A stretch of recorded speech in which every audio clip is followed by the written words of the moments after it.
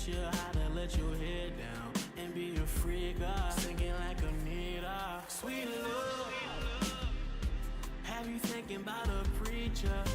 Also how I need her. Girl, we can kick it. Have you ever had Chinese after 9 on a Friday? It gets so different. Cuddled up tight, perfect like a fitted.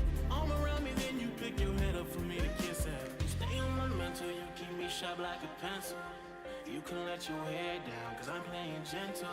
You can let your hair down, cause I'm playing gentle. Girl, you stay on my mind, all the time, all the time, on my mind. Girl, you stay on my mind, all the time, on my mind, all the time, all the time.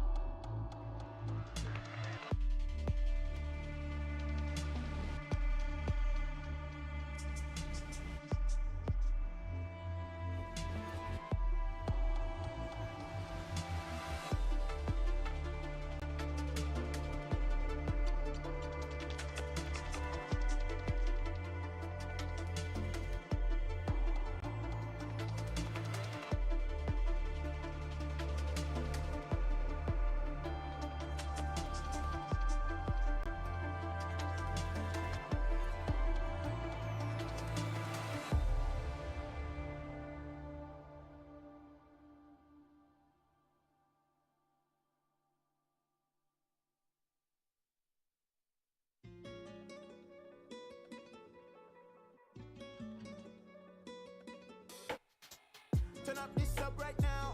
I like this up right now. You might be stuck right now. This might loosen me up right, up right, up right, up right, up right now. Get off this bus right now. You're acting sus right now. This one. Turn up this up right now. I like this up right now. You might be stuck right now. This might loosen me up right, up right, up right, up right, up right now. Get off this bus right now. You're acting sus right now. This one. I know what you want. I know what you need. Some seeds, grow some trees. Ain't no smoke that's made for lungs, but you believe. But it's okay, we make mistakes, be relieved. So why art doubting? They're not like me, my eyebrows too intense. I rock out like the Brahma. I wanted to be like Dwayne Johnson. Teacher said I'm trouble. Once I clocked my dreams won't work, I started snapping, I bust bubbles. I think it's how creators see. Other creators be perceived as fly. You're whipping right, but off IG you're broken cheap. I need an electric bike to vend this food, to vend these rules. Get these tools, cause haters drool, they're watching me. Haters discretion advised. Oh me, oh my, I just want to survive in the sea under darkness, hiding from the light. All we do is push violence, pain over violence, radio silence. Turn up this up right now, I like this up right now. You might be stuck right now, this might loosen me up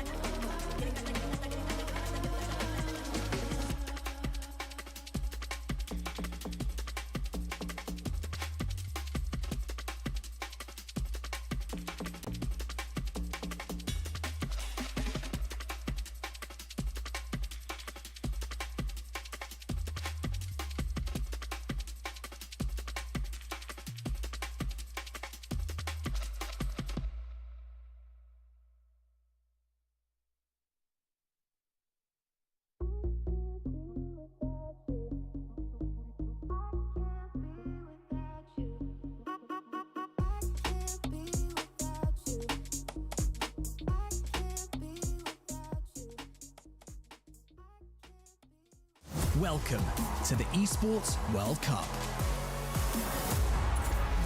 Get ready for 8 action-packed weeks of competition featuring the world's leading games, where the world's top esports clubs and over 1,500 players compete for a life-changing prize pool of more than $60 million, the largest prize pool in esports history. This prize pool will be divided into 4 categories: game championships, player bounties and qualifiers, with the remaining 20 million up for grabs in our cross-game competitive format, crowning the best esports club in the world. Introducing the Club Championship. Here's how it works. Each club will have the opportunity to field its rosters across multiple titles. The clubs finishing in the top 8 across each of the 21 titles will receive points based on their placement. For a chance to qualify for the Club Championship, a club needs to place in the top 8 in at least 2 competitions. For a chance to win, a club must finish first in at least 1 competition. Once the tournament has concluded, the top 16 clubs will take a share of the $20 million prize pool, with the first place team claiming the title of the first ever Esports World Cup Club Champion, as well as receiving a staggering $7 million in prize money. The action doesn't stop here. In addition to the competition, the Esports World Cup will transform Riyadh into the epicenter of esports fandom and game culture, with a massive immersive festival featuring gaming activations, community tournaments, pop culture celebrations, international experiences, and much more. This will be a historic event, so make sure you witness the action and see who will rise up and conquer the world. See you in Riyadh.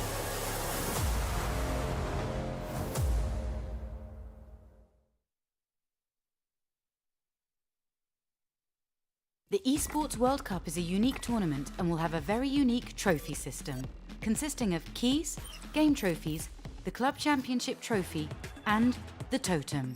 Introducing the key. This symbolises a participant's right to compete in Riyadh. Each team or player will receive a personalised key consisting of the inner key and the outer frame. Winning a competition earns you a game trophy. A champion's key will be inserted inside. The frame will be placed into the totem, a physical block on display in Riyadh, serving as a progress bar of the Esports World Cup. The totem will remain in Riyadh as a chronicle of the Esports World Cup history. Those who get eliminated throughout the competition must give up their keys and see them crushed. Their broken keys will be tossed into the totem and encased in resin, symbolising those that tried to win but fell short. However, as an additional privilege for winning, each game's champion gets to select 3 opponents' keys to be encased in the base of their trophy as an additional, more personal prize. Losers will go home with their keys replaced with a token that marks where they ended their journey. Witness history unfold at the Esports World Cup.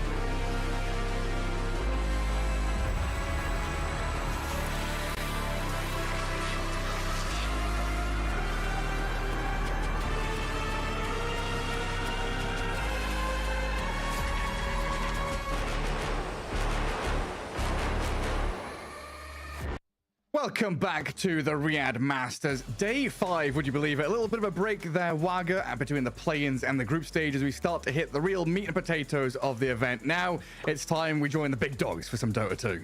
Yeah, it's time. We're finally here in the main group stage. We had the play-ins, we had the teams who worked their way through the play-ins, and now we're gonna go and advance here to Group A and Group B, where we have a lot of teams that are ready to go at each other, and we will start out with Heroic, who are one of the teams who came through in the groups. Yeah, looking incredibly good there. Our first series of the day, definitely going to be super exciting, but we can take a look at, kind of how we got here, where we're going as the tournament format, takes a little explaining. Of course, we've got the teams from the EPT leaderboard kind of going straight in, the play-in with all these teams that qualified to go to that main group stage. We had these 4th, 5th kind of tiebreakers to choose another team to come in from those groups, and now we're in the middle, right? Day 5, group stage, another round robin of best of 2 or 2-game series, and 16 teams to try and decide who's the best of the best. Yeah, it's time to prove yourself, and I'm excited to see what we're gonna have here, because this tournament is really constructed. We talked about it before in the play-ins, how every team has a very fair chance to make their statement here, how strong they are. You had the sort of double elimination system of the Group A and Group A and B in the play-ins, where only the bottom 2 teams were eliminated after some head-to-head decider matches. And now going into the main group stage, we'll see teams have a lot of games against each other here too. And here we see the prize money, of course, that they're all fighting for. Yeah, $5 million spread across all placements, part of the $60 million prize pool across all of the titles. I think it's 21 games, I think. I keep losing count, just adding more and more games and titles every time. What's that, 200 games? Yeah, every time the fish grew a little bit bigger. Oh, yeah. Well, it's one of those things, right? Esports is a fish. Yeah, you put it in a little aquarium. Look at they grow to the size of their habitat, right? You put it in a bathtub, it gets bigger. So many stories of people in England getting a goldfish from the carnival and putting it in a bathtub and realizing it's just going to turn into like a koi carp, a massive beast, a behemoth of the sea. A behemoth of a prize pool here for Dota 2. $5 million, nothing to snuff out there. It's absolutely massive stuff for these teams, and it's kind of what people are talking about, right? I saw 3-3 in an interview talking about the prestige. The bigger the prize pool, naturally the bigger the prestige of the tournament, as Riyadh Masters and EWC here, of course, kind of taking that big spot in the esports scene, and all the teams that we're going to be witnessing here in the group stage, all the attendees. As like you said, we've kind of watched Heroic and Blacklist come through the play-ins, and there's those teams waiting for them. Falcons, Extreme, Team Spirit, Gaimin Gladiators, the big boys. Yeah. I mean, we have all the powerhouses here. This is going to be a real showdown to see who is the strongest at the current moment, And like you said, the prize pool. One of the teams that we're going to be casting here in the first year is actually Gaimin Gladiators. They recently played in a tournament where they got second place and, scored a $30,000 there. But compare that to this tournament, this is just so enormous, right? The amount of money that they can cash in on here. So obviously, every team has to bring out all their A-game, their strats that they have been hiding, if they have any, and of course try and get a grasp of the patch as soon as possible, because that's what we've been hearing from the pro players as well. Figuring out this patch quickly is the tricky part, right? Everyone kind of knows it's aura builds and tanking up a bit, but there's still details that teams are trying to keep well-kept secrets. Yeah, and there's kind of some elements of, teaching an old dog new tricks. And I don't know, I always come back to the FNG interviews because they're always so insightful, and he's quite open in terms of, asking questions, giving responses, and him saying, just proving to people that we still know how to play Dota 2. When a patch happens, that's what everyone is striving to do, right? You're still trying to prove that we know how to cast spells, even though draft has differed, we've got different movements on the map, different timings to hit. We still need to be entering fights, and kind of the core of Dota 2, right, is clicking your buttons. Yeah, I feel like the most exciting part of for Dota is just that moment where all the teams have to figure out stuff and see what they can bring. And we can have a look at what some of the teams brought here, as we have the highlights as well. So he can't do much. Storm still wants to go. Jump on this Huskar, you're right. He's got no BKB or say 10x, what a so tackle. Copy in trouble. Lifted up and dragged back. They've got disposed to save, and the freezing field is there. A bit of covering fire as well. Copy is so low. He's trying to get out, but he's dead nonetheless. FY with the steals, freezes them all, destroys Nouns. He's a massive Rubik. A little bit on that tree gap with the pathing. Did him no favor. Oh, look at that toss. Oh That my was beautiful. word. That sets up a magnetize that will burn out all of these heroes. Maybe even Monet. He's going to go for a TP away, but they have the roll to stop it as well. Echo and PYW, a two-man team that just took down 5. What just happened? Absolute disaster on a casual tier 2 push by G2IG. Rubik is like, get off me, get off me. Poor FY, he does Kobold. not want his positioning compromised. Tianming, put your Kobold to use. Get him attacking these melee Here creeps. comes the Dark As it's Sea taking a wall. while. The wall Oh. into the Roche pit. Roshan about to die. Nouns move in. Gunner with the vacuum back. Roshan dead. Aegis claimed. denied it with the illusion. Denied With the by illusion. Gunner. How's he done that? Azure Ray not clicking their buttons. Tianming being killed off by illusions. Ori TPing out. Phoenix dead. What a wild sequence of events. Rubik also in my trouble God. now, spotted by Copy on the back lines, taken out by the Huskars. In the meantime, we've got this unleashing Lelis Marcy slaying the Wind Ranger. Wind Ranger going down. But can they get anything more? They got can. They're able Malik. to bring down Malik. Tier 2000 focuses down Jabs with the focus fire. Jabs will fall. Lorenos got to start backing away, but he's low on the mana. I mean, they went all in for this play. Such a deep dive. I mean, they do get 3 of them. It's a 3-for-3 trade, but if they lose Lorenov, it won't be worth it. He gets shackled. They've caught him as well, and they may even just be able to run down Oli. As Oli on the retreat, but Noob and Tier 2000, they've got the methods to chase him. They pull him back in with the Waning Rift. It's a team wipe that Aurora only just went and kind of walked themselves into, Fog. It was so huge. Straight in with the Malphite Black Hole, right onto Ulmet, the Solar Guardian. Is that going to heal him up enough for the BKB and the Chemical Rage? The Alchemist will alive? turn. Oh my god, Ulmet's still alive. He's not Chrono taking any required. damage. Low is trying to kill the Alchemist, but the mischance, the hookshot comes in. The He's Alchemist is alive. unkillable. You can't take him down. Stolen Chrono. No way, From dude. Norman and Bengan. Azure Ray. This is despair. Absolute despair. Goodness gracious me, some incredible scenes there. I mean, the smiles on our faces, so, you know, I'm watching the feed and I can see Wagga smiling away as well. Yeah. We love Dota, you know, you can hear it in our voices there, and just watching some of these incredible moments happen. I'd forgotten about that Alchemist, man, but what's been your favorite moment from the play-ins? Oh, it's kind of hard to pick one favorite moment, but that one, I mean, 20 seconds of just being disabled, that basically standing still HP, not even going up or down on Alchemist, it was definitely one of the highlights for me. But yeah, there were a lot of fun moments. I think we can take a look at the schedule here and see what we have coming up for today. Some interesting stuff. First up, that Heroic against Gaimin Gladiators series. Definitely an interesting one. Of course, Heroic doing incredibly well through the play-ins, and Gaimin Gladiators have looked, you know, pretty solid after a bit of a lull. You know, their 2 years of domination or whatever it was.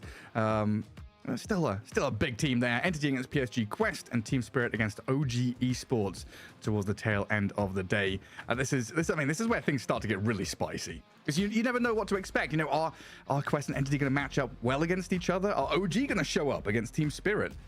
Yeah, that's the big question as well. Like, how are OG gonna perform? I have big hopes for Heroic, to be honest. Out of the play-in teams, I feel like they're ones to look out for. Entity had moments as well where they looked pretty promising, so you know, maybe we can expect big things from them. But I think Heroic, they had the pace of one of these top-level teams. They played fast, and that's the big thing that stood out to me. So excited to see how they're gonna draft again and what they're gonna do to bring the same tempo that we got used to in group stage from them.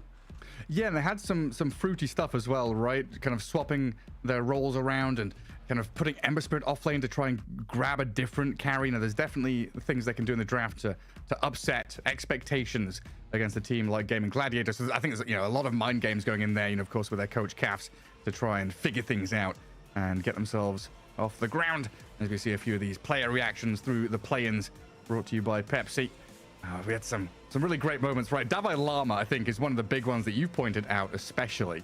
Yeah, he's a very fun one. He's always very visually emotional, right? You can always see when he's happy and when he's upset with something, and it makes for fun spectating for us, you know, seeing the players.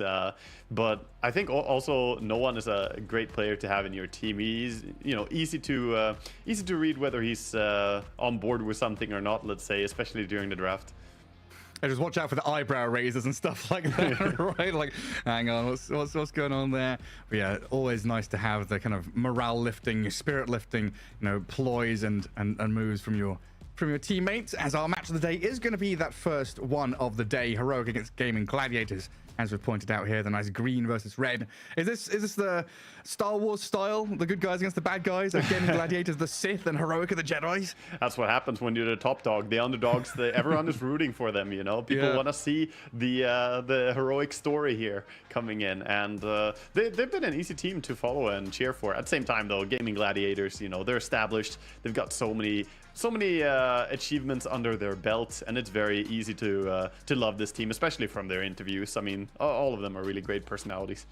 Yeah, the established empire, Gaimin Gladiators up against the heroic rebels, the upstarts coming in here. We'll see how it goes. And of course, these are best of twos, 2-game series, whatever you want to call it.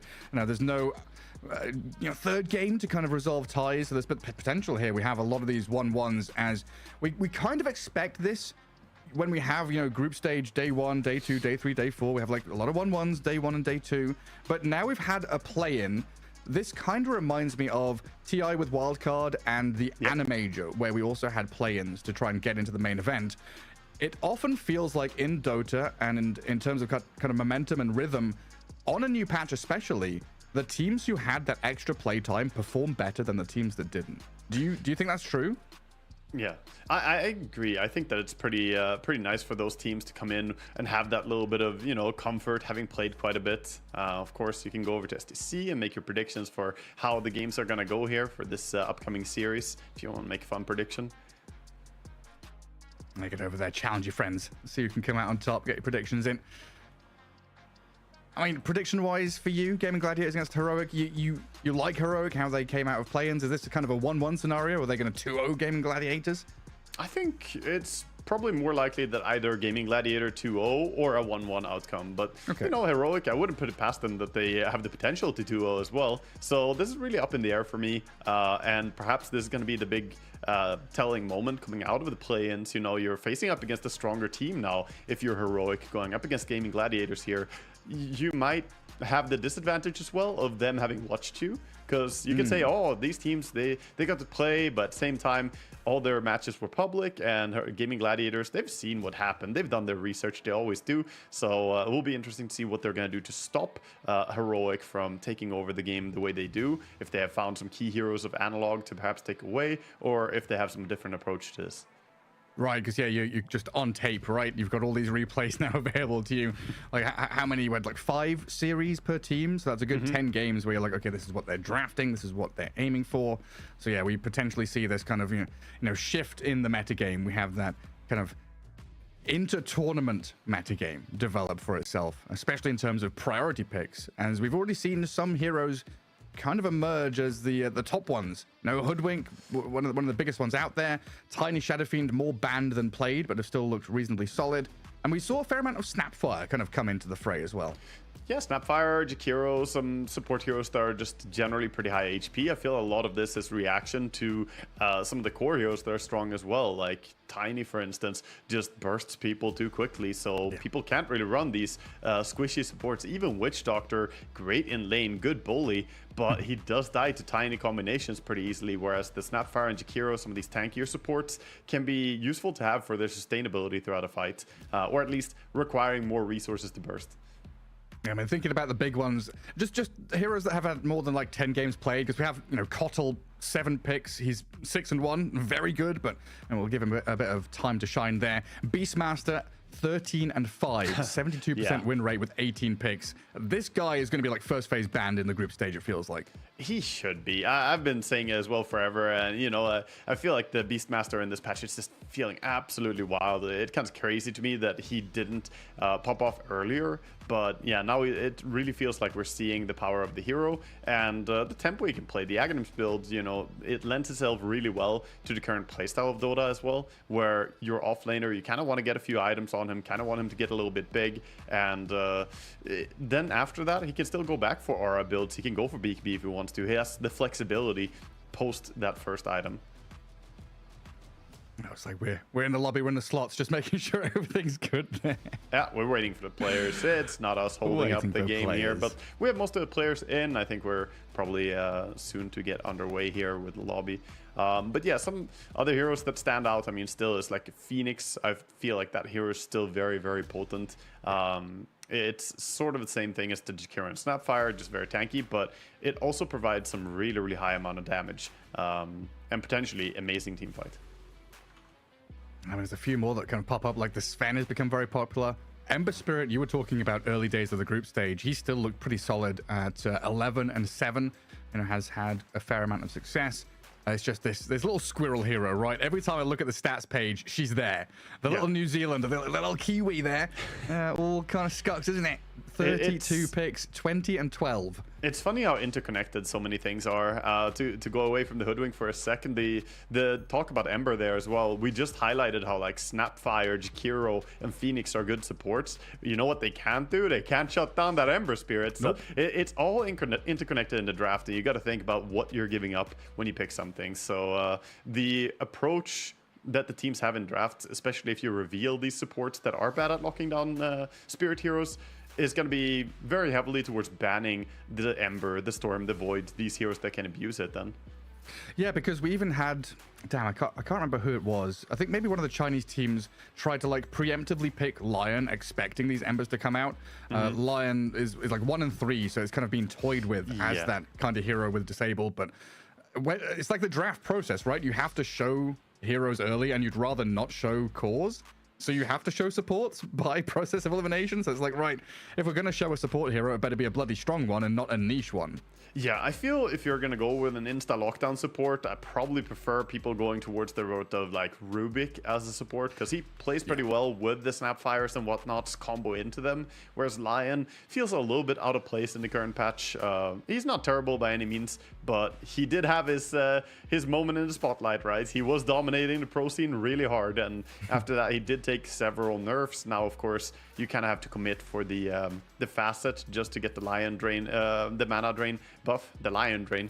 The Lion Drain.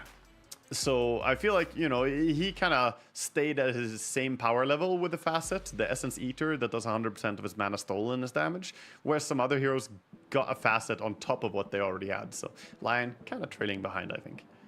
Yeah, there's a couple of heroes like that where it's like, yeah, okay, you've given them something that was just part of the hero. Now I've got to choose to have it. Yep. We'll see if he gets touched later down the line in terms of nerfing or buffing. A few changes from the old dev team could maybe sort him out. I was looking at this. You mentioned the Gaimin Gladiators playing in that other tournament, right? The 1-win series, losing out to Team Spirit 3-1 in that. Broodmother, a hero that I've not seen a lot of. They picked it 3 times, and I know it's been picked a couple of times in the play-ins as a carry hero. What's your read on Brood nowadays?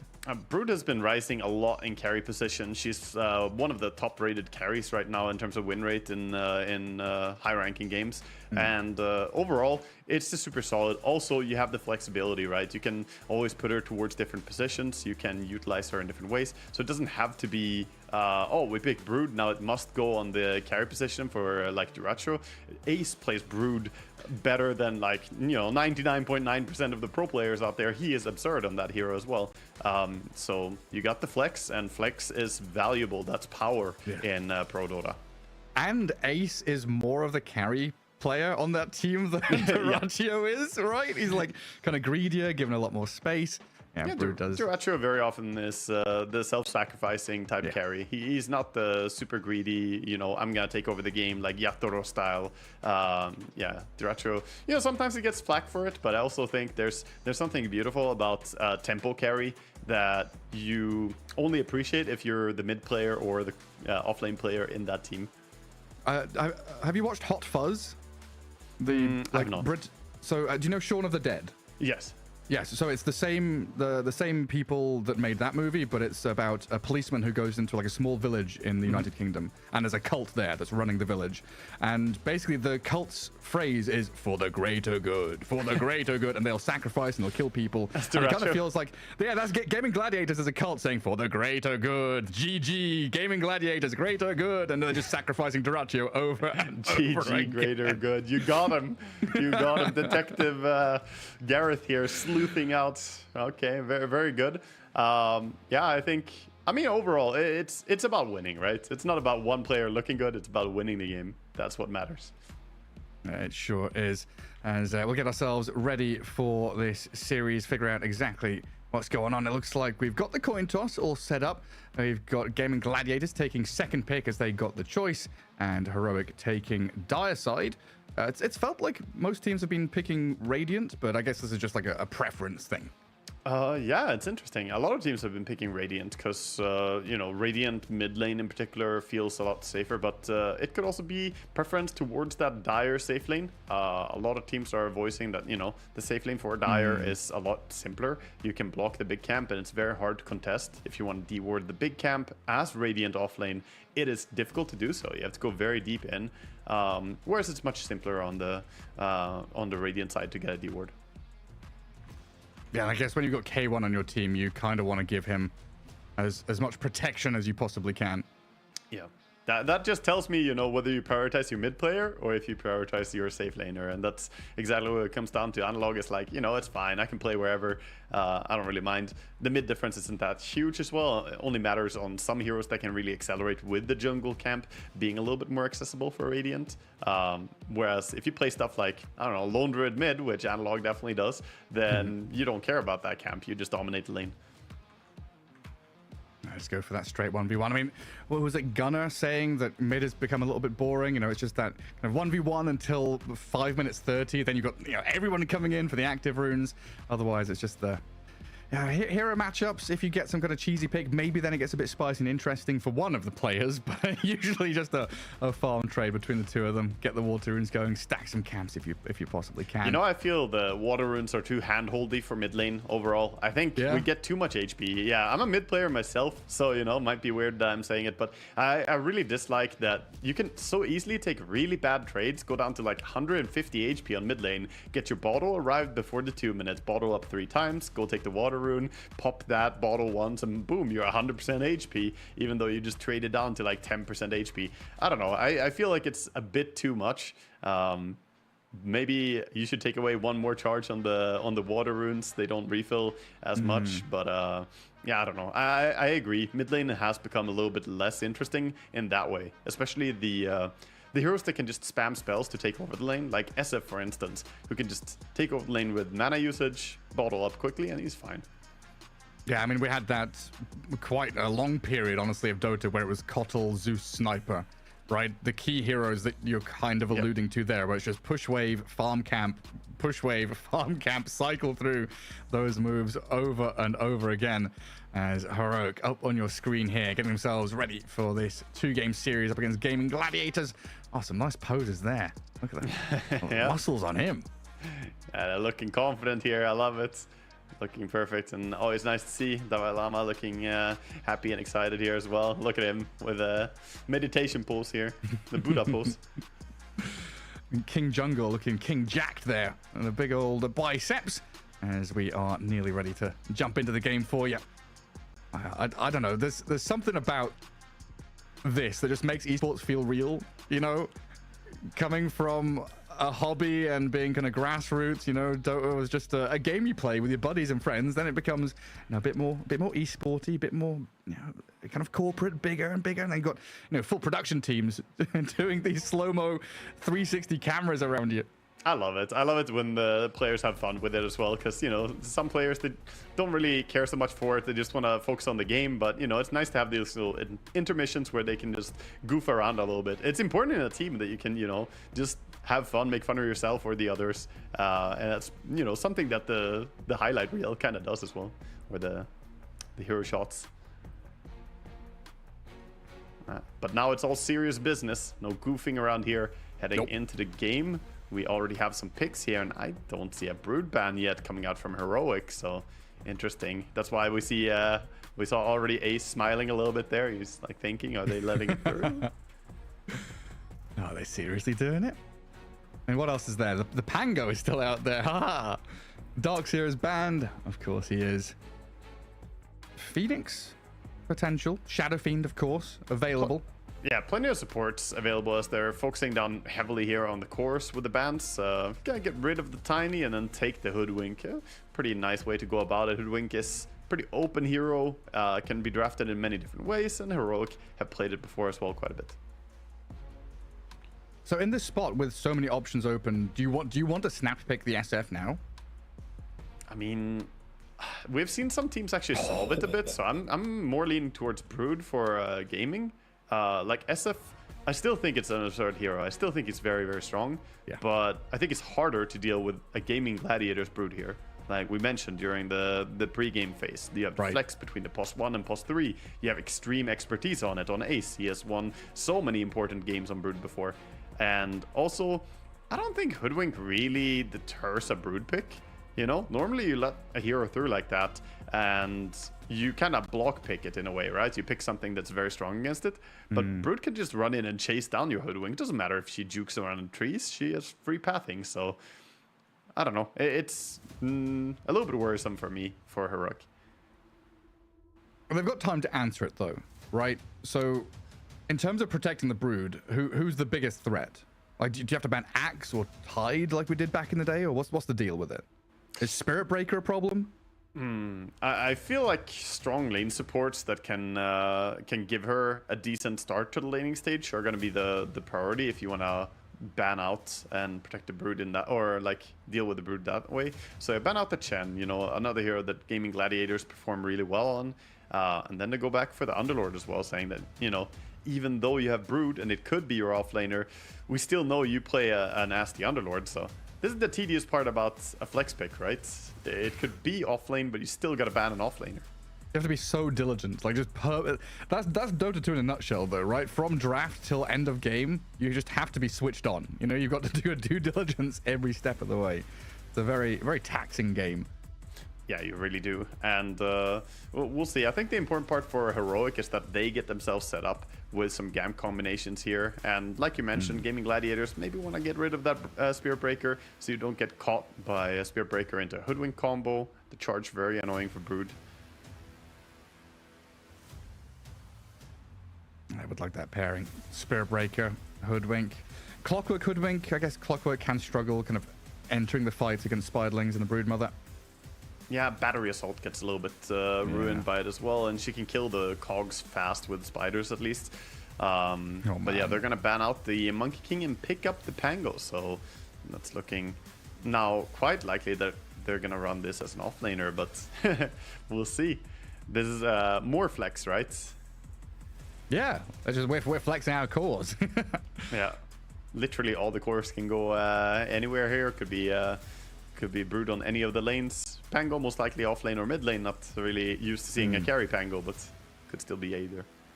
Now we've quite often seen Bloodseeker banned as a protection against, for the Pango rather. I've not seen it have too much success, and yeah, Heroic not going to be grabbing it up immediately. We've had a couple of Bloodseeker picks throughout the play-ins, but yeah, it doesn't feel like it's been doing fine, because I've seen it banned, but I haven't seen it play that much, and I have looked into Bloodseeker in this patch, and from what I see, it has felt awful. He got way too nerfed in the early game, and yeah, he scales to be incredibly strong at level 30. You know, like if you get all the way to your power spike of maxing out that lifesteal or your healing, it is coded as a spell lifesteal now, so you can buff it up. But that also means you can nerf it. The healing is nerfed on it. Previously, his heal was not nerfed by healing mitigations, but now it is. So I don't know. I think Bloodseeker is in a tough spot right now. I don't think it's a counter to Pango necessarily. So I like that Heroic are just going for their own stuff here. Yeah. They get Slardar for that minus armor with Hoodwink and Alchemist. A lot of physical damage coming in now. Yeah, Pango has 2 games played. He's 1-1. He was played once against a team that didn't have Pango, and he lost. It was like Bloodseeker and a Darkseer. You mean Bloodseeker? Yeah. Sorry, whatever I said. And then he won against Pango in the one victory he had. But yeah, not a good indication at all of where the hero is. Yeah, I think it's better off. Also, Pango's overall win rate is like 30%, you know? Maybe don't focus on that hero so much in a component when you see it. It's better to just say, okay, there is a Pango. You know, he does look pretty good. I don't know, Pango is this weird hero. He always looks good, and then you look at his win rate, it's like, it's 31%. You're like, what? Kind of thrown off by that. Yeah, kind of, for me, very often in a similar boat to heroes like Batrider and Rubik, where if everyone is like, if it's such a high priority hero and everyone is playing it, that means the bad teams are playing it and the bad teams are losing with it, and then the good teams are only picking it when it's good, so the win rate just looks bad. Yeah, we see Snapfire coming in here as well. We have 8 wins, 12 losses. A little bit of stats there on the screen as well for the Snap. Mentioned her before the draft started that, you know, she's a very nice combo hero. She does pretty well in what we've seen so far, recent games. She can do a terrible amount of damage with that that Shredder. That's mainly what we've been seeing an uptick of. More Shredder combos and less just QW. Just massive raw damage. Yeah, their lockdown isn't the best on Gaimin Gladiators at this point, though. They have, you know, Frostbite, and they have Cookie, and they have the Scatter Blasts. Later on, they have the Pango, of course, in the ulti as well, rolling around. But looking at Heroic, way more stuns on their team right now, more straightforward. And that facilitates the type of gameplay that we've seen from Heroic. They just start running at people and fighting. We called it the move speed patch a lot in the previous group stage. And look at it, man. Hoodwink, pretty damn fast hero. Slardar, he is the epitome of speed when he's in that river. And then you have Alchemist as well, who also has an ulti that buffs up his speed. Ooh, okay. Shadow Fiend now for them. So I was going to ask, where are these heroes going, and how flexible do Heroic want to be? Because they don't have the last pick. Like, Alc safe lane, Slardar off lane? Yeah, I think they're pretty locked in. It looks like Slardar is going to be off lane, Alchemist is going to be safe lane, and SF on that mid lane, most likely. And the reason for this SF as well is because they see the Brood, see the Pango, and say, you know what, it's quite likely that one of these two is heading mid. No matter how much flex you have, it's kind of hard to say that neither of them are going mid and you're picking a mid hero here. That means it's carry Brood and off lane Pango, which is, you know, doable, but carry Brood against the Slardar, you know, it's not the perfect matchup either. So I think they're trying to get a lane advantage. Also Heroic just doubling, tripling down on minus armor strat, now with the SF into this. So you're looking at a point where all their right clicks and even the Acorn shot is going to start hurting a lot. Oh, it absolutely is. Hey, right. Again, it's kind of hidden minus armor strategy that you got a Corruption and a Blightstone from Hoodwink, Slardar, Corrosive Haze, Atta Spray, and of course that Presence of the Dark Lord. It all stacks up. They get on top of someone like a Pango, just destroy them. So like SF against Pango, it's not going to be a happy lane for the Pangolier. Level 20 Hoodwink, and you also have that Corruption talent coming in. Is it 3 armor or something? 4 even. Oh, yeah. It's even 4. So I mean, it all adds up, right? You want to stack up and bring your opponents down quickly. And minus armor is good against Pango, to be honest. He has the barrier, which we've seen time and time again be so frustrating for teams. But it does, of course, work together with armor. So if you take away armor, that also means the barrier is getting weaker as a result. And a lot of Pango gameplay lately is super centered around his barrier. Some very targeted bans against KJ there. The Shadow Demon position 5, we've seen a fair amount from him with tremendous success. Enchantress, a laning support that could have given Alchemist a really nice time. And what's left for him? If it's Alchemist safe lane, you kind of want a ranged pos 5 here, don't you? You do. Commit, just go Venge, full minus armor, let's go. Phoenix is still, I guess picking Phoenix into Snapfire is a little sad, but it's not unplayable. It's not unplayable, it's doable. I think ideally you want some hero that can be in front of the SF in the team fights as well. I mean, you could go with Tusk? Could go with the backline support, I guess, but just between the Hoodwink and the second support here, I kind of like the idea of melee. I'm trying to look at what he's had. He could bring back like the Marcy 5. He's played Pugnut and Grimstroke and stuff like that, so it's kind of where I'm leaning as this enabling support, sit in the fog, which KJ likes to play. But I think you're right. They could do with someone that provides a bit more meat in these team fights. Yeah, it's either that or you go some protection and save. You know, I still am a big fan of Oracle, by the way. We haven't seen much of that hero. Not necessarily saying it's likely we're going to see it, but I think Oracle is an incredible hero that is underutilized as well. Or it's IO time. Ooh, yeah. I mean, it's doable. Against low disables, IO can be very frustrating. Yeah, like what do you have? Your Frostbite and Cookie? Yeah, I guess you can like fly in on him with the Pango in the team fights, and that's a pretty good response. But yeah, you don't have the most ways to lock down. Okay, they do go for a sort of frontline support here, and it's going to be a hero that's very commonly picked up in the minus armor strat. It is the Ogre. How did we forget about the Ogre? I don't know. Bloodlust, of course. Very, very strong here with Alk, with Slardar, with SF. All of them super happy to carry that, so... Always nice to have 3 cores that all really crave your Bloodlust when you play Ogre Meta. That's got to feel really good. Yeah, it's a little bit sad when you have something like, oh, we have Timber, you know? It's like, I guess it's movement speed, you know, here, take it. And this is where we round out things for Gaimin Gladiators, show where the Brood and the Pango are going. I mean, it's going to be Celery on this Crystal Maiden with somebody, Tofu on the Snapfire with somebody. But actually saying that, that's maybe not factual, because the Snapfire is also potentially a flex into the mid lane, right? A little bit, but I'm not sure you want to play it into the Shadow Fiends. I wonder what we're going to get here. The ban out the Zeus, who is one of the common heroes against the SF, something that can sit back and not worry about the races so much. I'm not quite sure what tempo setter they want to play here, or if they're going to pick some other lane. Of course, they have all that flex.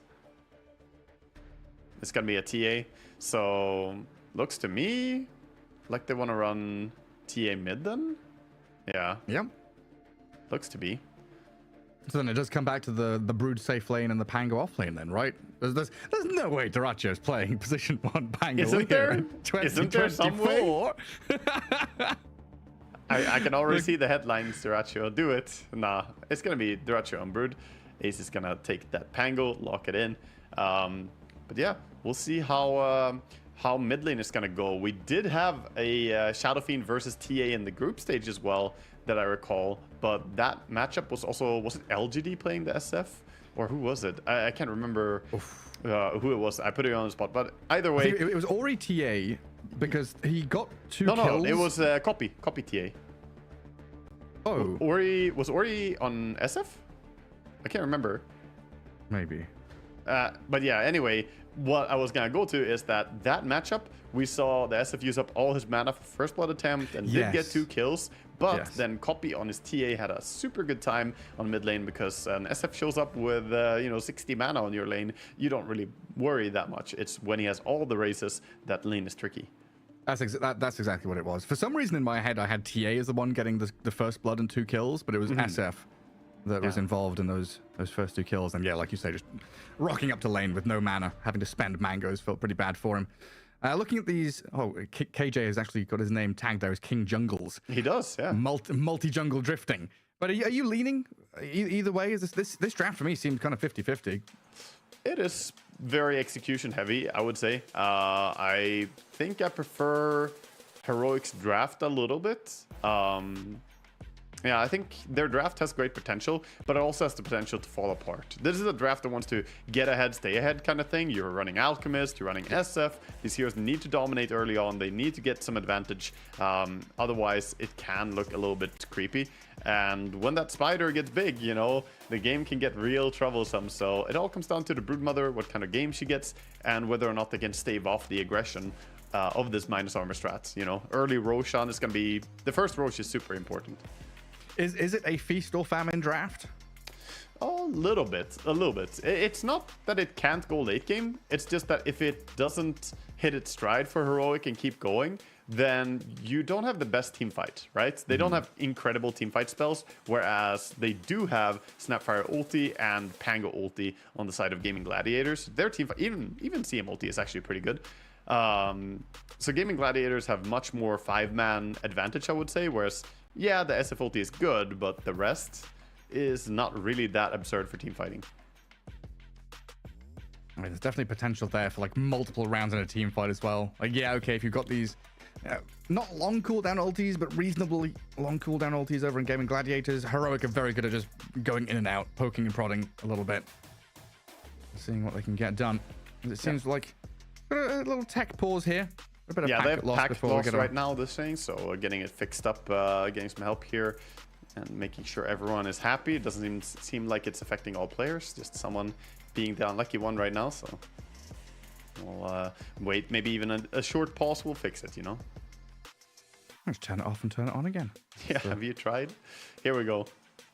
The story of every tech issue in the world. No, it's not true, actually. No? Oh, it's not true. But they didn't actually turn it off and on, they just paused, you know?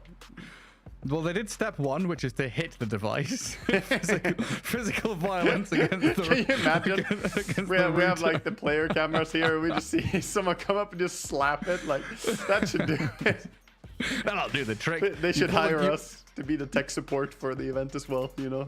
We can do it while casting. If we have a pause, we just rush from a casting booth somewhere and fix it.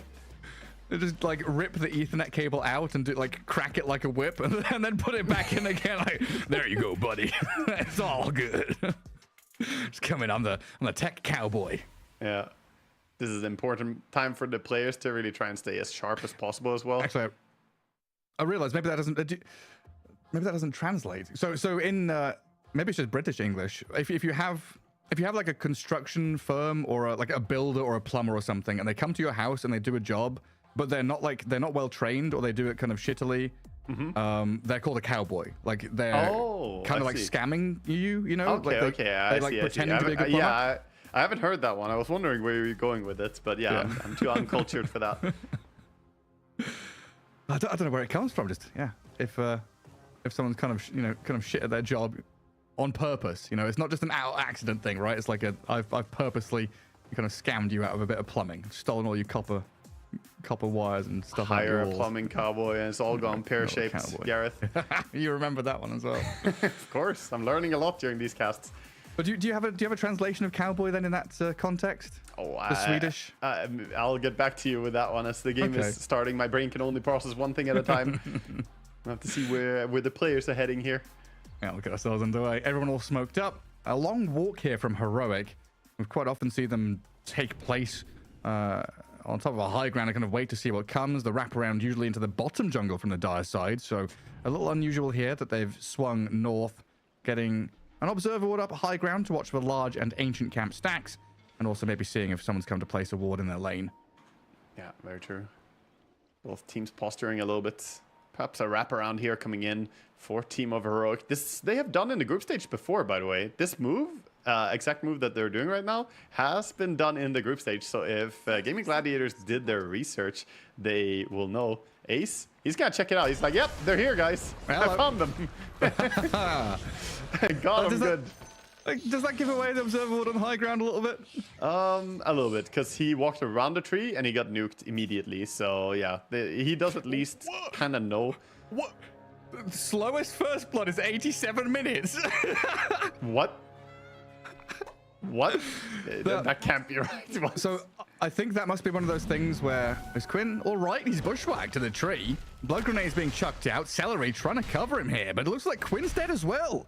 Heroic getting first blood on the Pango, second blood on the TA. Incredible start for Heroic. Yeah, good start for Analog, getting that kill immediately, and of course didn't use that much. Even got a clarity on him as well early on, so not too bad. And that kill on the TA delays her to the mid lane, which is never a good thing.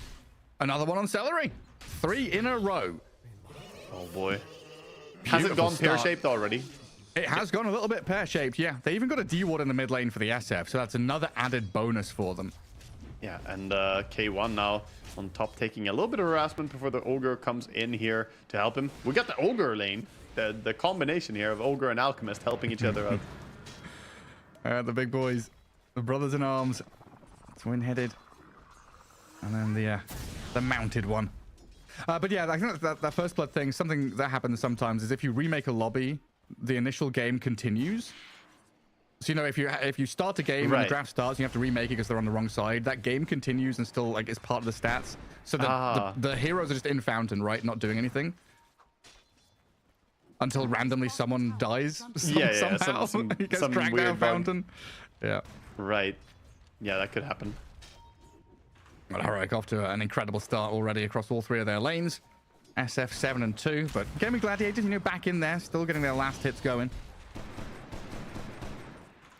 Yeah, do a hell of a lot to topple them. Yeah, they're trying their best to stabilize after what was a very tumultuous start to the game, losing 3 heroes. Analog starting to run pretty low on resources. 2 minutes, about to hit though, so we'll get that bottle refilled back up. As the TA has bottle coming on the courier, so should be able to regen out of those 3 charges, get back to full, maybe even take that secondary water rune. Yeah, getting to survive the first difficult phase of TA's lane siege against SF here. The level 1 to level 3 is the hardest part, I would say. So once she gets to level 5, gets more points in the refraction, lane gets a bit easier as well.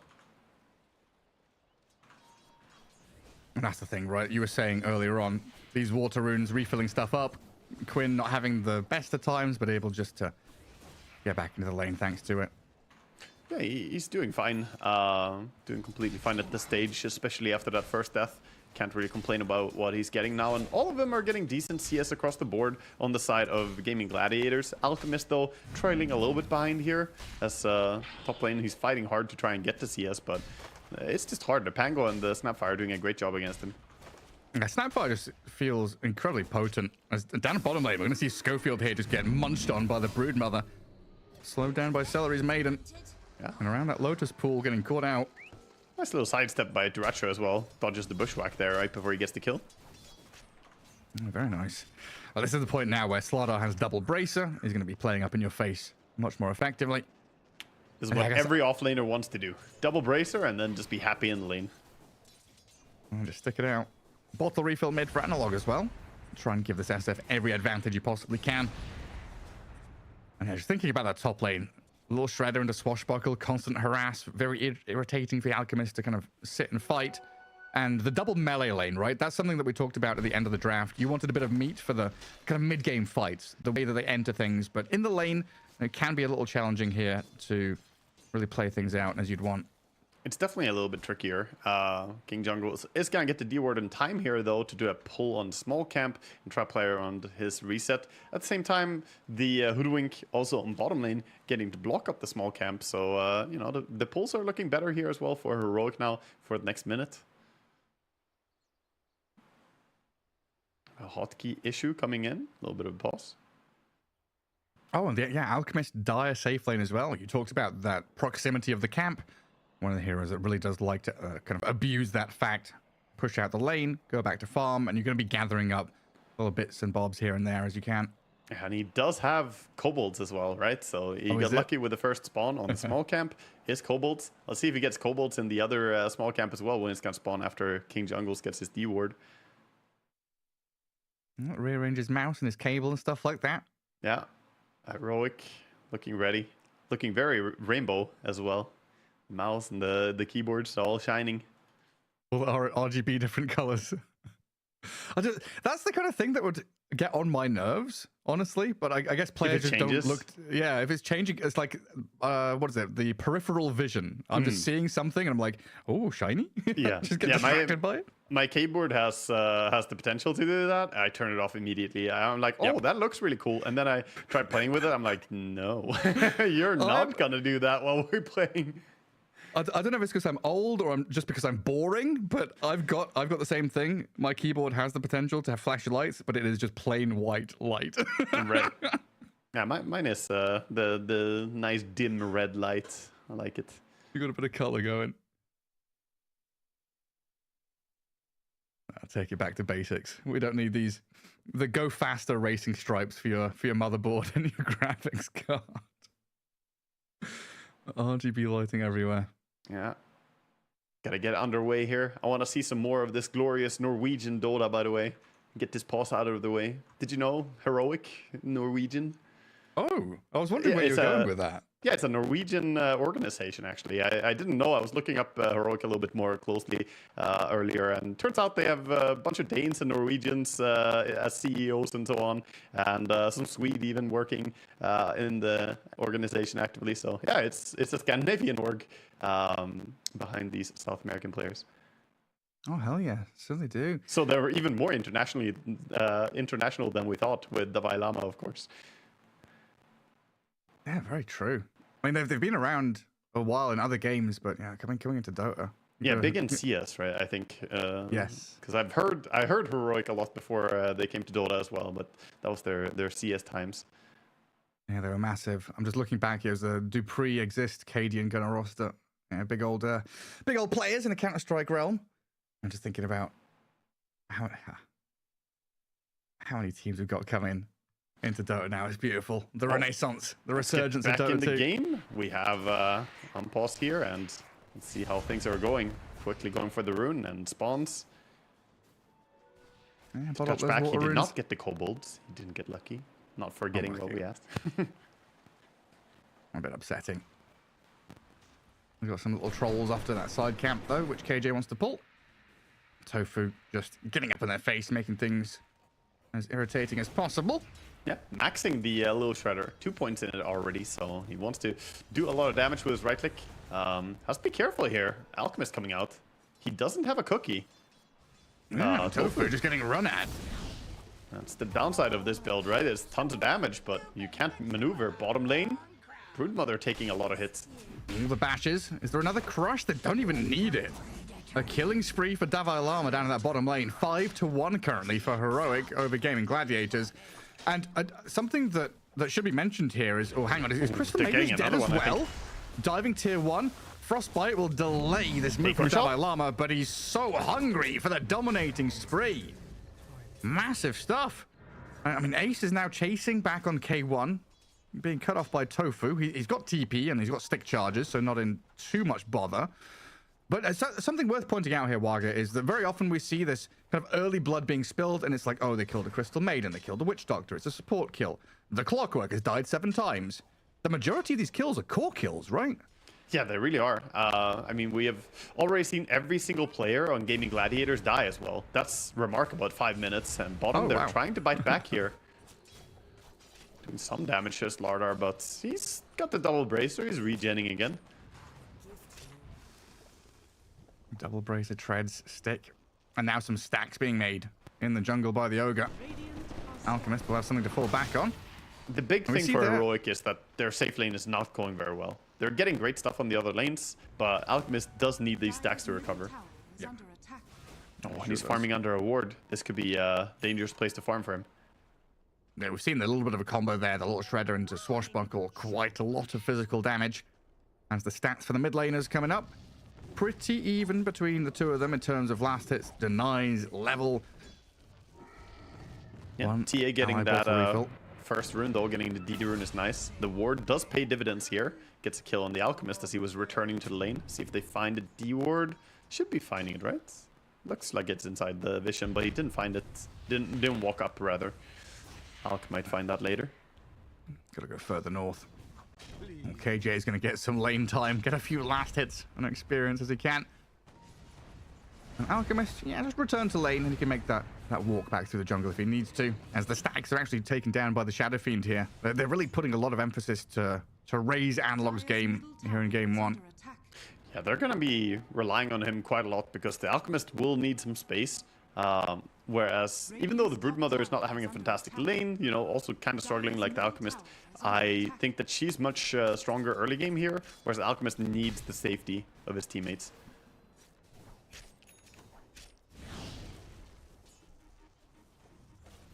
Ace is so tanky up at top. Wraithband on top of that bracer.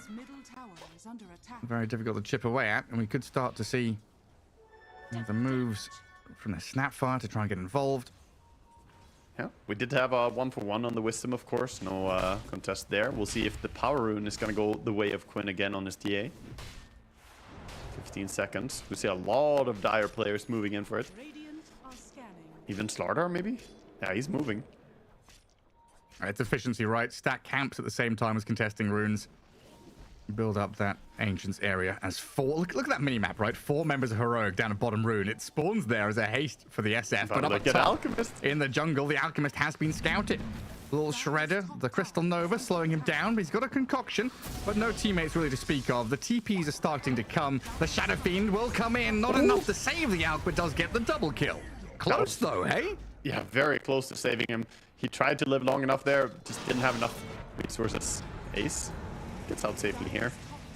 Gonna have to pop his ulti though, so that haste from SF was really big value. They moved a lot of heroes for the rune control, but it does pay back at least.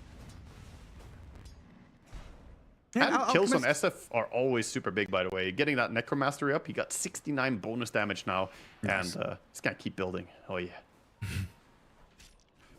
Yeah, like Alchemist net worth still looking pretty good. You know, he's been kicked out of lane, booted a couple of times, but he's still farming. Definitely in the realm of possibility for him to kind of recover and race up that top spot. Can he sense this on Diracho? Does he have the read that they're coming down bottom after ganking top? Broodmother could be in trouble here.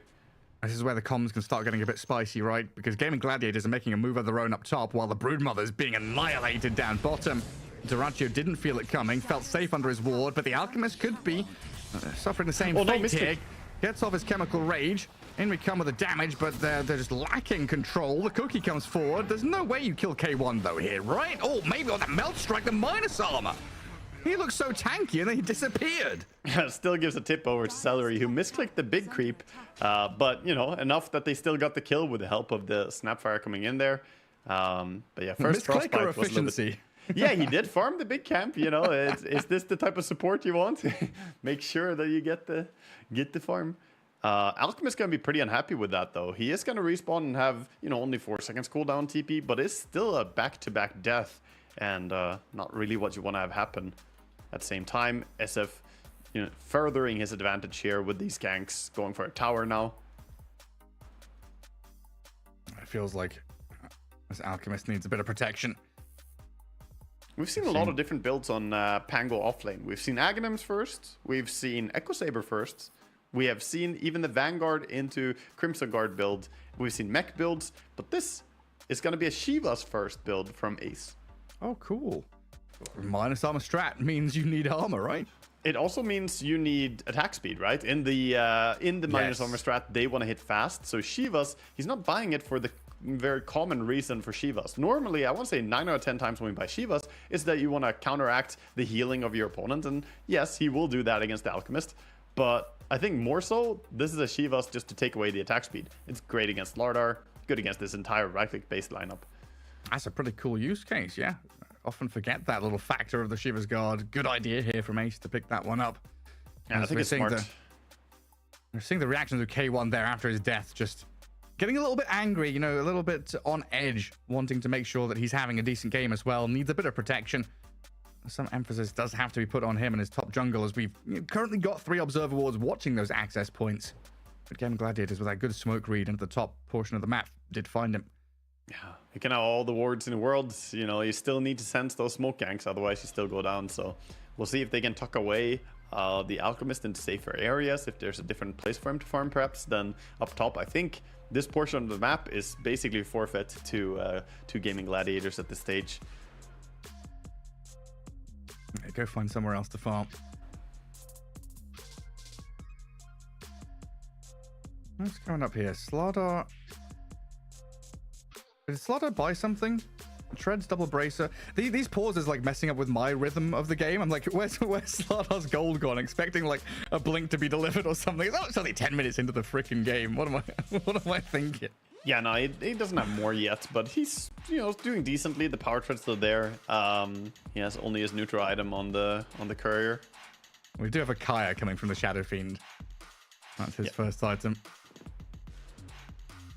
First item Kaya into the Yasha, of course, for Kaya Yasha, then Blink, and then BKB. That's his game plan here. I like it a lot. I think it's very straightforward, but it's basically what you want on SF in this patch.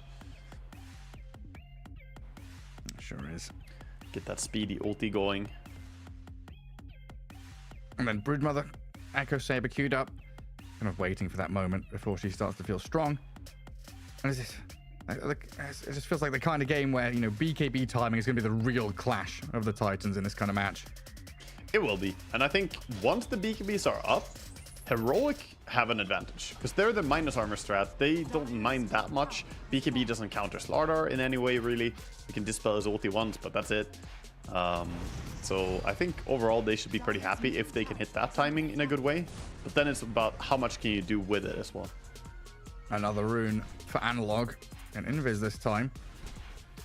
This could be a good time to move for Heroic, but they are being encircled here a little bit by Gaimin Gladiators. Playing under Radiant Vision, trying to spot this Alchemist out for the third time in a row. Okay, one clearing a stack that was made by KJ. It looks like he is safe, and look at him, protected by 3 bodyguards, basically. A little bit of a friendly ignite there as well, taking some of the CS away. It's like, you know what, I stacked it, I'm just gonna ignite it. They had to clear it fast because they could sense that Gaimin Gladiators were staring at them while they were farming it, so felt a little bit risky. It certainly was. And does give a bit of room for Broodmother to do a similar thing to the Alchemist and get back into that jungle. Much more safety and freedom for her, though, to get the job done. Kind of difficult to catch this Brood right now before your Blink Daggers come. So Durantio has a fair amount of time here to get his farm going. Mid tower is being thrown a question mark here by catapults. As well as look the at Analog. Analog has done a wraparound with his Invis rune, hoping to stand on top of someone with a massive Requiem. Oh, the Razors come in, not quite enough to finish him. The Sharpshooter misses. Oh, but Analog can still chase this. No, he can't. Double shield crash gets him out there, but that was gorgeous. Yeah, perfectly landed there. Analog just showing you know, his timing is impeccable there on that Invis. It took a while to do the wraparound. If they landed that Sharpshooter as well, though, that would have been the ultimate payoff. Sadly, the swashbuckle and the shield crash, Pango can be tricky. I love the all caps. that's when you know it's, oh, there we go. The Quack Jumabada Nadwad. Yeah, that's my favorite. Quack Jumabada. And he's doing the off and on again here as he is disconnected. We see a slow motion. That was like picture perfect on the Snapfire. Too bad he didn't catch the Pango picture perfect, and then Snapfire wouldn't have the ability to get out of there. But you know, you take what you get there. That was really well executed anyway. Yeah, unfortunate for Schofield that the Sharpshooter doesn't land either. Right, Ace able to swashbuckle out of danger just in time. Still another good move and another statement from Heroic saying, hey, this is our side of the map. This is Analog Shadow Fiend. You're not mucking with him. I love it, though. I mean, this is exactly what we saw from the play-ins and what we've come to expect from Heroic. They just take over the game very early. Sure, it's only a 1k lead here, but 10-4, you feel pretty intimidated if you're Gaimin Gladiators right now. You are feeling like, oh, we got to recover. We got to hit our timings. We got to find a way to take over the map. Whereas Heroic, you got all this momentum. Slardar is free farming, has his Blink Dagger now, and Alchemist can finally feel like he has a safe space on the map, as well as the two cores of the mid and off lane are gonna start protecting him. So then, in that, what do you think Gaimin Gladiators wants to try and do in the next few minutes? Is it also their game plan to kind of wait to hit item timings on TA and Brood? They gotta get something out of their Pango and the Snapfire ultis, basically. Right now, Pango is a little bit low HP, but he's salving up to try and fix that. But they need to start utilizing their ulti timings, because you're not gonna do much around the Broodmother overall. Alchemist looking at some Spiderlings. He's like, please, stay.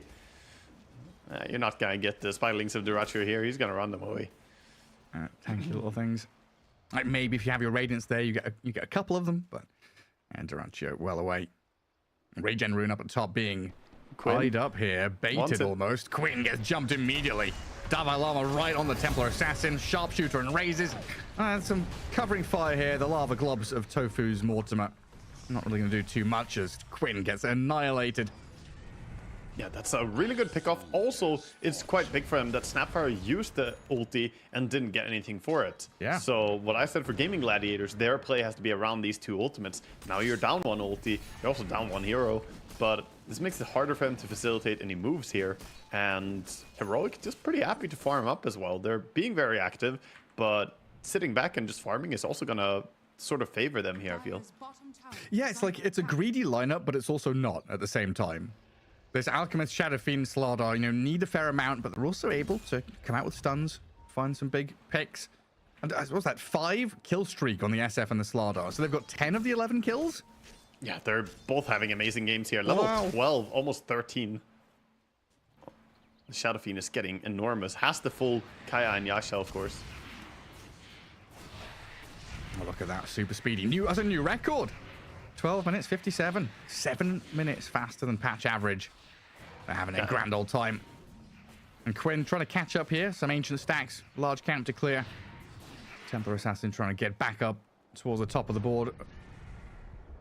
Yeah, looks like they're just gonna chill a bit and play around the TA blink timing is what I'm seeing. The Pango is also getting closer to the timing here. The Shivas is a big item, but he does have enough for the recipe. He needs 1,200 more golds. Then the Shivas will be an enormous item to play around. Got Analog having such a good game. He even comes in and pre-hits some creeps for the Alchemist to get closer to his Radiance. That'd be a buddy. The best kind of teammate. Help you out when you're down in the dumps. You're in dire straits. You got a Radiance at 14 minutes. Not a good timing for an Alchemist necessarily, but, when the rest of your team is having that good of a game, it's definitely still threatening here if you're gaming Gladiators. You don't want that Alchemist to keep free farming. At the same time, they have Broodmother. Brood is similar to Alchemist, I would say, in, how fast she could farm. Still, she's finding herself a little bit lower than I expected here in net worth. Full sort of free farm jungle Brood. I guess that laning stage still comes back to bite him a little bit. Yeah, a lot of pressure. Who's that? Analog under an observer ward. It feels like he's read this scenario and they have scanned it as well. Dire and Radiant both trying to scan to see what's coming. And Radiant knows there's no one mid, and Dire knows that there was someone top, kind of running towards them. But here we go with a tier 1 down. Quinn grabs his blink, coming out on the courier in a matter of time. As this pressure down bottom starting to really mount up now with the Alchemist and the Slardar pressing forward. Yeah, they're starting to siege up. They're doing it very low commitment though. They don't really want to go under tower and get caught by Pango ulti and Snapfire. So they're being a little bit cautious. They do get the tower eventually, but yeah, playing it pretty safe on heroic side. Massive difference. I mean, the 3k lead heroic have is basically down to bounty rune difference, honestly. Like 3.6 compared to about 800. Yeah, but they're also getting more gold from the bounty runes from the Alchemist, right? So they're kind of cheating, getting extra. But yeah, rune control, very important for Alchemist games. Now they've had bounty runes, they've had the majority of the active runes for the Shadow Fiend. We've seen him grab haste and invises that have unlocked kills for him very nicely. And there's that Shiva's Guard, new record. Pangolier, 15 minutes, 41 seconds. It comes out, and they want to fight around it. Trying to move in here with Ace's Rolling Thunder. Shivers in towards the Slardar as he's frostbitten and frozen down, but Dalai Lama sprinting away. Kisses are coming. Will they land? He's a little piggy now, but he's blown up into absolute... Oh, hang on. Requiem got a stun. They've got him. Ace is down. Very nicely done. The chase is on. Schofield moves in with a pushback on the maid, and the damage unleashed here by the Shadow Fiend, and Duraccio stunned once more for the bit of damage from Analog to pick up a double.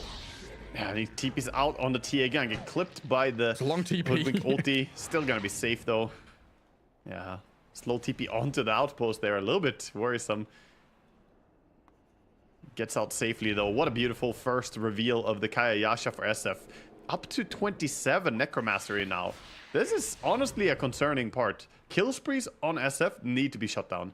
It's almost more important to get a kill on him right now than a kill on the Alchemist, because this damage, it's ramping up. And once you go towards the later stages, you know, if he gets Aghanims, it gets crazy. Here we see it again. Pango just gets caught next by an Ogre.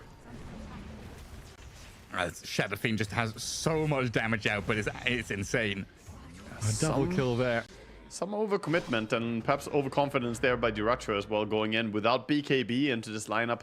He just can't really stand and trade that well. He also only has 2 points in Insatiable Hunger so far, so he doesn't lifesteal that much. Well, look at that. 10,000 damage for the Shadow Fiend. I mean, he's played a clean game. Analog is having the game of his life here. He just absolutely amazing start. Yeah, this has felt much better, kind of fourth picking the SF rather than the straight up first pick Shadow Fiend, giving a lot of room to build a draft around it, not get countered. And look very solid so far for Heroic, as they'll spot Celery moving in here. Obs into Obs, Requiem after the Fire Blast. kills off the Maiden. And probably a D-ward there as well for Heroic if they spot it. I like the no hesitation. Just go for the ulti, just take the kill. Don't risk anything. There were more heroes nearby. He says, fear my presence. Yeah, you can't go in here. You know, this is not CM-friendly territory. Just get out of here. Protecting his own jungle. Yeah, it's one of those games as well where you've got multiple pairings of heroes from Heroic that can go out and do a similar job.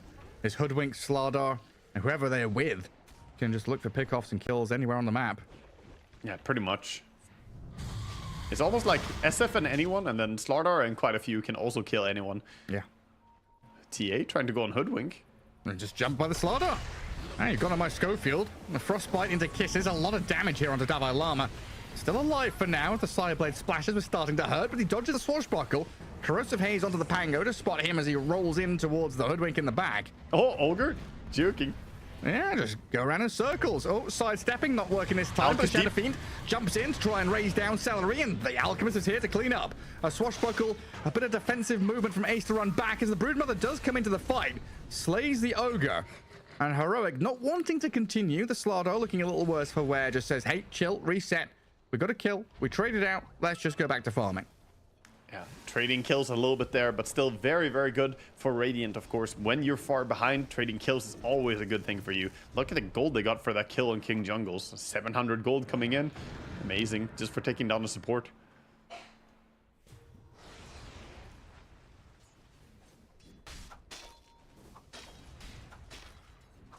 Too often trying to stabilize a bit. SF still sitting around his Slardar here. Trying to get use of his next ulti immediately. He's going to step over a TA trap, so he's been spotted around the top area now. If they had waited just a little bit longer, they would have seen Ace there. Aggressively swashbuckle into that lane.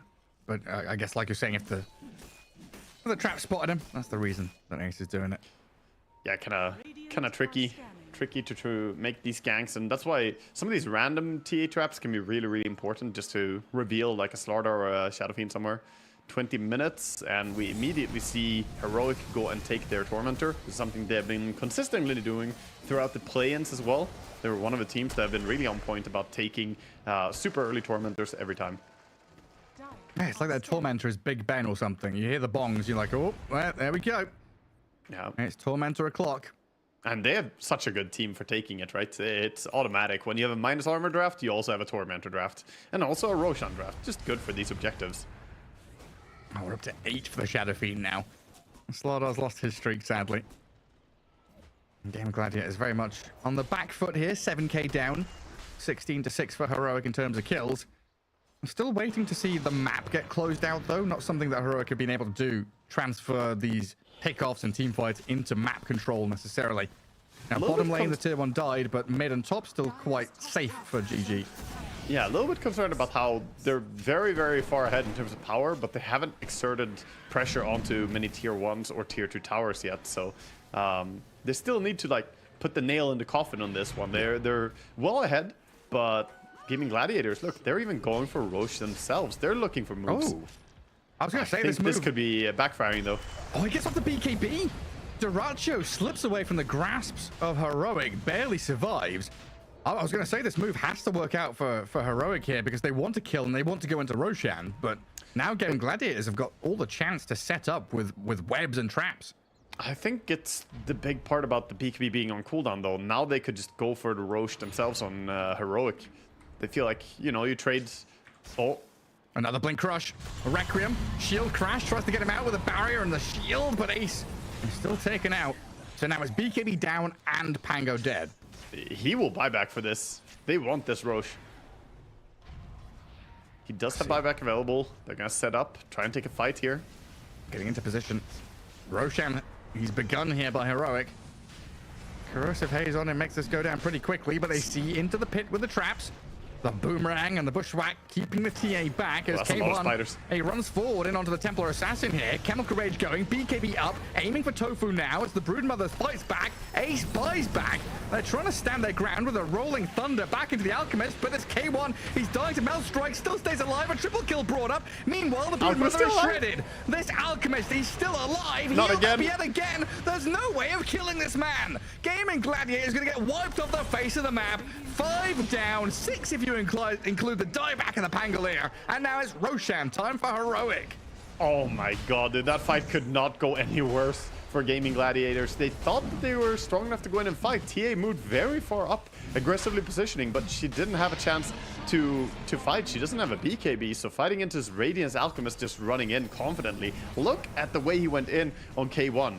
He just doesn't care about the TA that much. Kill off the supports quickly, so once his BKB runs out, they can't get him with their spells, and TA kind of just melted over time there. And of course, meanwhile, the SF was laying into the rest of the team as well, killing off the Broodmother.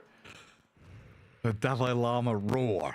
I want to hear that in person. You know, seeing him be so kind of vocal and active and reacting on camera must be such a mood lifter there. You know, having K1 have some problems at the start of the game. Now coming back into this fight where he 1v5'd and ran into the ranks of Gaimin Gladiators. A 7k lead has turned into 15. 16-6 has turned into 22-6. And now you've got Aegis for 4 minutes in the hands of K1. This is what they needed to turn into something more. And Dalai Lama has his eyes on Duracho. Oh, can we finish him? Hey, We need some just run backup. after him, chase him for a while. BKB gets popped just to get rid of the ulti. Through the gate. Bash? Nah, he's out of there for now. Dalai Lama, wait, is he still? Okay, he's not gonna go down there. There's too many heroes on the bottom part of the map, but that does mean, again, Broodmother, a BKB used not during a team fight, and now they're gonna have to concede top part of the map. King Jungles finds Celery. Celery just walks up through the little hole in the trees. He spots a massive belly. Like, what is this? What's going on here? Like, it's Surrounded by ogres. Yeah, it's just like in Pokemon, you know, you're just casually walking through a nice little encounter. glade, a little no, it's just Snorlax blocking the way. You know, you've got to get a Pokeflute out to get rid of him. Yeah, this is starting to crumble quickly here. Stolen Tormentor goes the way of the Alchemist, so he gets his hands on the Aghanim Shard here, now able to dispel, and of course SF again. He's just on point. I mean, Analog just doesn't miss this game. 11-0-4. He's monstrous. He's absolutely monstrous. And he's gonna have his Aghanims in just 200 gold. At that point, he's gonna get the big CDR for his ulti. This man is getting strong. Gaimin Gladiators have got a lot of work to do here. It's been cool, the Shivers Guard and the Pangolier. He's paired up decently with the Maiden and the Snapfire, but it's this Broodmother and TA have really struggled to turn net worth into impact. And right now, you're looking at Mr. Actor himself taking down tier 3 towers. And barracks cracked wide open, and it doesn't seem like Gaimin Gladiators have an answer right now. Yeah, I don't see anyone ready to fight. They have BKB up again on the Broodmother, but again, this comes back to just this pace that they have, right? The Heroic playing so fast, getting 3 towers and a range racks as well there. The gold advantage is just stacking up here, and it's not the Alchemist effect at this point. This is just them being ahead and making the most out of it. Dire's bottom tower is under attack. Where is Duracho now? Just trying to farm, push out that side wave. It's just perfect place for Heroic to be right now. Dire side playing into Radiant Ancients. Pivot from top into mid. Easy tier 2 for them. And TA now doesn't up have to high items ground to fight this. She doesn't have Hurricane Pike. She's working on an MKB, but that's a pipe dream. That's miles away. Melee Rack's pretty much forfeit here to K1.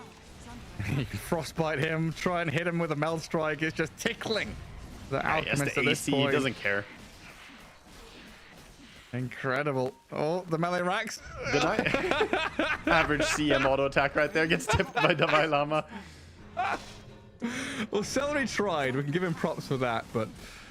Oh my god, the gold. Oh, did you see that? The Alchemist getting so much value there. All the Spiderlings. Pretty much that entire 400 gold to the Alchemist, 909 for the Slardar though. That's a little surprising. Yeah, he's been killing a lot of them using his shard and just crushing. It does insta kill them, so very high damage. Defiant Shell, Vindicator's Axe, Defiant Shell. Okay. Oh, Shadow Fiend. What and this there? time Analog doing some questionable stuff, but you know what? He's earned that. He's earned that one. He had a lot of really good fights so far. Put a little bit of a curse on him. He whiffs it. In 50 seconds, he has it again, though. Got that Aghanim. Well, what was it? You miss 100% of the shots you don't take. That's true. Yeah, he took one. Missed it. I mean, he only had a low ground vision, right? He had a low ground ward. He thought they were walking up towards him. And in that case, that ulti would have been really good. So it was a prediction play that he made. He didn't have, you know, the perfect vision that we have. And it doesn't always work. Davalon has found the Broodmother here. Duraccio is a third BKB in a row where he's using it defensively to run away. But he's been found at the bash. Caught out, TP cancelled, trying to get over the webs, but stunned up in the Gleipnir. You won't escape.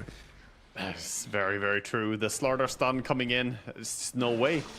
He tried again to do what he's done before with the BKB and the run. I don't think he had his Manta Style yet, right? He got Manta Style now after dying.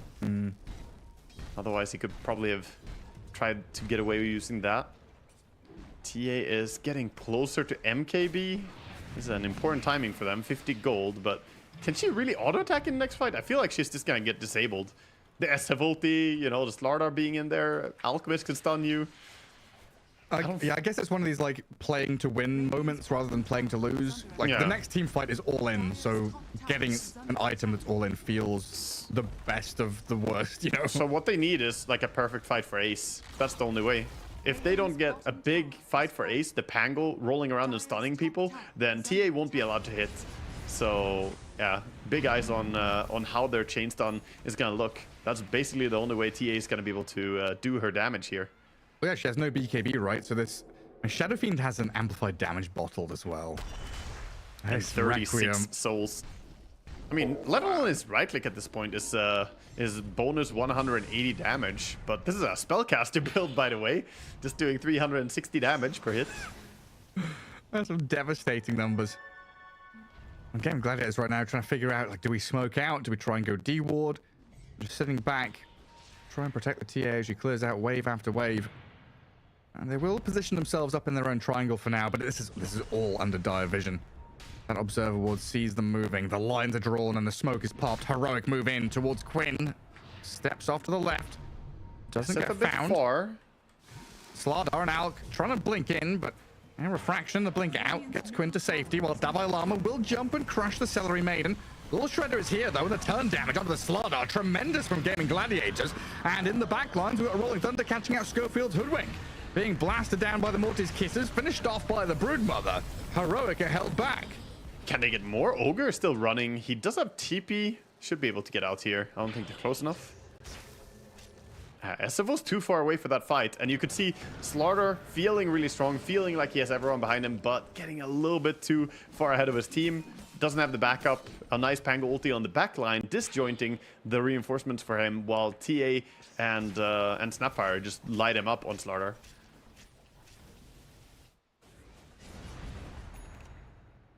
But yeah, obviously, big team fight without your SF is going to be hard to take. He's getting close to Refresher now, though. I think he has the entire thing, essentially. He has the Refresher on the courier, the recipe. Oh, he has it on him. He's massive. And Killer Tormentor, and he avoids the smoke gank as well. And nice from Gaimin Gladiators to get out across the river and try and find something more. Just from that base defense. And now it's the next round of massive items from Heroic. The next potential Roche fight for them as well, but that could be one last chance for Gaimin Gladiators here to battle around the pit. Double BKB now on SF with that Refresher, double ulti, of course, with Aghanims looking crazy, and the Alchemist going for overwhelming blink already here, so he has a way to stop these blink outs, at least from the Pango. He can't stop the TA necessarily if she doesn't have fraction down. Everything coming through the gate. It sounds like a CM ulti hearing all the spiderlings go through. Oh, look at that money. Radiant's middle tower is under Roche attack. is going to spawn in 40 seconds. Radiant don't know when it's going to spawn, but they know that they won't be there, I think, because they don't look like they're going to go and contest. Dire's top tower is under attack. So this is going to be a pretty free Aegis, Are scanning. unless they make a move very quickly here. But yeah, looks like they're just trying to farm. They have BKB timing and 700 gold for TA, and it's absolutely enormous.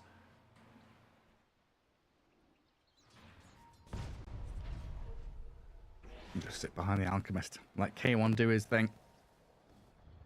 Wait for that Roche timer to tick on down. Plenty of time to wait here. No need to rush anything.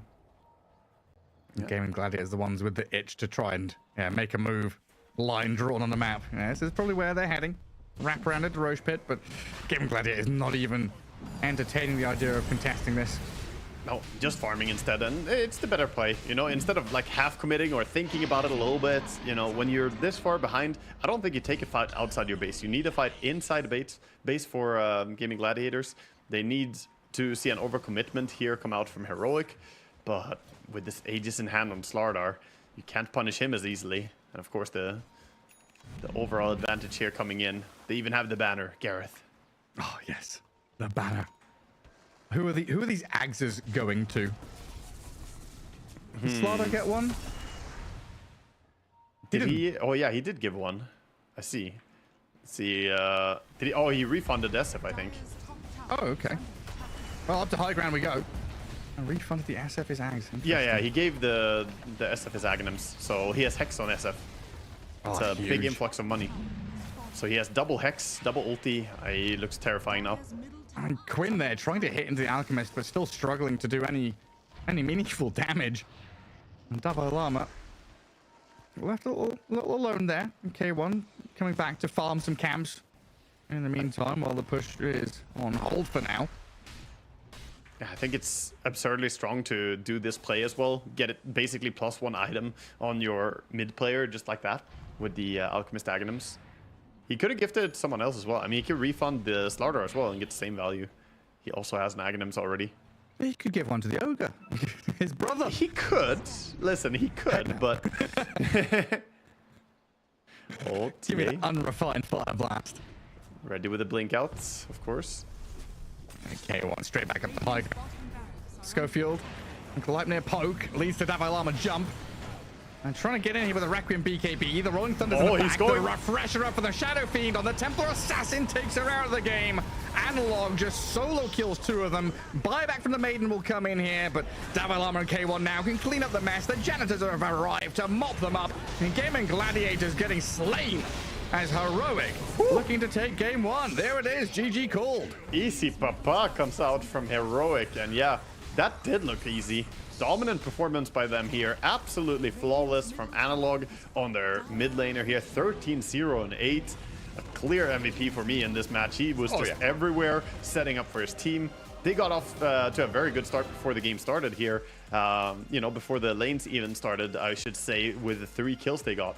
But yeah, that was just clean all over. Everybody was on the same page, and Heroic playing better than we saw them even in the group stage. So this is amazing to watch. Yeah, I mean, very, very crisp stuff. You know, even with a bit of kind of packet loss and lag at the start, K1 starting to get a little bit antsy in the first 10 minutes of the game due to Gaimin Gladiators ganks and smoke moves onto him. But they had that kind of moment of clarity where, okay, we move Alchemist away from that top part of the jungle. We've triple warded it, but he just cannot be there no matter how much vision we have because of these smoke ganks. And then they gave K1 that just uninterrupted 10 minutes of farm that he needs. As you know, I think we still see Schofield watching back the replay to make sure that he's where's my team gone? He's like, oh, yeah. the game's over. He's just having a look at something. He was like, I'm gonna check out one thing, you know. That was an absurd performance. I looked at the post game as well, and Analog did more damage than the TA and the Pango combined, and they were the 2 top damage dealers of Gaimin Gladiators, of course. So pretty absurd stuff going on. I have to say, this first big brood though was very well dealt with by Heroic. They, you know, picked the Alchemist, who obviously is good at punishing brood. You can always end up feeding some spiders into it, and Slardar laned really well against it too.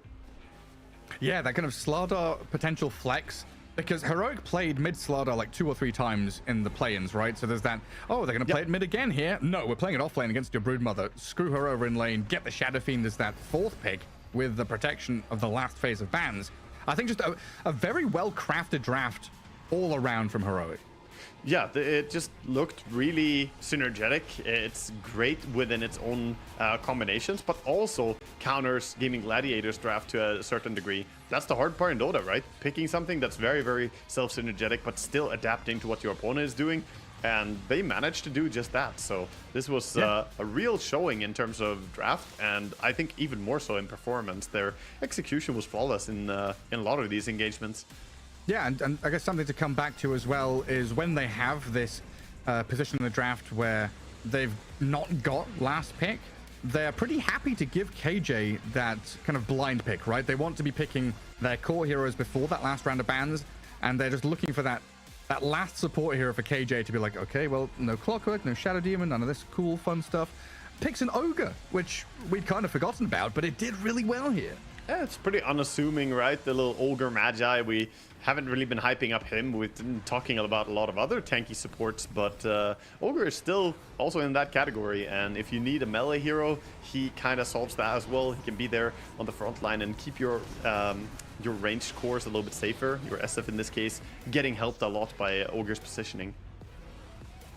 I mean, incredible stuff. Just that last replay as well, watching the Requiem into Refresh, Blink, Hex, Requiem, and yeah, Dalai Lama with a bit of reaction there as we have the classic, you know, Viva Peru and Vamos Brazil, the good old mixed team. I don't know what it would be in Belgian. You know, we have Allez les Bleus in French, but I don't know what the Belgian equivalent would be in that regard. But we need to ask Dalai Lama maybe in an interview later on and figure out what the calling cry for him is. As game one all wrapped up here, Heroic take the first game of this series against Gaimin Gladiators. We'll find out what happens next right after the break.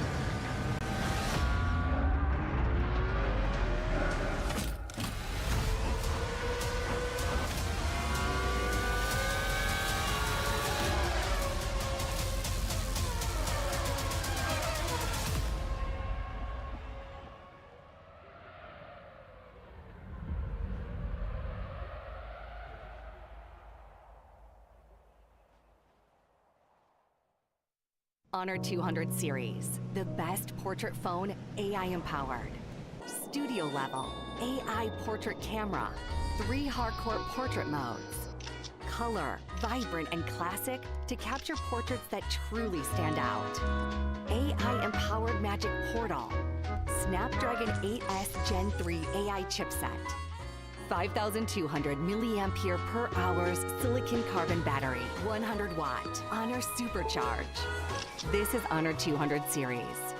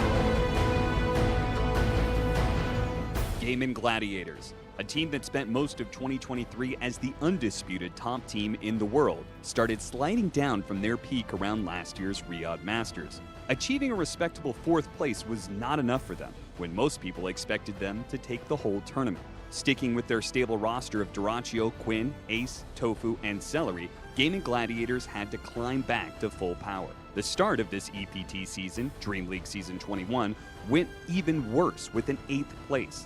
They quickly bounced back and almost took 1st place at ESL 1 Kuala Lumpur, but lost to Azure Ray in a reverse sweep in the grand finals. Since then, their results gradually got worse and worse. Dream League Season 22 and ESL 1 Birmingham were cut short for the Gladiators, and they brought in very few EPT points. Despite this, it looked like they would still make it to Riyadh Masters once again. With their 2nd place Kuala Lumpur finish, they were still doing okay. But then something happened. Dream League Season 23, with a massive patch dropping during the event, Gaimin Gladiators looked rejuvenated, and with the strength they once had, they managed to take 2nd place, losing only to Team Falcons. With this, they guaranteed a spot at Riyadh Masters. Hopefully, they will be able to play with the same magic they did last year, but only time will tell.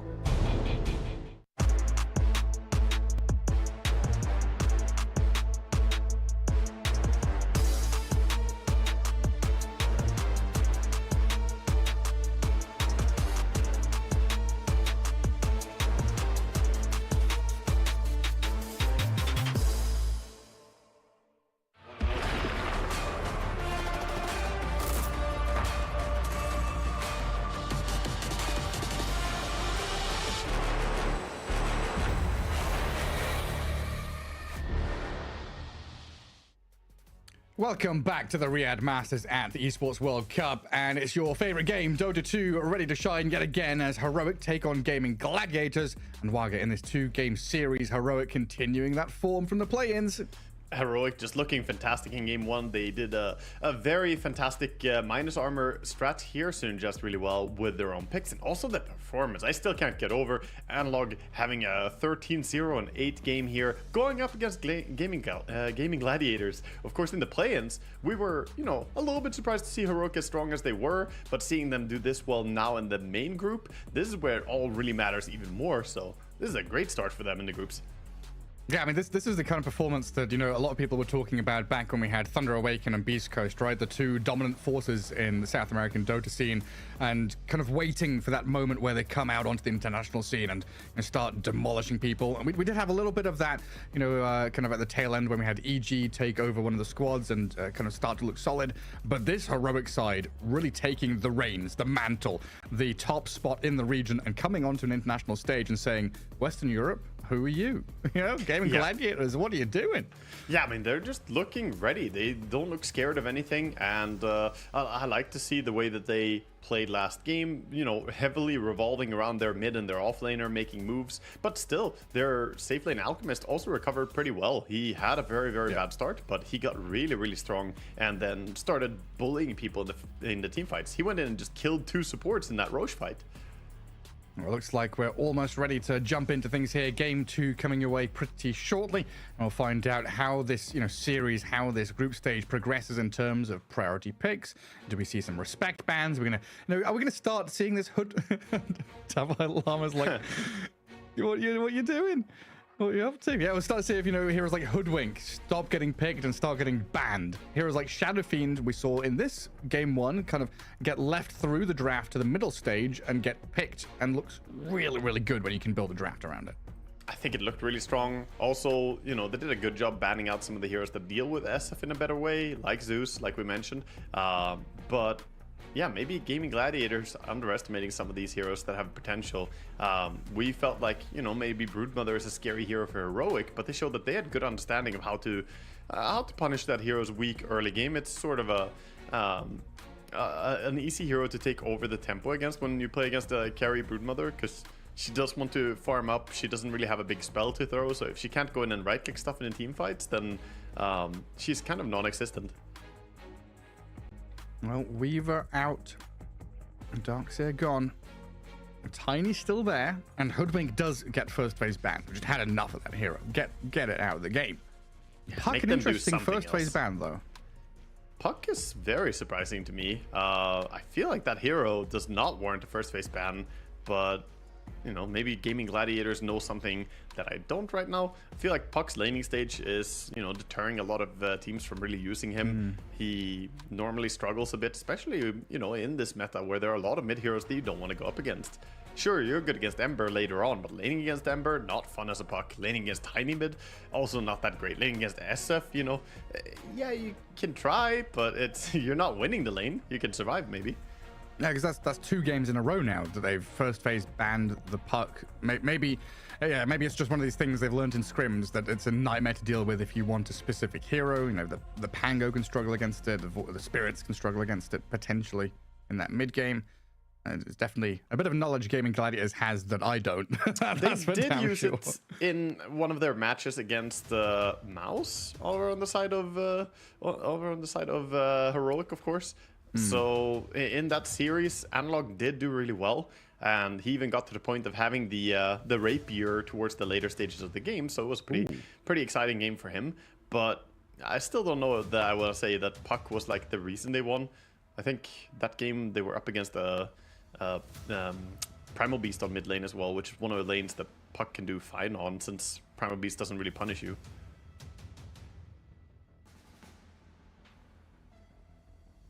Chen out of here. Another ban for Heroic. Get rid of the Chaos Knight this time. Chaos Knight, a hero that Gaimin Gladiators used a hell of a lot. They were like on a 13 or 14 win streak prior to ESL in Birmingham, and they lost that streak there. They're definitely a hero that they've kind of used as a safety net for Duraccio to feel very comfortable on. Yeah, he was highly contested in the finals where Gaimin Gladiators went up against Team Spirit. Team Spirit also prioritized the hero very highly. He is one of the stronger carries that we see nowadays. So CK being banned despite having Tiny in your team, you know, pretty decent otherwise at dealing AoE damage, but the Phantasm talent or facet really makes those illusions hard to kill.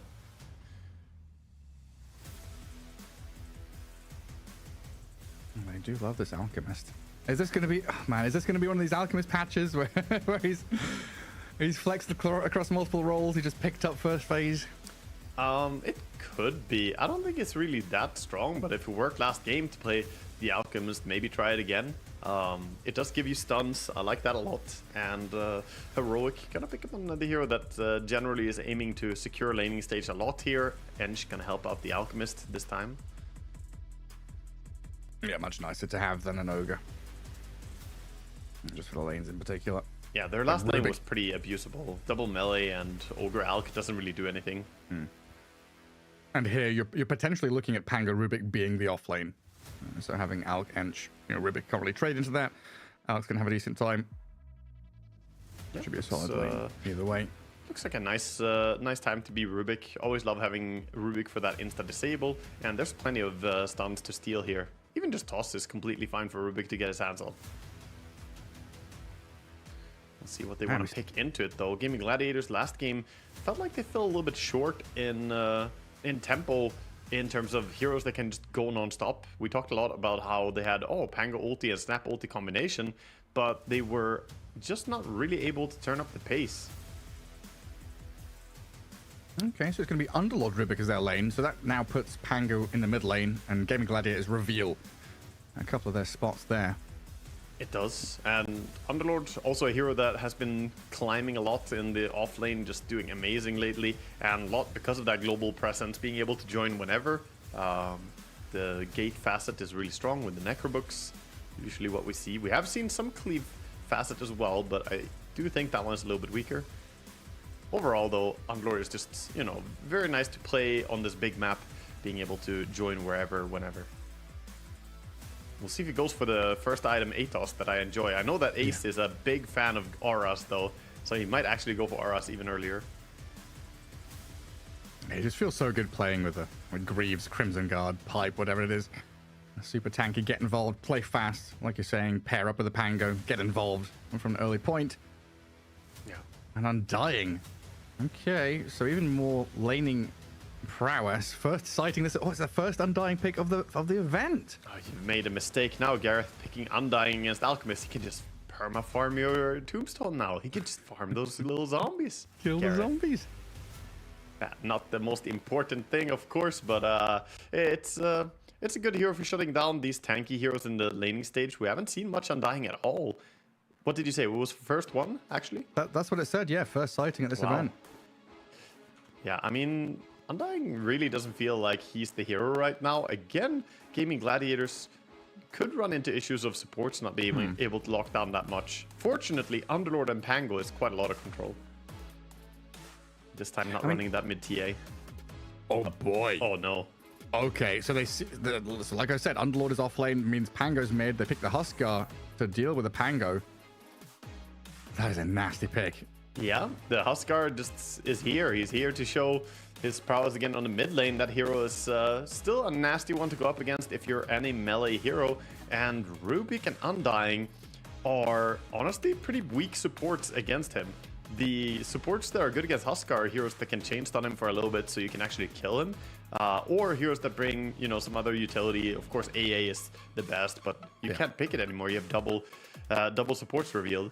If you do pick it, you go Pango carry and mid Underlord, or offlane Underlord and mid AA.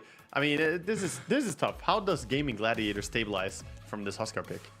Yeah, it's a rough one. And again, the same spot, right, where they have that fourth pick into bans. So they're happy picking Analog's hero and keeping this flexible Tiny open potentially, right? It's gonna be 4 Tiny. So it's just offlane. Never mind. It's just offlane pick left for Heroic. Yeah, most likely. Most likely it's guaranteed. But we also do see some bans that could suggest supports. Perhaps they're thinking it could be offlane Tiny. But either way, they would have had to pick both the heroes anyway. They just want to pick the Huskar early here because it was quite likely to get banned out by Gaimin Gladiators in the last phase. But they preemptively grabbed it before that phase. So now Gaimin Gladiators has to somehow come up with a way to deal with it. They banned out the Snapfire and the Bat Rider. I wonder, their pick is going to be the most exciting one. What is Gaimin Gladiators going to do in this situation? That's the thing, right? I see this Undying, and I wanted to ask you, what does it indicate? Because my brain immediately goes to Medusa Drow Ranger. Some kind of ranged, agi, kind of hyper carry. Yeah, it could be. And maybe that's a decent idea against stuff like Alchemist. You know, we have seen like Aghanim's Drow Ranger do pretty well before. I wonder if it's a little bit slow, though. You might need more impact from your safe laner, but looking at Gaimin Gladiators, they could 4-man team fight a lot. Underlord Pango is a lot of control. Tombstone on top of that. Yeah, maybe they have enough time to farm something up like a Drow Ranger here to deal with the issues ahead of them. I'm just concerned that maybe they need something that, you know, activates a little bit earlier. Because this is like a healing strat almost, right? Alch, Ench, Huskar. It is, yeah. They've got a fair amount of sustain. Question is also what Heroic are concerned about. They ban out the Bloodseeker. So what other carry do they feel is problem? Of course, the Bloodseeker would have been very strong just due to the existence of Huskar. But I don't know, maybe like Troll here? Was Troll banned? It's not. I feel like Troll could maybe bring the tempo that you want. And while he might die to the Huskar Burning Spears, he can just go in, click ulti, and take that fight as well. Because Huskar doesn't disarm anymore, so if you just man up, you kind of kill him. Yeah, true. I guess you do have problems with like Aghanim's Huskar later on down the line. Yeah. And just being dueled basically by a Huskar, which no one is ever going to deal with that, no matter what hero you pick. Yeah, I don't think any carry will really like solve this to the point that I'm going to say the draft looks Gaimin Gladiators favored. This Huskar really threw a wrench in Gaimin Gladiators' plans here. And now Heroic, the one thing we can get concerned about is how is their draft looking internally? How strong is it? I'm going to add Wind Ranger next, so most likely just Wind Ranger off lane together with Tiny, Alchemist, and Ench on their safe lane, Huskar on that mid lane. I like it. Wind Ranger is pretty good at killing off the Pango during his role. Good for dealing with the Tombstone as well. A ranged hero, attacks pretty fast. Gives you a stun, which potentially, you know, lacking a little bit. Yeah, it ticks a lot of boxes for their draft, so I think that was an intelligent last pick. It's like Alec has a stun in lane, but there's that period of time where he's not playing with you. He's farming creeps, so having a stun to play with the Tiny and the Enchantress feels very nice indeed. But yeah, this is the big question, right? Last pick from Gaimin Gladiators, something to round out their draft, something to deal with the Huskar and the Alchemist. something that can lane against a tiny Wind Ranger. And I feel like that's a problem in its own right. Because KJ's got his arms backwards. I don't know. Go sniper mid, put safe lane Pango. Let's go. They gotta do something here. I'm not sure what the solution is gonna be. It's OD time. Yeah, OD is actually playable. I wonder how that feels. OD now that Huskar has no mana. I have never seen it. I haven't played against any Huskars with OD, but I would assume that he does a lot of damage when he clicks ulti. That's my base assumption. I guess it just looks at him as a 0 mana target. I wonder if he even is valid as a target for it though, because like melee creeps don't take damage. Okay, they go PA. A hero that can do damage very quickly. Is this going to be methodical as well to just guarantee that she gets the crit when she jumps to Huskar? I'm not sure yet. Yeah, we'll see. Hasn't locked it in yet. Definitely a carry PA though. So yeah, Quinn mid, Pango against the Huskar. Ace and Tofu versus this Alchemist Enchantress. This just feels like a draft win for Heroic. It does look good for them. It looks really good. And last game, you know, I felt like they outdrafted them as well. So Gaimin Gladiators just caught lacking a little bit here, in my opinion. Of course, they can still prove us wrong here. They can win this game. But if they win this one, I would argue it will come down to execution more so than draft, because I just would always favor to be on Heroic side in these shoes.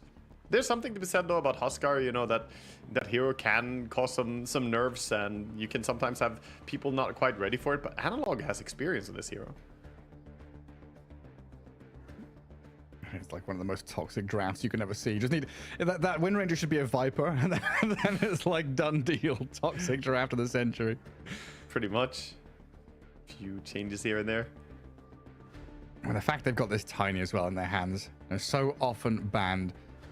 I want to take a peek at his stats actually. Where's Mr. Tiny? 14 and 8. So he has been picked a fair number of times. 47 bans though. Yeah, I mean, people just don't want to play against him. It's an annoying one. I actually looked up a little bit here. I'm digging deep here. Last time he played Huskar here on Analog was 6 days ago, so he did play it recently. Overall though, it seems like he's not playing it that frequently overall. But he's got 120 games on the hero, so, you know, he's at least familiar with it. And that's only his pup games. Yeah, I mean, honestly, Analog has been one of the kind of quickest rising stars, especially from the South American region. You know, watching him progress from DPC times when, honestly, he was kind of just a mid lane player. He was okay, he was solid, you know, satisfactory performances.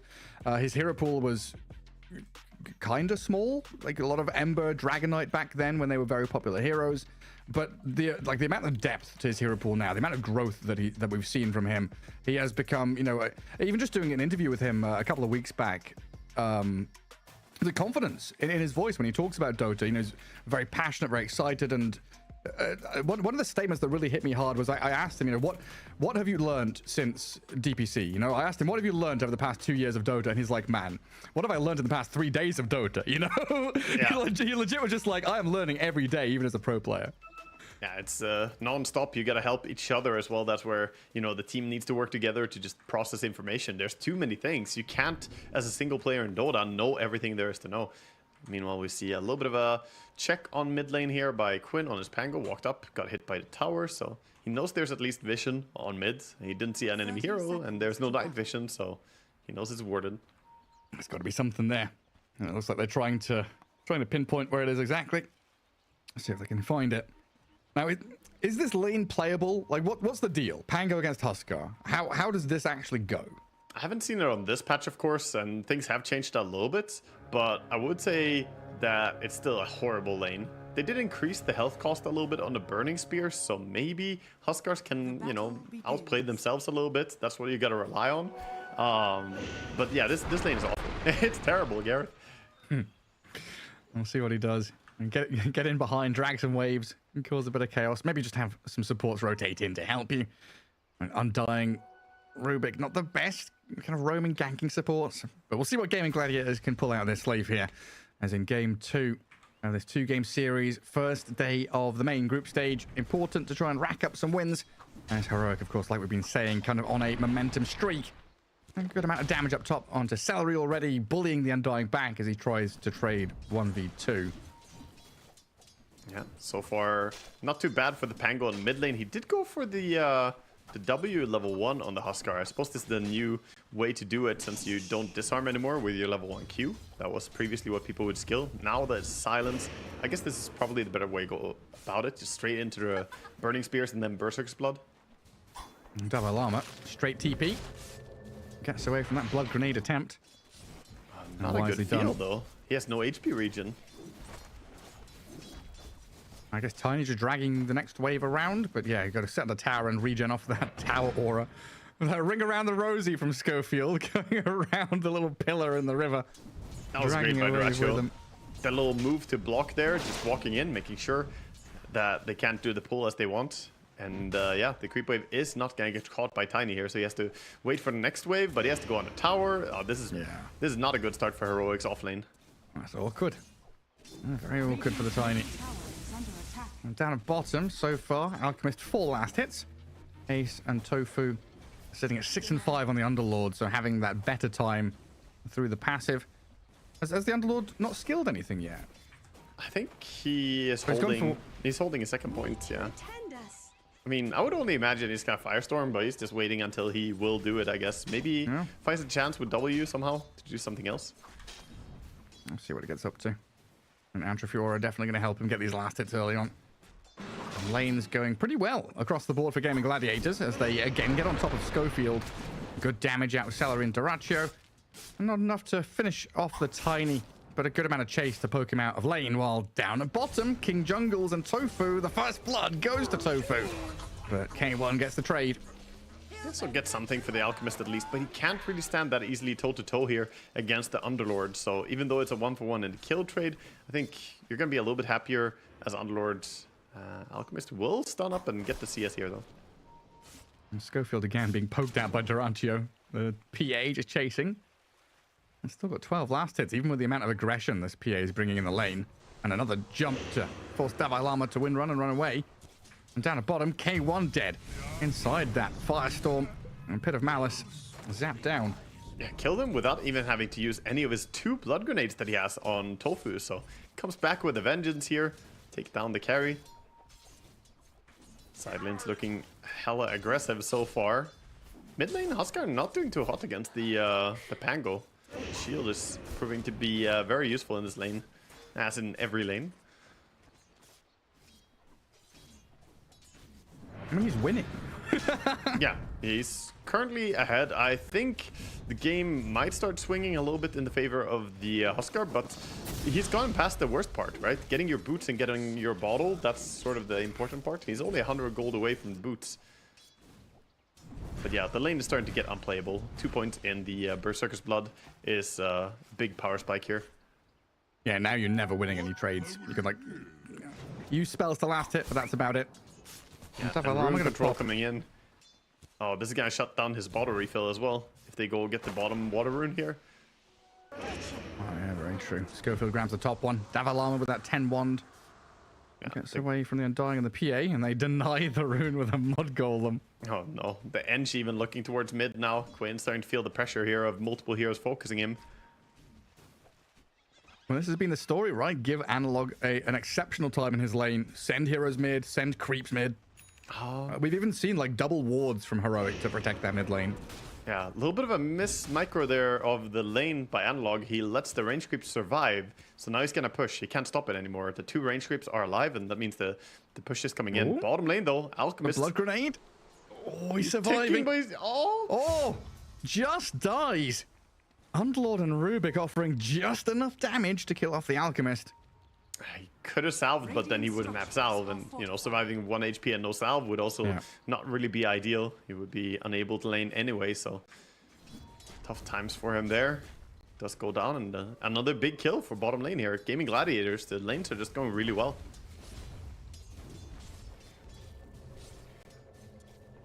Well, stacks being built up, of course, for this Alchemist to fall back on. But they'll get aggressive. And Tiny's made a move down through the Twin Gate, and some body blocks on that Underlord means Tiny can actually get in on top of him, but they need a bit more damage to finish him off. Tossing forward creeps, but Ace has survived. Enchant. Tofu I'll try and go on the Rubik now. Mud Golem sent forward, concoction thrown, but this has failed. A blood grenade, they're still trying to dive under this tower. Tofu has the wand though. Stays alive, stays safe, so that's a 3-man move. Trying to shut down this lane, and they didn't really manage to get the kills here. Lord still able to pull the creeps back here and get some safe farming. It does secure Alchemist farm though. He does get to CS here, but ideally they wanted to kill from that. Again, gonna go here on the Underlord as he went out a little bit. Gets pulled by a tornado. And drag back. The final touch of damage is coming. Enchantress, doesn't get it done. Underlord survives on like 20 HP, maybe even less than that. Yeah, good TPN there as well. Coming in to save with the Undying. Doesn't even have to use his healing Lotus there to save his friend. Who's Schofield up to? I don't know. Schofield's got to steal runes, man. He's just early for the Wisdom rune, so he's going to sit around here for a bit, I think. Schofield is a wanderer, man. He's level 2 at minute 7 here. He needs this Wisdom rune. Hey, some SAS behind enemy lines kind of guy. Uh-oh, mid lane. Silence onto Quinn, but he's still got that rolling thunder as Duracho makes a move into mid to kill the Huskar off. Gaimin Gladiators pissed off after that game 1 performance. They flicked the switch and they are playing incredibly fast. This is also what Duracho will be happy to do, right? He's the type of carry. He looks towards your mid, sees that he's unhappy. He says, hey, it's cool. I can TP in. I can just, do a run back to my lane. That's no problem. They do get that kill, but meanwhile, double Wisdom rune was grabbed up by Heroic, so they're getting something for themselves at least. I honestly thought that lane would be harder. Wind Ranger Tiny would be better than a PA and an Undying. Is Undying just that strong of a lane bully, huh? Yeah, Undying is also a hero that Celery knows the ins and outs of really, really well. They've used it a lot before. Coming in top here, trying to catch with Pit of Malice. Just about clips the Wind Ranger. Surrounded by 4. And now the Necro unit starting to go to work on the tier 1 tower. Yeah, Toss here gonna start cancelling the TP out, but actually may have gone too deep on Schofield. Yeah, trying to hold on to that tier 1 top lane. A couple more hits. Oh, that decay. Just a jump forward from Duracho to secure the takedown on that little Tiny. Yeah, he tried to get some cancels there on the gate, but not really worth it. Mid tower being pushed now. Ench and Huskar. Still no armlet though, so this is a little bit of a dangerous push. Analog can't really jump in. He can't do anything. In fact, didn't even skill his ulti. Still vitally important they do this though, to get eyes off of K1's Alchemist. He needs that farm time. Currently at the top of the net worth. Sitting okay as the Alch, but hey, the rest of your team got to try and make some action happen. As Rubik and Pango just come into mid to guard the tier 1 and force Heroic away. They hold on to a tower. Bit of a move for Ench there, but this is what she does as well. Just get a creep, go somewhere. He's getting quite a big amount of value here from these rotations. For the event. But yeah, the side lanes, big story I feel is that both the PA and Unlord off to a pretty damn good start here. Alchemist of course is ahead, but that's kind of where we expect him to be. He always needs to be ahead. And I guess if the game plan was lane domination and you've not dominated that mid or the top lane, Gaimin Gladiators is having a lot more wiggle room here to play out across the map as they start to position themselves mid, kind of posturing around the top rune spot and thinking about shoving tier 1. Analog, King Jungles, and Schofield going to match the movement, try and get this 3v3 going. Adding a bonus hero, the 4th one, the Wind Ranger, comes in with a focus fire, but rebuffed by a tombstone placement. Here comes Underlord. There's a rolling thunder and the PA. Underlord TPing in with a gate. King Jungles dead, doesn't get the trade on Celery, but maybe with that Dark Troll they can get the job done, while Davai Lama getting daggered and chased down by Duracho. Does Wind Run with 11-1 charges, so probably safe and sound under the tier 2. A lot of poking, prodding back and forth, but just the Enchantress who dies. Fantastic fight for Dire still, because they remain in dominant position here to just keep pushing, take the runes. Actually, in fact, Schofield, sneaky bugger, gonna... Gonna toss? Nah, there's no surviving this, is there? Is there? Analog, he forces them back. Okay, Schofield just playing on the line there, the verge between life and death. His friends arrive just in time to keep him safe here. Yeah, Armlet is a minute and a half slower than average. That's not really a good time for him. I definitely got to pick up the pieces here, get some momentum going. But very shortly, you're going to be playing into this Rod of Atos, Pit of Malice, Underlord. A lot of control to kind of keep back the aggressive hordes of heroic heroes. I mean, Heroic's game plan here is to kind of start off a fight with a Tiny or a Huskar and then chase and follow. But if you're playing into Pit and Tombstone, Telekinesis and Rolling Thunder, there's a lot of noise that Gaimin Gladiators can just throw onto the playing field here. Yeah, a lot of things you need to deal with. Just, you know, tedious things during the battle.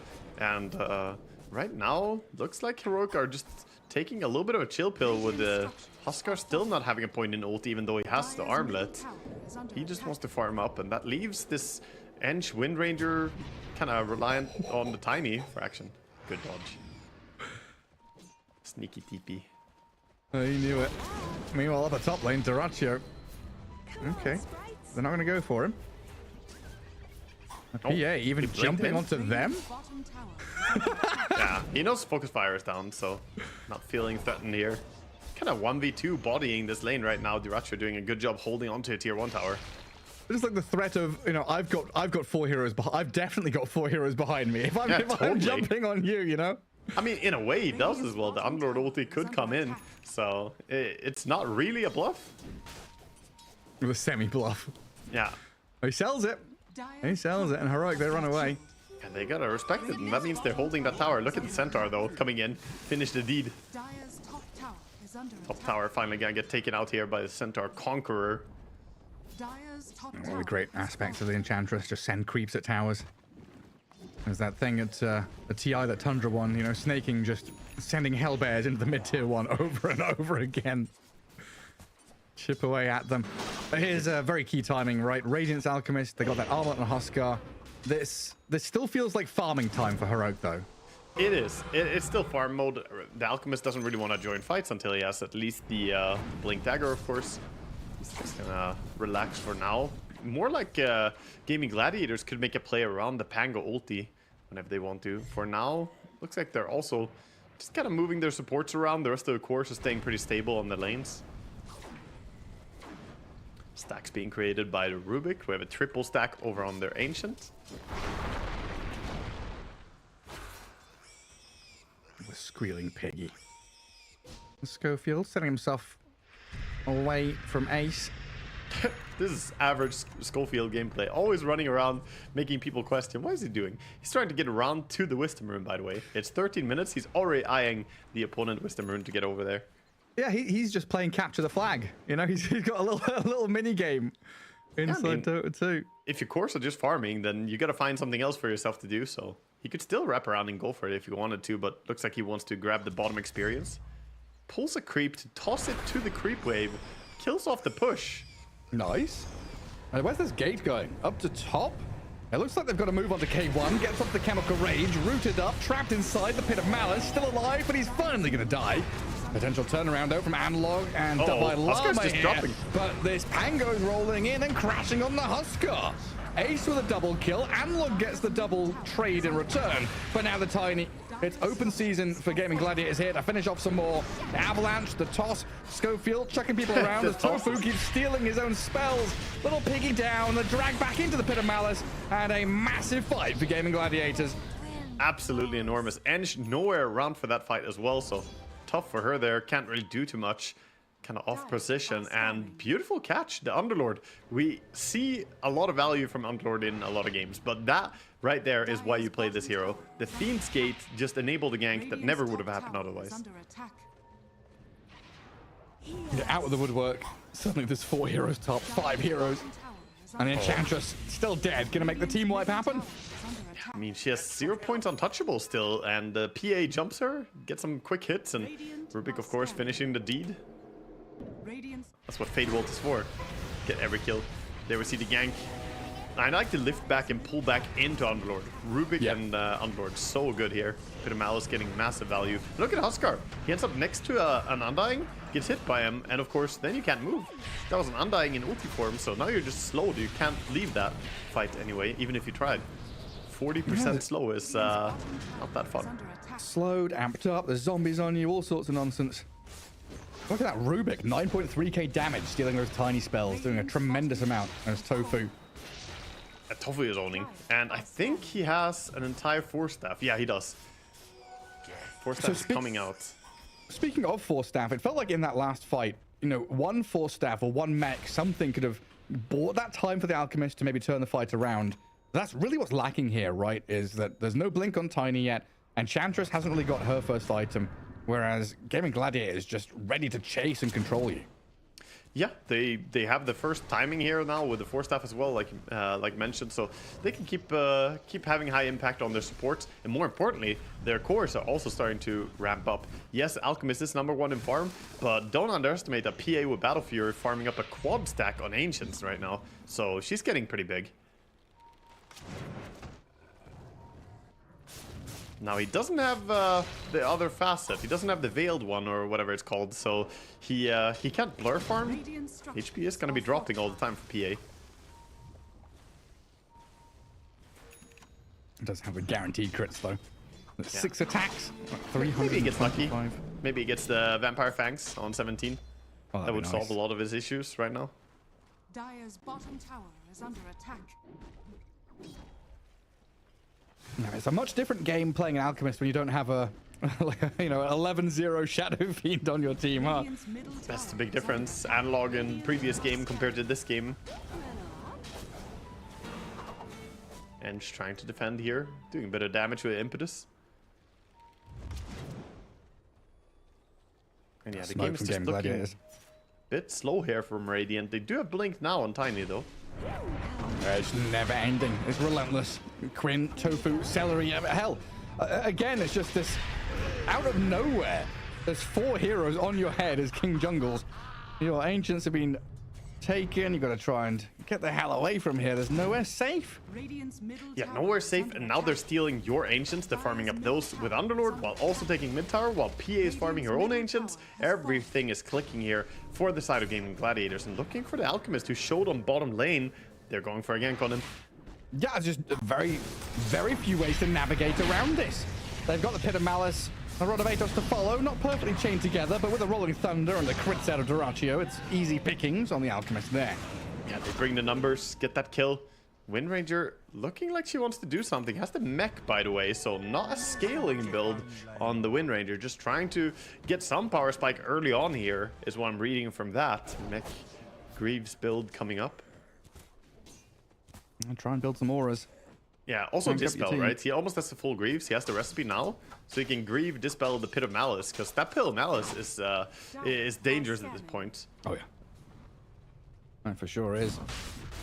I mean, with all this momentum now, Analog. Oh, God. Oh, no. Analog, he went to sneak Roche, but they're in there. Gaimin Gladiators winding their sails in the Roche pit. Analog getting pitted up. A Rod of Atos on him as well, going to connect. They're poking at this Huskar, doing a nice amount of damage. They probably could have just killed him outright, but they're afraid of the other heroes from Heroic who now arrive on the scene. He has BKB, so a little bit concerning to go on him when you don't see the rest. Get dewarded now. This is an awkward spot. And which team comes out ahead? We do have Blink on Tiny now as well, so Schofield has that ability to jump and catch someone. It's just a matter of seeing them. This fight. Oh, there we go. The 2-man avalanche tossed back, nearly blows them up. Analog comes in with a life break. BKB's up, and look at that stun! K1 sets it up onto 4, turns it on them as Duraccio's being burnt by the impetus. Huskar's still standing, up and running, and this Alchemist has opened up the shred down. Quinn, who's stuck. He's trying to TP out. Oh, he gets away. Gets out. Unlord also got away with the TP there, but they're not going to be able to get through again. So now that you lost the team fight and the Aegis is going to go the way of the Huskar here, and you invested tons of resources staying here. This is a huge swing, Gareth. That was a very, very monumental fight for the side of Analog and his boys here. Look at that Huskar just in the mix, literally in the middle of all fight. Yeah, and there's nothing you can do about it. You don't have enough burst damage, you don't have enough control. And then K1 is given a lot of freedom just to waltz around the fight, full HP for the entire time, doing whatever the heck he wants to. Yeah, it's a power spike thing though, right? The PA doesn't have her BKB yet. If she did, that's a different story, and you can't get away with that. Well, nothing happening right now. We have lost the observer feed for a second, but we'll be back in. Don't you worry. Yeah, for now we see Gaimin Gladiators setting up on their own Tormentor here, and uncharacteristically, we don't have Heroic taking the immediate Tormentor on 20, but that's because they want to play forward. Going for Tormentor right now would be a backwards move. They want to go forward, they want to press the advantage. They know late game is very spooky against this PA. So they smoke up, going in. Javelin now on Wind Ranger, so she has some damage on top of that. Greaves. Schofield just leading the charge here. Speedy he is. Windlace, Arcane, smoked up, sees the Celery Undying.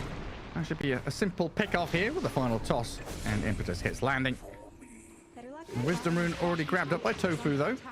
So no additional bonus there to steal. Just going to be a push on this tier 1 tower. And then the line drawn back to the Wisdom Rune and the Tormentor.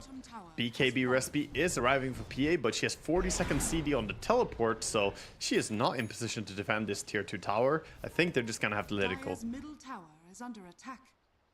Dire's structures are fortified. Maybe with the glyph, perhaps they can deter this push coming in from Heroic, but Huskar is just not backing. Dire are scanning. Tofu just going to try and zap back.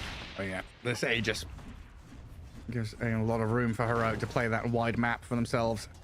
And Gaimin Gladiators really just have to clump up and try and play as 5. Yeah, they're setting up here. PA joining the fight with their BKB in the smoke. Schofield tapped by the Swashbuckle. Shackle Shock thrown and a Rolling Thunder used to try and just kill off the Tiny here. Heroic full retreat mode, but we'll see if Gaimin Gladiators can chase with the PA and the Pango. A lot of gap close as K1 comes in to save KJ. They've got to put a mouse down on this Huskar, but the jump back to safety by the PA gets Duraccio out. Tombstone focused down, and how quickly this turns. Wind Ranger critted out by the PA. K1 has gone in though, very deep from him and the Huskar. The turn back, they've been swung on. Duraccio with a double kill, but Tofu's dying, and these 2 cores from Heroic seem unkillable, untouchable, infallible as they destroy one after the other. Quinn now kind of left stranded. Davai Lama's brought back, helping out, sustaining this Alchemist to follow through onto Pango. 5 seconds for Swashbuckle, but he's been chained, disabled, and burnt alive. What a fight for them. That was some confidence going in there and using everything on a PA with the BKB, saying, you know what, she's the main source of damage. If we take her out, they're not doing that much to us. It was a correct read as well. I was super worried looking at how Heroic decided to take the fight, but they doubled down on it. The buyback is going to set back the Wind Ranger a little bit, but still a good fight for them taken here in the end. The moment the BKB is down on the PA, she didn't want to stick around and take a long dragged out fight, not into this mischance from the Radiance. So yeah, Gaimin Gladiators losing a little bit of footing here. It's just that chase into chase into chase turnaround, right? When new layers, new heroes arrive onto the scene, into the battlefield, it's like, oh, that's a swing. That's a bit of momentum going the other way. And just as soon as K1 and Analog really turn up with their BKBs, it's the show's over. Gaimin Gladiators close the curtain and say, okay, we're not contending with this. Yeah, it's all about timings as well. We'll see what they're going for. It looks right now like there might be a miscommunication on the side of Heroic. We have Alchemist and Huskar both building assault cuirasses. We'll see if they both finish, because not really ideal. We already have Alchemist committing some items into it, but Huskar also, so I don't think they've talked this one through, Gareth. No. They're also caught up in their own game. Like, oh, we're so farmed, we can buy anything we want to. Yeah. You walk into a shop, you come out with the same Lego set as your brother has. You're like, oh, well, damn. Well, I mean, it's better than like double Greaves or something, I guess, but it's still not really ideal. Maybe having something like a Bloodthorn on the Alchemists if you're going AC on the Huskar. Who knows what they could have done, but Alchemist, we'll see if he finishes it here, as Huskar has his full AC. He's probably calling, I have AC, guys, I have AC. And Alchemist is like, where's the nearest store? I need to get rid of this. I mean, there were the days of the double Radiance in TI. Yeah. We've had it worse. We need the Devil's Bargain for Alchemist. We need the Doom facet. Yes. Let me sell my items. Yeah, 90%. It's very fair. Hell yeah. The perfect hero. I mean, it looks like they're just going to finish off 2 ACs, honestly. At this point, I mean, you may as well. You already bought the Hyperstone, already bought the Buckler and the recipe. Yeah, why not? Like I said, it's not that horrible, You're losing out on value, but it's still pretty damn good base stats for the heroes that are carrying it. It's not ideal, Gareth. Definitely the coach should have a word with them afterwards, but they're not letting it stop them. Go for that mid tower. The worst thing you can do is start getting, you know, anxious about your timings or what you can do. Just keep playing. Calf just comes in, he's like, double AC, guys? Come on, comms. Comms, yeah. Guys, comms. Comms, you know? comms. Keep up the talk, guys. Oh, the concoction. There we go. Alchemist and Huskar kill off the Undying. He's dead for 40 seconds. That's quite a while. It's a little bit of a timing here they could go for. It doesn't have buyback, of course, as well. And this tower, it definitely has minus armor. We're making double sure of it. Jeez. Oh, it disappears. And Catapult's still here as well. Afterburn. Finish Assange during this, but no massive power spike. Dragon Scale on Huskar as well, even more burning damage. See what he gets on his 27-minute timing as well. If they're going to back up here, start pushing out lanes to Racho. Trying to be sneaky down bottom, always farming. Some pings on that Wind Ranger. They've got the gate and the dagger to start. Actually, they've got vision. It just grieves off the Atos like you called for. Gets rid of a root. They've still got damage though with the big old Pango and PA slaying Davai Lama. Now KJ in trouble. Schofield, blinks away. Does not want to be involved with that any further. They're utilizing this Unlord so well. It's really, really hard to survive there. And of course, they had good vision around. They had 2 observers in the neighborhood, so they knew that the Wind Ranger, she can dispel a little bit, but we can keep chasing her. And if she doesn't have her team nearby enough, then she just dies. Maybe with instant TP reaction there from Heroic, they could have saved her, but lose one and lose another. And it gives them a tier 2 as well. Yeah, little crack opens. Gaimin Gladiators making sure to put their foot in the door. And they're even threatening. I don't want to say they're threatening high ground, but they definitely making Heroic think, hey, we come back and farm this wave. We can't just stick around out of the map forever with a couple of heroes down. Yeah, importantly, they're also securing this entire farming space for themselves, taking out the tier 2 tower and getting the kills as well. This is enabling them to stay on the map and keep farming. And, eventually Roche will move down to bottom as well. It's still 2.5 minutes until he can spawn, until he is gonna spawn here. We have a late spawn. This is the best kind of spawn though, right? Like the players think he could be up right now. So it could be, it's dire time Roshan. It's 2 minutes of night time. It's got to be dire time Roshan, but he's gonna come down to the Radiant side. So we're gonna see ward setup, smoke gang, a fight around the top left corner, and then we're gonna have it repeat in the bottom right hand corner. This next 4 or 5 minutes is gonna be hectic stuff. Yeah, very scary for Gaimin Gladiators, as any second right now they feel like Roche could fall to the Radiant, right? You have a lot of heroes that are not showing, a lot of heroes in the jungle, so they gotta make a move. They gotta smoke up right now because Roche could be up. Of course, the players don't know it, but Radiant, they are checking it with a creep, and they're staying in fighting position here. Very forward. Step down a sentry. Oh, smoke breaks. Oh, just an illusions nearby as well, so he didn't get full vision here. Awkward smoke out now for Gaimin Gladiators. A power shot across the bow as well. Okay, roll up on Wind Ranger. A harpoon to drag her back in. The gate is here as well as Ace makes the move with the Pit of Malice. Schofield in the back trying to deal with the Undying. Lifebreak is there. And Davai Lama still alive at half HP, taking some heavy crits as K1 comes in to protect her. Analog looks like he's got a lot of free reign on the right side of the fight to move on to Ace now as they change targets, change tact here to take down the Underlord of Ace, who tries to seal Totem away. Surrounded though as they get a concoction on the PA. A lot of target separation from Gaimin Gladiators, but they've lost Undying. Ace has survived, but not for too long as the shackle shot from Davai Lama will secure this one. Rubik falls to the other side to Schofield, and a double buyback under Gaimin Gladiators coming in. Ace is still alive. He's bought a lot of time here, but Analog's arrival will secure this one in the end. Oh, Tiny, look at Schofield being sneaky here, hiding, setting up for something. The dieback potentially. He's got the 2-man avalanche toss. PA and Rubik in trouble. Quinn Pango trying to go to work here, but in comes K1 and Analog, the 2 big heavy hitters, forcing Quinn back to Fountain as Heroics storm up into the Dire base. They're just hurting them back into the fountain. And tier 3 time. Yeah, Underlord is dead. No control, no BKB on this PA now as well, so she doesn't feel strong. And of course, Tombstone still on cooldown for 20 here. Not an easy fight to take. You do have another Pango ulti though. I don't know if it's enough. Pango ulti can be kited here.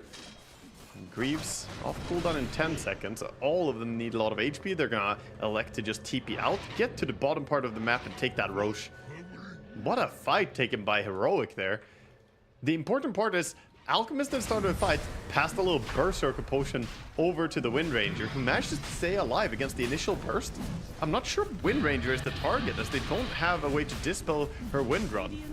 PA blinked on her, tried to auto-attack, but you gotta kill the Huskar. You have to bring down the Alchemist. These heroes are like the important targets. The Wind Ranger would just act as a bait. It's a mech Wind Ranger. That's the thing, right? It feels like perfect itemization from Dalai Lama. You touched on it. This dispel against the roots gets her out of that initial move from the Underlord, and then the other two have BKBs. So it's like, well, our Tombstone gets destroyed immediately by the Alk and the Wind Ranger. Our Undying is being jumped by the Tiny. Heroic just really picking their targets very well, while the core heroes, who are meant to be targets for Gaimin Gladiators, 3 cores of Heroic are unkillable. It feels like, anyway. It feels like it, yeah. These big 5v5 fights, they're really missing those hard disables that we see on the Heroic side. Having that Ava toss combo, the Shackle Shot, the stun from Alchemist, these things are much easier to combo into. Whereas, I don't know, Gaimin Gladiators, they struggle to burst anyone with their limited disables. Like, PA has theoretically decent damage. Not amazing with this item build. It's not, full into damage. But she is needing a Nullifier more than anything else I've ever seen. It's so hard to watch. It's the double AC, man. That's what makes them so tanky. He does have Nemesis. Yeah, he does have Nemesis and Satanic now, so she's really, really tanky. And Nemesis gives him a bit of damage. But I don't know, man. PA is struggling in these fights. All right, it was a difficult pick. It was a difficult draft. And Gaimin Gladiator is trying something a little fruity here. Huskar shown on that mid lane. PA going to clear the wave. There's a Gleipnir and a jump away. Yeah, they only have 1 ward outside their base right now, but they do spot Tiny under that ward walking out. Tiny, of course, also sees the Pango. Quinn even thinking about rolling up here, and he's going to have to. Good reactions to get into that ball up. Sparkle away, but in the meantime, Dyrachyo is being jumped here by K1 and Analog. Trying to force the hand of Dyrachyo a little bit as Schofield and Dalai Lama go deep on the far right-hand side of the fight. Analog going to jump to an illusion to get out of the Pit of Malice, while Focus Fire is out from Dalai Lama. Quinn silenced up, sent back by the inner fire, and in comes the concoction again from K1. Analog, he's just standing his ground. He cannot be touched, cannot be found. This Huskar stays there, burning them alive. Another big move, the stun and silence comes, and Gaimin Gladiator is all rooted up, netted by the Gleipnir, and Quinn trapped on the wrong side of the barrier. Oh, they can't get through here. They're chasing, trying to go in without Pango. He has buyback, but it's pretty hard to defend here. Undying surprised me there a little bit as well. I was like, I'm sure someone else died. Celery, the immediate respawn. Yeah, I said Underlord instead of Undying. There are 2 Undies in this game. There was the other one. Nice little save by him. Looks like a set of barracks here. Or maybe not. Avalon's first life. Has BKB on Gladiators. Held back by the Avalanche. Analog holding the BKB until now. He'll pop it to turn onto Ace inside the Pit of Malice. A lift back to save the Underlord for now, but a great Shackle Shot there on the PA, forcing the hand of Gaimin Gladiator to try and save Dyrachyo, but he jumps back in aggressively. He is hitting. Blows up Dalai Lama. Massive damage onto Analog. Down goes the Huskar, and Schofield will follow him into the grave, trying to escape, but there's a triple for Dyrachyo. Dyrachyo coming up big here, TPing in, trying to chase. Alchemists, I think he's out though. Jukes and jives his way out of there, and yeah, that was a little bit costly defense having to use the buyback, but yeah, fantastic fight for them, and a huge comeuppance here for the PA. The amount of gold he got there will put him close to his entire Nullifier as well. Also gets the experience rune here. As we take a look at the items, we can see he's not 3.4k gold.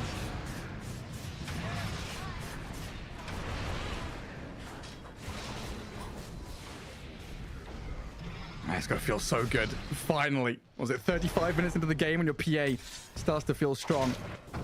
I mean, the PA, we always knew this game is going to start tipping more and more towards Gaimin Gladiators as the game progresses. There are some items you can buy to try and help yourself here. The MKB on Oscar is big, but maybe Aghanim's is needed too. It's kind of tough to say. Perhaps they pass it. The Alchemist is building Aghanim's, so I guess he will give it to Huskar and you get the double timing. There's a pretty big wave pushing in that bottom lane. Has to be dealt with by Heroic. And we start to think about that next Roshan, honestly. Yes, I mean, this game is dragging out. It's gonna go a little bit the distance, and that's favoring Gaimin Gladiators. They're happy here, seeing that they now have the Nullfire. Wind Ranger is a possible target, can dispel that Wind Run. And Alarm trying to get into BKB. 14 wards destroyed. King Jungle. Oh, he's made his mark on this game one way or another. And Gaimin Gladiators having a go at this Huskar. Analog has the BKB. K1 into the back lines, getting onto the Undying. They'll kill the Tombstone with the Huskar now, but Dyrachyo is still looking for his man. K1 a little isolated now. He's gone 1v5.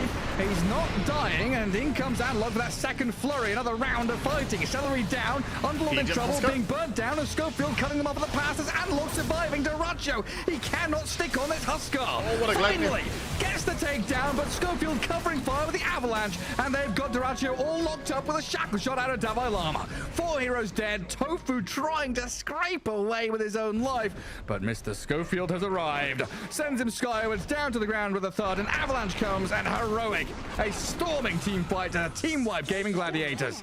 The patience on this man on Huskar there, not BKBing earlier, just slowly walking away there. And also the way they turned around the fights, he immediately focused on the Tombstone, realizing, okay, we can't really reposition the fight, kill off the Tombstone immediately to make it so that you can actually fight into this. Now, you know, all of it just coming into fruition here for them. All this farming, finally they managed to just take out a big team fight. That's investment, right? You invest into these stocks and bonds, and K1 to the moon. Mr. Farm himself. Yeah, we didn't see huge impact from the Aghanims on the Huskar there, but he did use it to lock down the Unlord a little bit.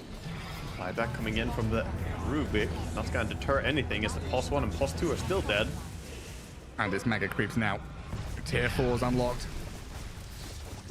30 seconds still to go on those two very important heroes, like you're saying. They gotta do something. The support and the offlaner. The Fiend's Gate, the Necro units, try and hold them back with a Pit of Malice. The damage starting to stack up, though, on this Ancient now as it is exposed. Ace is just going to walk into the middle of everyone here, but Heroic seem to just be hitting the building. He's just dropping. Okay, they're all going throne. Go throne. GG call. Gaimin Gladiators tap out in game 2 as Heroic take the 2-0 victory over Gaimin Gladiators in their first series of the group stage. God damn, dude. Heroic. They looked so sharp all the way from the start of the play-ins, and game 1 in particular here, I want to say they looked extremely good. Game 2, a little bit shakier, a little bit rough. I mean, lanes didn't really go out the way they wanted them to, but they still stabilized, took over the game, and take a 2-0 against a big hitter like Gaimin Gladiators. I mean, that is morale boosting for sure. Like draft, like, you know, for your coach, for your players, for your captain, for everyone, it's like, yeah, we outdrafted them, we outplayed them, everything seemed to be going right for Heroic there in game 1. Absolutely beautiful stuff. Yeah, absolutely. I mean, they're just looking like they're having a good time as well. Looking at the players now, they're sitting down, you know, feeling happy with themselves. Well, this is one of those situations where it very often feels like, you know, the kind of warm-up, the play-ins, that ability to find yourself, right? Get into a bit of a rhythm, get into a groove of drafting and playing on LAN. You know, you're getting into a new environment, make sure all the nerves are put to a side, as we'll see back some of these team fights as Heroic. You know, they had to deal with quite a lot of nonsense in the first 20 minutes or so with these gates everywhere and 5 heroes appearing out of nowhere. But, yeah, Heroic bringing numbers to pretty much every fight after that.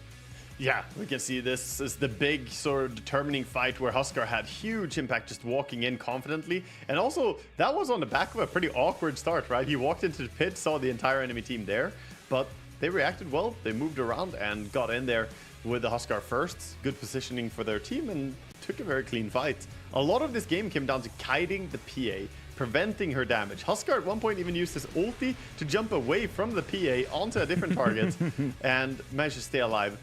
They did a good job just kiting out this game. Yeah, like very good like target acquisition, you know, like focusing the tombstone when they need to. You know, the Huskar can deal with it, the Alchemist can deal with it, the Wind Ranger can deal with it. So no matter what happens in a fight, any one of your cores can be like, okay, it's my job, right? You make that call, it's my job. You guys are going to go and chase the PA or chase the Rubik down, get that kill, force Quinn into an ugly spot like this here, where he kind of gets trapped on the wrong side of the barrier toward the tail end of the game. Yeah, a lot of these fights very difficult for Gaimin Gladiators to really convert on. I think that top fight outside of their base, on the side of Gaimin Gladiators, close to their tier 2 or where the tier 2 would have been, was the deciding factor. They went on the Wind Ranger in that fight, and she just ended up kiting them so hard. They lost so many things in that fight just due to not really being able to dish out damage. Later on here, we see, of course, the PA, you know, chasing after the Huskar. That was the fight where they also just kept out-maneuvering them in general. And then at the very end, everyone just on the throne. Bring it down. A celebratory toss there from Schofield. And look at Davai Lama. Yes! Yeah, give him the old scream.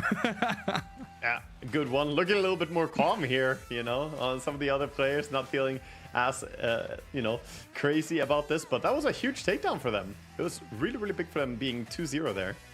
Yeah, I mean, honestly, incredible stuff. Like, play-wise, you know, some of these players have always been very, very fearsome to play against in terms of teamfight execution. You think of old Beast Coast, and their greatest strength was always massive team fights. As I believe we've got Davai Lama on the line here to jump into an interview and pick his brain a little bit and figure out what's going on in the camp of Heroic. Davai Lama, congrats on that 2-0 victory. Can you hear me? Hello, I can hear you, yes. Good, good. I mean, first of all, incredible stuff, impeccable stuff. How much of these drafts were kind of maybe preconceived against Gaimin Gladiators? Do you have like a lot of preparation in terms of their Broodmother first pick, picking up Huskar for yourselves, or was this like on the fly kind of decisions? Everything is prepared. Everything to the last pick. We do thousands of simulations, so we're prepared for any situation. Our coaches do a great job, so nothing surprises. Absolutely incredible. So one little fun question. You know, we've got, you know, Vamos Brazil, Viva Peru. Is there something that we should be screaming and fans should be screaming when they want to hype you up? Is there a, you know, a Belgian or another language that you want to be spoken, or is it just go Davai Lama? They can say whatever they want. Yes, they go Davai Lama. Anything, any language, I'll take the support anywhere I get it. Good stuff. Yeah, great support. And, you know, again, I want to say as well, congrats on that game. That was a fantastic series to watch. Very fun. I want to ask you a question about your game 2 here that you just finished playing. Did you go into this game thinking that you were going to go for the Greaves build all along on the Wind Ranger, or was that an adaptation that you did during the game? That was a prerequisite. So what happens is I asked for a crazy offlane hero that's not supposed to be offlane. Because, you know, because I think it's fun, and, you know, I like doing stuff out of the box because I'm just trying to be cool, I'm trying to be hipster. Yeah, yeah. And our coach Kav says, well, all right, you can do it as long as you buy Grief, so you actually have some impact. So that's the deal, and so that was the plan. Yeah, it's an aura patch, so you gotta kind of contribute with your team fight stuff. It worked out really well, though. You very often ended up being the bait in some of these fights. Do you think that they perhaps targeted you too much, or do you think that they kind of had to bring you down first? Thinking back to some of the fights, it just looked like you were doing a great job kiting them. Yeah, no, I think they just... It's weird, because you see, Wind Ranger usually is this high DPS, squishy hero that dies anytime she doesn't have his E. But I'm a Wind Ranger that has 30 armor, you know, with Greaves and a double bracer and a Gleipnir. So I'm actually tanky, but the conception of Wind Ranger, it's hard to adapt, you know, because you see this Wind Ranger, like, oh my god, it's a Wind Ranger. Jump him, kill him. Exactly. But they don't expect the Greaves. Yeah, there's a little bit of a curveball there for them, and hard to perhaps to adapt. I want to ask you one quick question before we let you go here. What is your favorite thing to do on tournament day outside of Dota? Anything that gets you in the right spirit or in the right mood for good games? Preparing rats for the games, of course, and meditating as well, like getting in the right mindset. It's very exciting, you know, like the fact that you're going to play a match very soon. It's important to get ready, have the right rituals, and be ready for the game. All right. Well, we wish you best of luck moving forward. I mean, that was really fun to watch. So good luck. Good luck. Thank you very much. Congrats. Thanks for joining us. Keep that momentum going. Look forward to seeing you in the future. I always love Dalai Lama's interviews. Good insight. Always, again, just like always very open, right? You know, not hiding anything, not keeping these like hidden strats or phrases or whatever. Just like, yeah, this is straight up. You know, everything was prepared. These drafts, we knew what they were going to pick. We knew what we were going to pick. We ran simulations. You know, that's what you like to hear from a top tier team. I like to hear, you know, your coach said, okay, you can play it, but you have to make sure that you buy Greaves. You know, you got to be able to do what we expect from an offlaner. But sure, you can play whatever hero you want. But you know, that's the kind of answer I was looking for as well. Was this, you know, something he chose to do? But it's a prerequisite is what he called it. Yeah, you've got to make sure, you know, there's all these little puzzle pieces you've got to put together. Sometimes you can have a funny shaped one, you jam it in there with a hammer or something, but everything else has to kind of slot in around it. As our first series of the day, maybe a little bit of an upset for some people, but for those of you that watch the play-ins and have been witnessing the kind of blooming and flourishing Heroic do very well for themselves, this is just them continuing down the rails on their wild ride. As we do have an MVP from the game as well, and some highlights here. K1 Alchemist in both games, farming very nicely, and kind of early pick Alchemist as well. Yeah, it was an early pick, and you know they worked out really well with him. It was against the Broodmother, of course, so it was a pretty good game for it. And they secured really strong lanes. The Slardar was something that I think was also working out really well for them in that game. Here we see, of course, game 2 again, where you know they looked a little bit shakier at first, but they found themselves again in the mid game, and they executed really well in the team fights. I think that's the big thing for Heroic. They don't spread out much. They go together, they play together, and they, you know, win or lose together. They don't split up all that much. Yeah, it feels like the Schofield effect, right? He's the recon man. He's in behind enemy lines, the SAS kind of like scouting, you know, digging trenches, planting mines, whatever it might be. And then he's like, okay, we see a target. This is where we're going to go. We're going to jump this hero, blow them up, get that numbers advantage. But yeah, nice, swift 2-0 victory for Heroic over Gaimin Gladiators. And we'll get ourselves ready for the next series coming up today, which is going to be Entity against PSG Quest. So we'll see you after the break.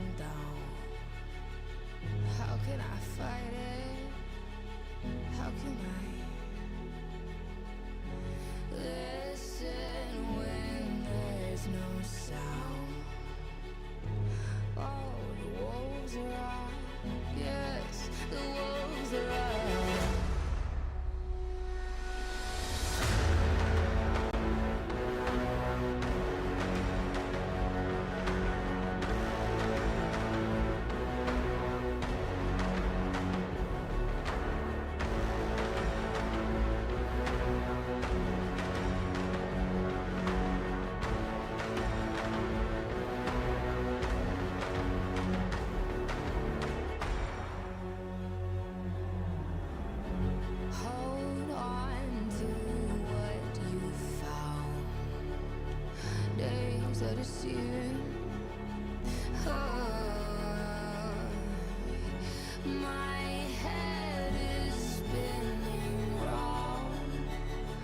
Oh, I hear you now. Yes, the wolves are out inside of our reality.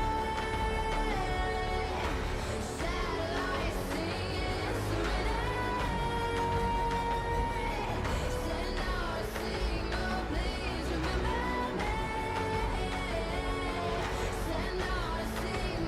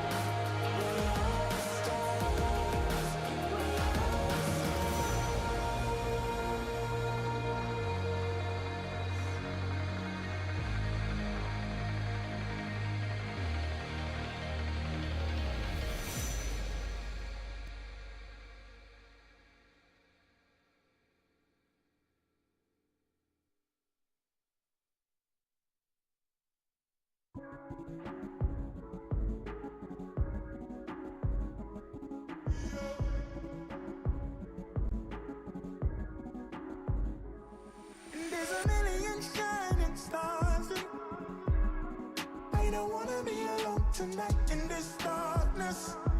Yeah. They keep on selling us dreams to get this higher. It's in the energy all around us. Man, it's divine. The sun went down, I made my home. I rested my head on a stone. I see the stairway in front of me. Who is this me in my dream? I was tripping, uneducated, buzzing, riding the wave, spaced out. I left the room, came back again. It's almost noon. A sea of people, their hearts beat. They saw the sounds, witness the creeds. They're impatient, couldn't take the weight. And after 40 days, they met their graves. From when a new generation rises, the truth in their hearts reside. From the east to the western lights, they'll rise up and claim their right. It's in the stars, my friend. Look up again. No time to pretend. Until we're dead, we fly when we can. Get down with the plan. Adrenaline. There's a million shining stars. I don't wanna be alone tonight in this darkness. Yeah. They keep on selling us dreams to get this higher. It's in the energy all around us. Man, it's divine. There's a million shining stars. I don't wanna be alone tonight in this darkness. There's a million shining stars.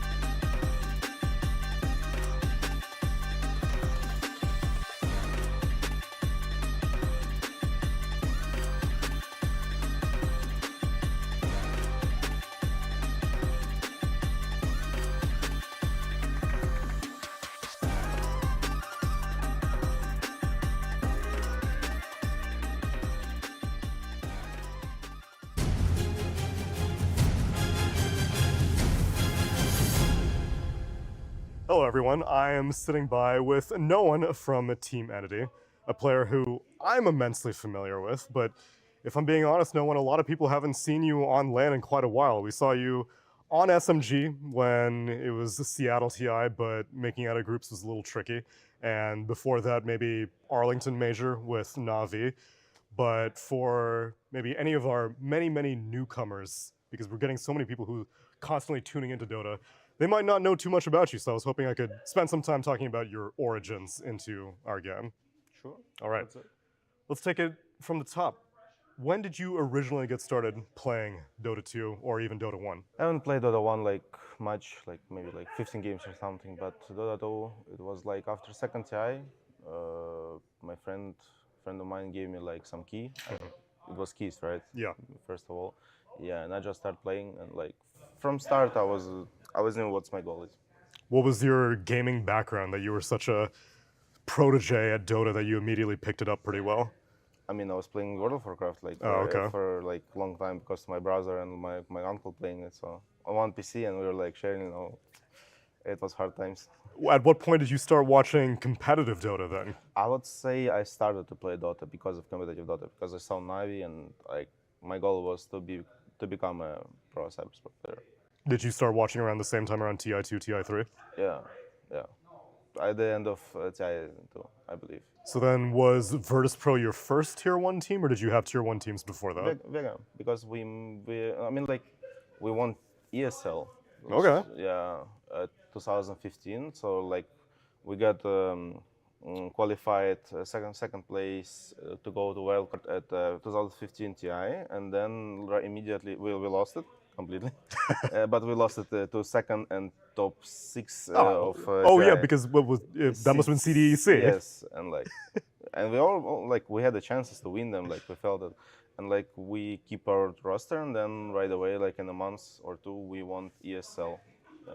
So you weren't at all, I guess, intimidated by the prospect of like, oh, this is a tier 1 team, expectations are high, they recruited me to make the roster. No. I mean, like when you're 17, it doesn't think of these things, you know.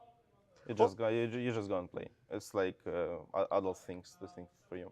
That seems to be your attitude in general, though. I've never really known you to be a player that gets stressed out by outside factors, really. I mean, sometimes I do, but I'm trying not to. Not even like I'm trying not to show it. It's just like, yeah, my nature, I would say. I'm kind of calm, but like if it gets to me, I'm really like, you know, like impulsive. Okay. How about describing your time on VP? Because that was many, many years, many, many successes. Looking back now, what are your memories from any of the VP rosters that you found success with? It's a really good feeling that like you're going somewhere and it like leads you, because like you're putting everything and like it gives you back, right? Mm-hmm. So it's only good memories. After TI9 ends, then you're kind of one of the last players to remain on the virtus.pro team. Everyone else kind of went their separate ways. Who else was still with you? Solo was still with you. Maybe like 8 months? Roger was with us, but we kicked him like in 2 months or something. Oh. It was some story about it, untold. Sure. You know. Ancient history. Yeah. So then it seems like you maintained a pretty clear focus despite all the other circumstances. Was there any point that you even flirted with the idea of retirement, or you knew that you would come back to tier 1 prominence? Not the retirement, but maybe like just 1 year of chill, I would say. I was thinking of it like this year, like before the SMG, I was thinking like, okay, I can take like at least half a year and I'll see. Just chill time, because I felt burned out after like old G as well. Oh, that's because right. I was like playing carry, and I was playing non-stop actually for a year, like 10 pubs per day or something, because I was trying really hard. It didn't work out at all. Yeah, this was one of the teams as well, but I was been. That's true. I forgot about that one. Yeah, I forgot about it. What does a chill period look like for a player like you then? Would you stop playing Dota altogether, or? I don't know. I've never been there. I was always playing, and like I'm afraid of it, kind of, you know, to be there, because like my mind is really fast, and like not to play Dota for me, like at least if I'm not like at some like chill place, you know, like for a month, I'll be crazy. I know. I believe it's still like you need to try it for yourself. I believe it's experience. I have to imagine it's healthy as well, but I mean, if you're winning, then no need to pause. No, I mean, depends, I would say. Look at Anna. Yeah, true. Then I guess we've looked through your time as a younger player. You were saying that most of your VP days you remember as being like, well, maybe I was younger at the time, I had different expectations, but now you yourself seem to look at yourself as a veteran player. I heard your interview after you won TI Quals where you're kind of the guiding force for a lot of your younger teammates, but they already have a lot of the pieces necessary that you don't have to do that much. What's it like being one of the more veteran players on a roster now? Sounds terrible, of course, veteran player. But I tried to use very good words where it's saying like, oh, you're not old, you're a very seasoned, experienced competitive player. Yeah, I mean, it feels great to me. I don't know, with all my experience, like with all my mind-changing stuff by the years, I feel great to play Dota right now. Much better. I know that like I became like Dota player that I wanted to be actually right now. Always. Is there any advice that you give to your teammates, or maybe something that you would have told 2017 no one if you could go back like 7 years, or you're pretty happy with it all turned out? I mean, I can give some advice, but he'll not listen for sure. He doesn't give a What a stubborn guy, man. I mean, yeah. Of course. He won a major. What do you want from him? So much ego from these major winners. Yeah. Many majors, many memories. Yeah. Imagine if he would win TI. GG. All the pops would be dead. It can still happen. I don't. What do you mean? Imagine. I mean, like 7 years ago. Oh, okay, right. I mean, I'm not saying I cannot. You better not be. That's the last thing I want to hear from you. Did you have any prior experience with any of the teammates on Entity? Had you ever been on a roster with them before, or just met them in pubs, or these are all new personalities to you? All the new personalities. All. Yeah, I haven't played with them. Although maybe running into pubs. Yeah, running into Watson in pubs or something like that, or yeah, of course, all the time. GM, Watson, Katomi, Fishman, all of them. Mm-hmm. They're high rank, so. So then you said to end up on this team, you did talk to Fishman directly. Yeah. So what was your connection with him that you were like, oh, he's the person who I should reach out to? I told him. That's all. Like I just asked some guy to give me contact. Oh, okay. That's all. It's easy. It's that easy. Yeah. For a player of your stature, though, I imagine. Maybe. Veteran. Veteran, that's right. I think that's all I got for you. No one. Sure. Thank you so much for taking the time to speak to me, share your history with the people, and now it's no more looking back, but seeing what you can do in the future. Thank you. Thank you very much.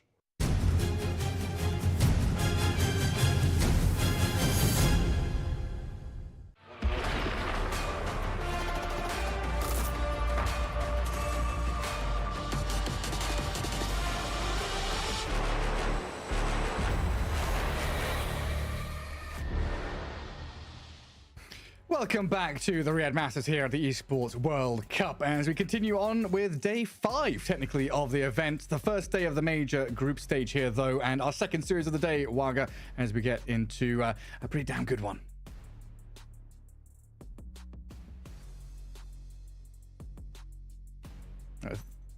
You're muted somewhere? There we go. Yeah, looking at Entity going up against PSG Quest here. Yeah, a little bit of a mishap. We're gonna have. Still muted for me. We're gonna have a strong matchup here. I think either of these teams could really take it, but Entity overall, I think, would probably be my favorite a little bit going into this one. Yeah, I'd say so. Judging, like, I think if you asked me this question 2 or even 3 months ago, I would say this is PSG Quest, like 9 times out of 10. But with the like kind of results of Entity recently, and in a positive way, and the results of Quest recently in a kind of negative way, you know, not super negative, but definitely comparative, I'd say Entity favored here. As we can take a peek at the standings of the groups, Team Spirit Heroic already up the top with a couple of 2-0s there. And of course, we're getting into Group B now. Yeah, Group B, and there are a lot of teams here that are going to be fun to keep an eye on. We have Mouse, for instance, who came through the decider match, taking out Virtus.pro there in the sort of last chance to get into the groups here. But we also have some of the more established teams, some of the bigger and stronger teams, like teams you expect more from. Liquid, for instance, a lot of hopes for them. But, you know, also going back to PSG Quest here, we talk a lot about Entity. But PSG Quest, they've impressed us a lot in laning stage in the play-ins as well. We had some fun watching how they utilized, for instance, Elder Titan, a hero that not too many teams have been using in a good way. But the Call is, you know, been having good success with that. God, I'm just thinking about the groups before we get into that matchup. The fact that Falcons got 2-0 by Team Spirit, and a lot of talk about the group stage here, right? With Group A being kind of the group of death, with Gaimin Gladiators, Falcons, along with, you know, Team Spirit, Heroic potentially. As our first series of the day going to be Entity up against PSG Quest. I think it just speaks to the level of Dota we're at now, right? I've seen, you know, the stats men, you know, Leah and Knoxville putting out notes on how close, you know, by mathematical models, these groups are both very close together in terms of kind of skill level and performance, right? Where they're meant to be. In terms of rankings, but you kind of look at the names of the groups and you're like, oh shit, Group A. Yeah, Group A looks terrifying to me, but when you take a little bit more time and look at it, you can start seeing it. Like, you know, Team Liquid do have a lot of really good placements. You have Extreme Gaming also performing pretty well. Tundra, of course, a huge title or a huge name in Group B as well. So, and even like Beast Coast, they've been on the rise, playing better and better lately. So I'm surprised to see these groups. I feel like A still looks stronger, but yeah, if you have someone you think feels stronger, you can always check out the STC and make your prediction there. Yeah, get there, see if you can battle with your friends, find out who comes out on top in the group. So, like you say, just like teams, you know, like Beast Coast, Maus have definitely surprised us a little bit and looked very good with their recent performances. Just the level, the ceiling of Dota just rises and rises with every year that we play through. Super close stuff. Yeah, it's always increasing, right? And like we heard from no one there in his.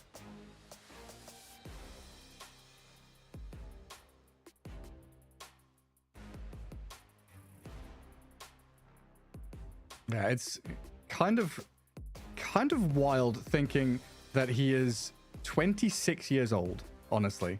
26 years old, and he's won like six majors. What was it like? Okay, they came first ESL 1 New York, second Kiev major, ESL 1 Hamburg, Katowice, Bucharest, Birmingham. Doing well in international, you know, back on VP, Vegas Squadron, whatever it was. This guy has been around as a youngster, and now he's, you know, a veteran, calling him an aged, seasoned player. I mean, he's 9 years younger than I am.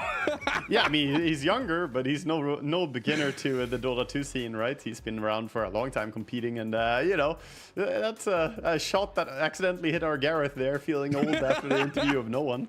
I was casting him when he was a young child. Look at him now. He shaved his head and he's got a beard. Oh, it's honestly crazy stuff. I always have the same kind of conversation around, like, you know, Amar and Malrine and people like this. It's the same deal back when we had Sumail come out on the scene, right? It's like kind of already an aging-ish population, like, oh, people reaching mid-20s, it's their time to go and become talent now. Sumail comes on, it's like, I'm, what, 15, 16 years old, slap some people around, and we just have this, you know, cycle of new players coming up, the experienced players kind of building them, and kind of showing what they're made of here. As no one said, right, all of these players were kind of not necessarily unknown factors, but new teammates and new factors for him to play with, as he'd never been on a team with them before, but kind of met them in pubs. Yeah, of course, they've run into each other a lot. Like you said, all these high-level players, they keep finding each other a lot, especially playing in the same region. But you find new constellations. You find that your playstyle might work better with people who have a certain vision. Dota is a lot about finding, you know, teammates who have similar desires about exactly how to execute, and, you know, an idea of a draft, sort of like what we were talking about in the previous series with, you know, Duracho perhaps being a more sacrificial type carry than some teams are used to. So you got to find 5 players who have a pretty good idea of how they want to execute and have, you know, everyone be on the same page, because there are so many differences that people can have in how you view Dota. Yeah, I mean, that's one of the biggest things, right? There are so many parameters and so many things that can happen. Very often at the highest level, it feels like something that's more important than doing the right or the wrong thing is just doing the same thing together. You know, just be on the same page, make the same move can be so much stronger than having the optimal play that someone is doing occasionally. Exactly. That's the common thing in anything that you got to work together as a team, is that at least you were doing the thing together. It may not have been the perfect solution, but if you did something and it kind of is good, then if all of you work together, it can probably solve whatever problem you're facing. Something that I always think about OG as doing is kind of fostering that family environment, you know, have that mental connection, that unspoken connection, as we've seen kind of a similar thing from PSG Quest when they initially formed. The kind of unspoken connection here between their players made them very, very exciting to watch when they're entering team fights, because their team fighting has always been very crisp. Yeah, it has been. And, you know, they're a fun team. We have a little bit of Kamehameha coming out here from the players. But yeah, PSG Quest, always a fun team to keep an eye on, especially because of their, you know, the big personality that they have in the team, let's say, with a bit of all chatting coming out perhaps in some situations as well. We've got some anime tattoos there as well from Malik. Malik's been a good addition to their team as they kind of struggled to find an offlaner for a little while. Of course, adding Ducalis has made them look that more potent as well. Yeah, eyes on you. He's been pretty cool from this position 5. And you mentioned that Elder Titan. Oh, there we go. There we go from Noob. We had an Elder Titan that Ducalis has been picking up from time to time, has been a hero to keep our eyes on. Yeah, it's a hero that I think, you know, not too many teams are gonna consider, but definitely on their radar. As we have seen, we've seen what you can do, similar to how Gaimin Gladiators used the Undying to shut down laning stage there. They can do similar things with the Elder Titan. But at the same time, going over to Entity, they have some trademarks of their own. Fishman on a lot of different heroes, such as Bane, for instance, being his notorious lane controller. We'll see if there's going to be respect towards that. It does look like we have a few support bans already coming out as the players quickly get themselves into the draft here. Yeah, what was that game we saw? It wasn't an IO draft, but I compared it to an IO draft, where it was Bane setting up for like 3 heroes that just jumped out of nowhere. Didn't they have like Spirit Breaker and stuff going on in that game? I can't remember which one. It's a while ago now since the group stage. Spirit Breaker, Storm, and Darkseer. So they had the Bane set up for like the global jump. Yeah, you're right. Yeah, they had some good tempo heroes there to pick off. That was when they were playing against, was it Beast Coast, I want to say? Yeah. Who were generally looking to split up a lot, and Entity punished it a lot. We'll see what their approach is going to be in this game. We've seen that they play the Spirit Breaker, and they already see a Brood. Darkseer Spirit Breaker coming out, perhaps? Maybe. I mean, you get one of them, and the other's going to be banned, though. I think that's always, always a factor here. You don't let them have both. Yeah, for sure. I'm surprised how many times we have seen both. Yeah, that's true. Yeah, he does kind of slip through. You just got that. A couple of slots to ban out a hero here or there. And yeah, Darkseer. He's going to come out to play. Step 1. Complete. Now they're just sitting there like step 2. Do we get step 2? Well, that's the thing. Like, you ban Spirit Breaker and they still have that option to, you know, pick a Clockwork or something, right? There are other heroes that can not necessarily fill the exact same role, but a similar one.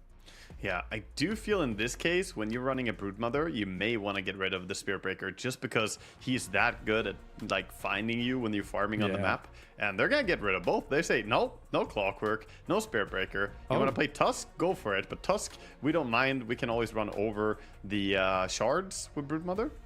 It's not a problem. Very true. Is there another hero that I'm forgetting? I mean, there are many things you can do, but the sort of obvious ones are gone. You know, previously it would have been a Monkey King, would also have been an option, but he was already removed in the first phase. Tiny was also banned, which would have been a decent substitute. Yeah, it got a little bit awkward now. Marcy, maybe. They go for the ET. Okie dokie. Not 100% sure that's going to be laning together with Darkseer, though. It could be, you know, filling the same role. And yeah, you can get quite strong with all the spiders with Astral Spirit. Definitely not as potent in the early game, though.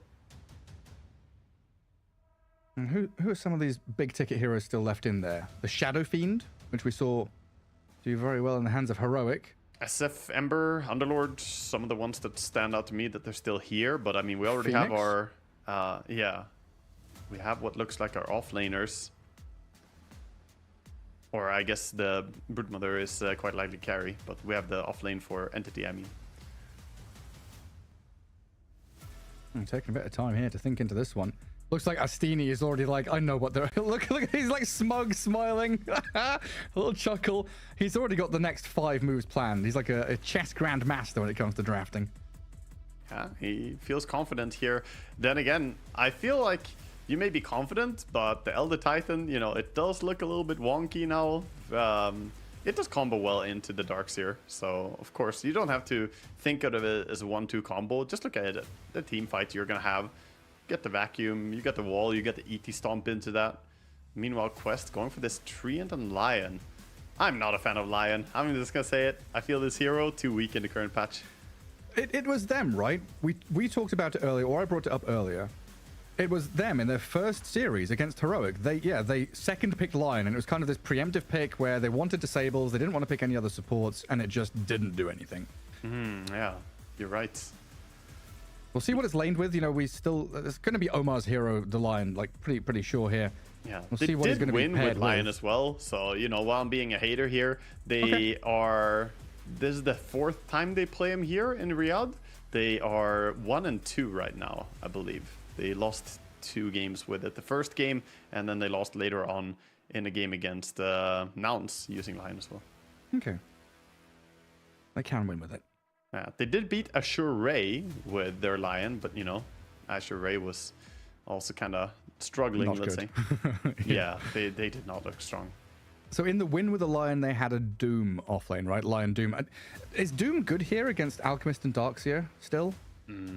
It is definitely an option. It's an option to pick it here because you mitigate the potential for him to save or heal up. Yeah, they might go for it. It feels a little bit of like a weird draft, Doom, Brood, Treant, and Lion, but yeah, I kind of like it because the Dispels. Okay, they get Dispel from the Brewmaster anyway. To get rid of the Wind Run, get rid of the Surge, even get rid of the Astral Spirit. There's actually a lot. Yeah, there's a lot to do here. And getting rid of their own flex though as well, right? Like carry Brood, offlane Brewmaster now, and a mid lane last pick for Noob. Yeah, looks like that's what we're going towards. Yeah. We're going to have the Noob against Noon mid lane. Noob and Noon. You know about this, right? We all call him No One, but his name is meant to be Noon. I saw that. I was reading up on his Wikipedia recently, and I was like, Noon? It was a big conversation. I didn't like legit 7, 8. Like when he was at, when he was in his prime. Like I'm not saying he's bad now, but you know, back on VP when he was winning all the majors in his prime, we had to have a conversation where it's like, well, it looks like No One. It should sound like No One, but it's meant to be like High Noon or something. And all of the English casters were like, no. Yeah, I don't know. His name is so good for No One. I mean, that works, but... No One in the mid lane. I'm sorry, buddy. I'm sorry. Your nickname is great, but it's not what you want it to be. We're just going to keep calling you this way.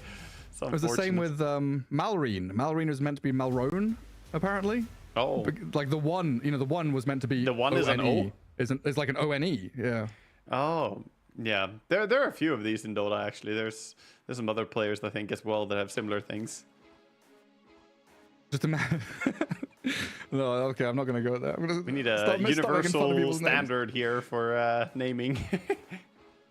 Where's the Associated Press guidelines for pronunciation of Dota player names?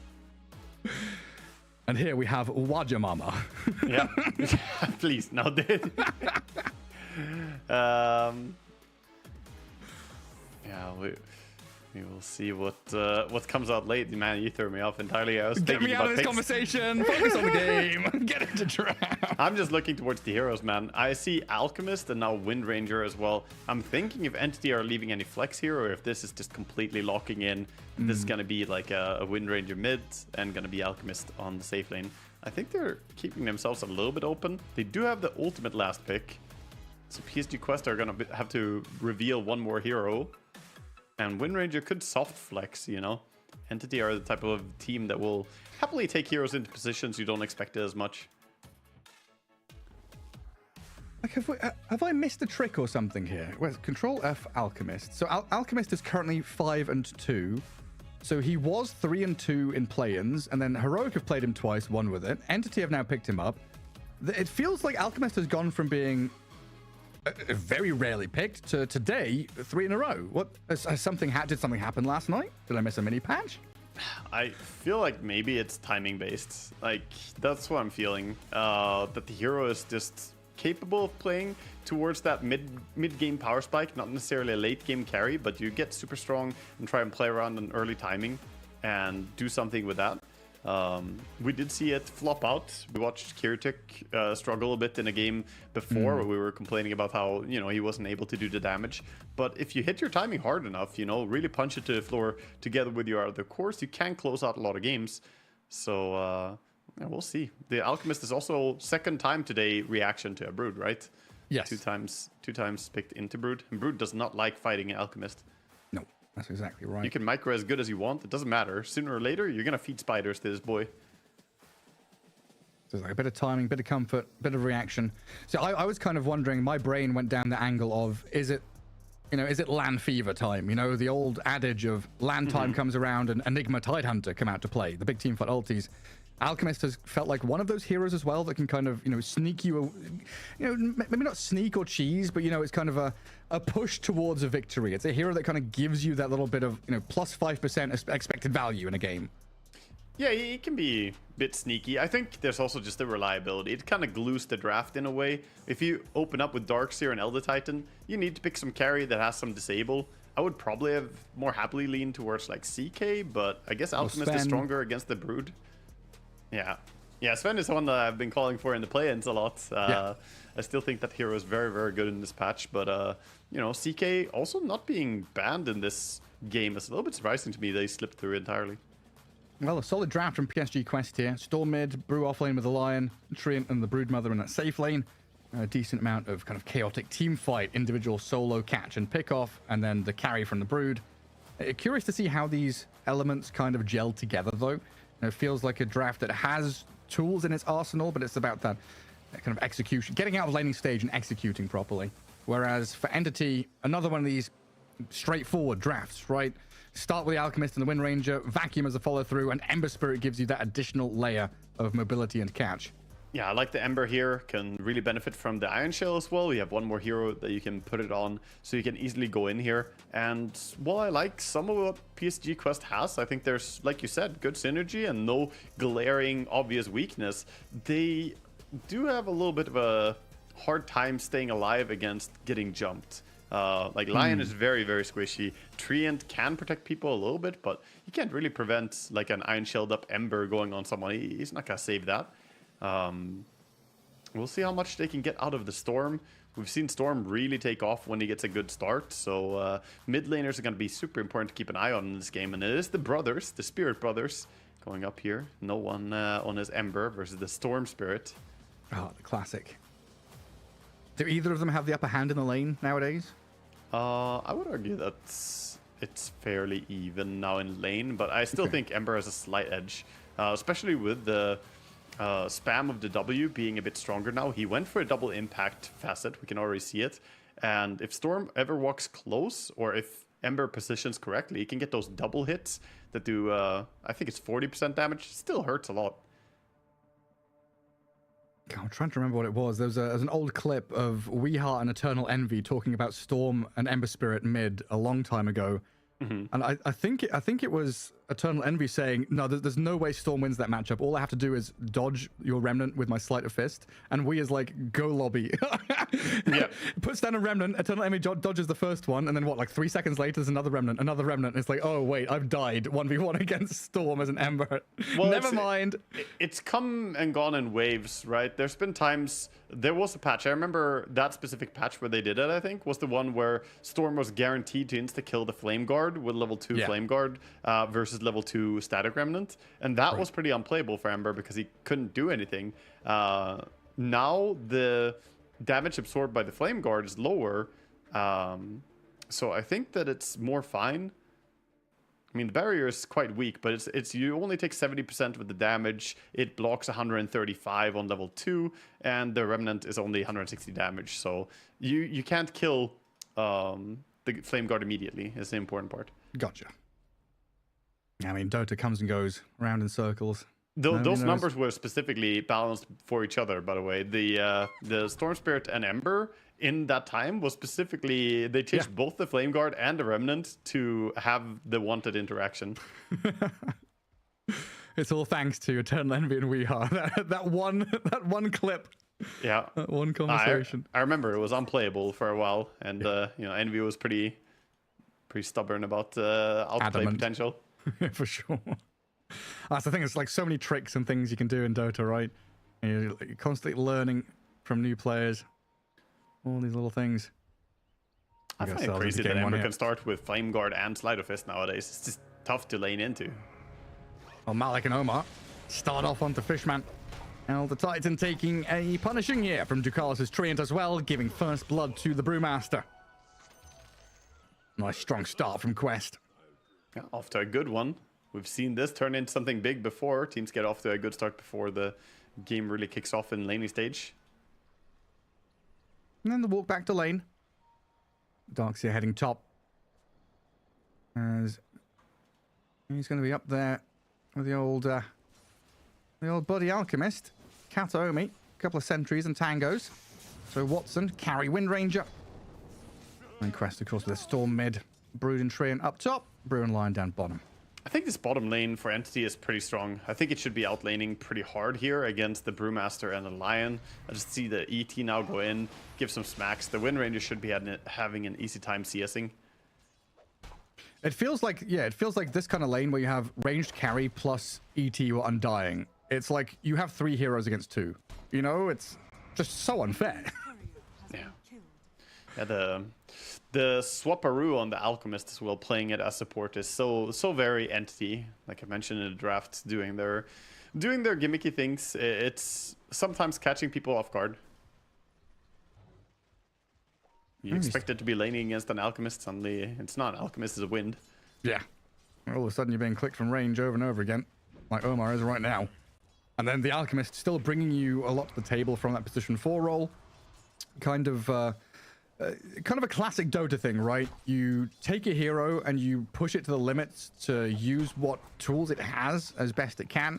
Kind of reminds me of, you know, the old swaps, right? Clockwork used to be a position 3 hero. Now he's a position 5 because players realized we don't need farm. We just need level 6 on this guy. Similar thing to the Alchemist, where he can just be shoved into this spot, level up stun and acid spray, drag waves around and be an initiator. I'm looking at this Brood, just constantly bothered by the Alchemist, who's not going to pull the next creep wave down as well. Brood finally going to get some chance to heal up under tower here, but just persistent harassment. It's very irritating. He's got to get easy CS under a tower, though.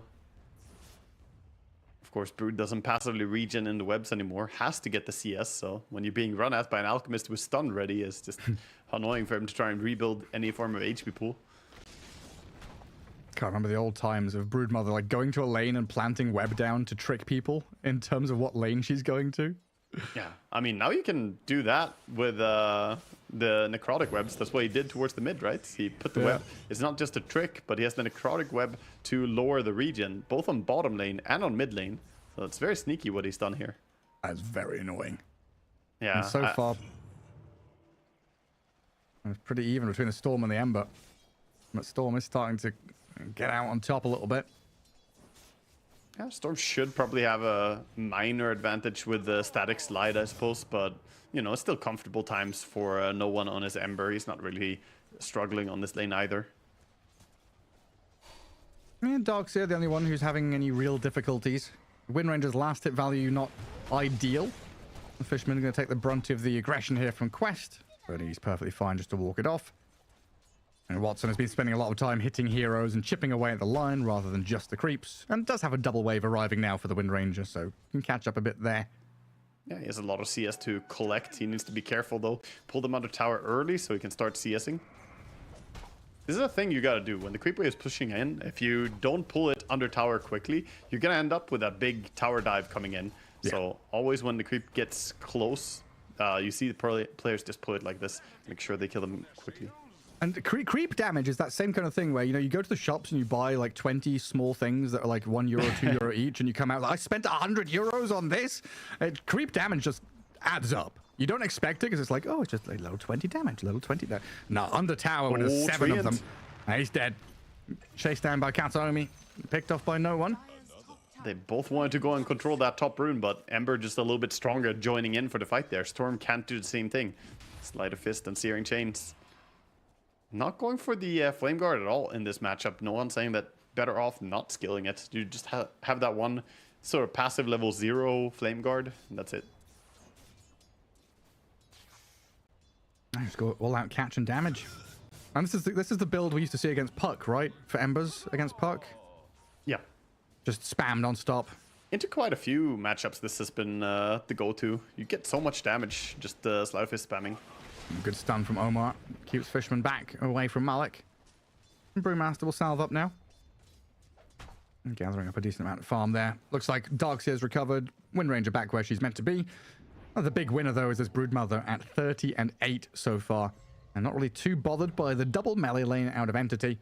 But this Entity lane was never meant to, like, win the lane, right? This is much more of a mid-game timing pairing of heroes. It is, but you want more than this from your Darkseer, and this is also where, you know, the awkwardness comes from the Spirit Breaker being banned out. They put the Alchemist up here. It's not as potent, and Darkseer is falling behind quite a bit.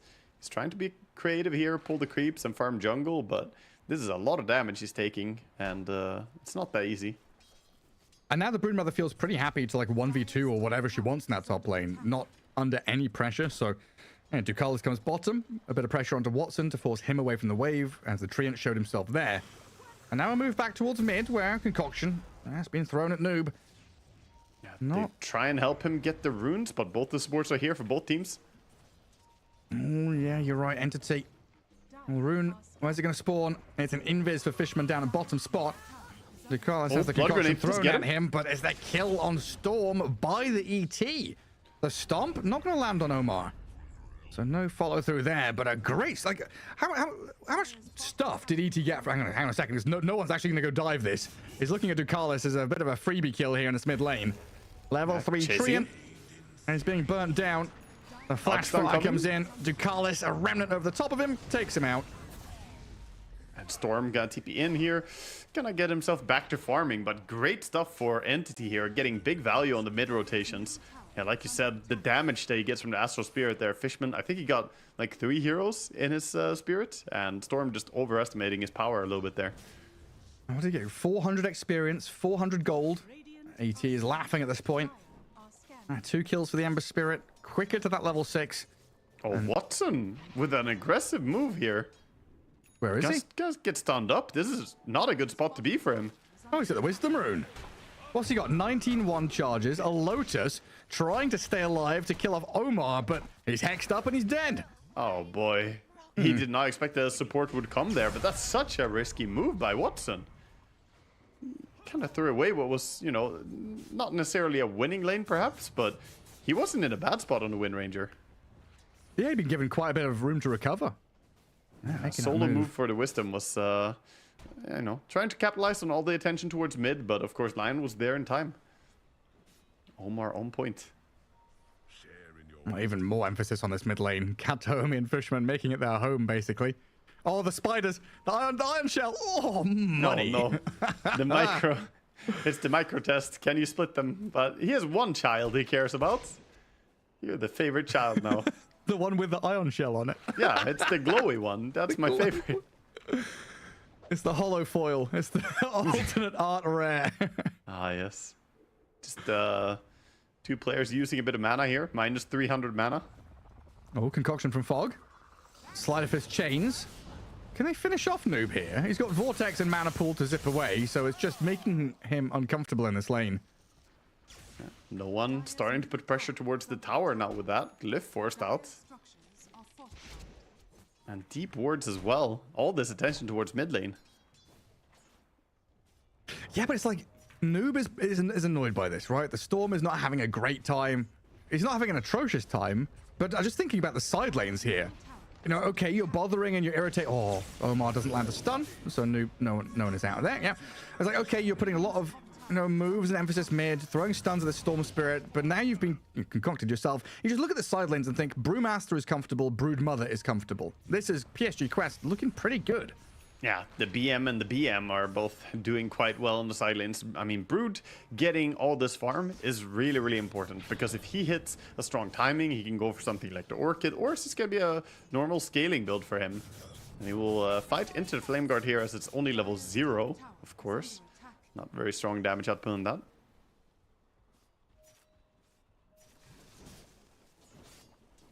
they really need mid tower to fall on the side of Entity. All this resource investment towards mid.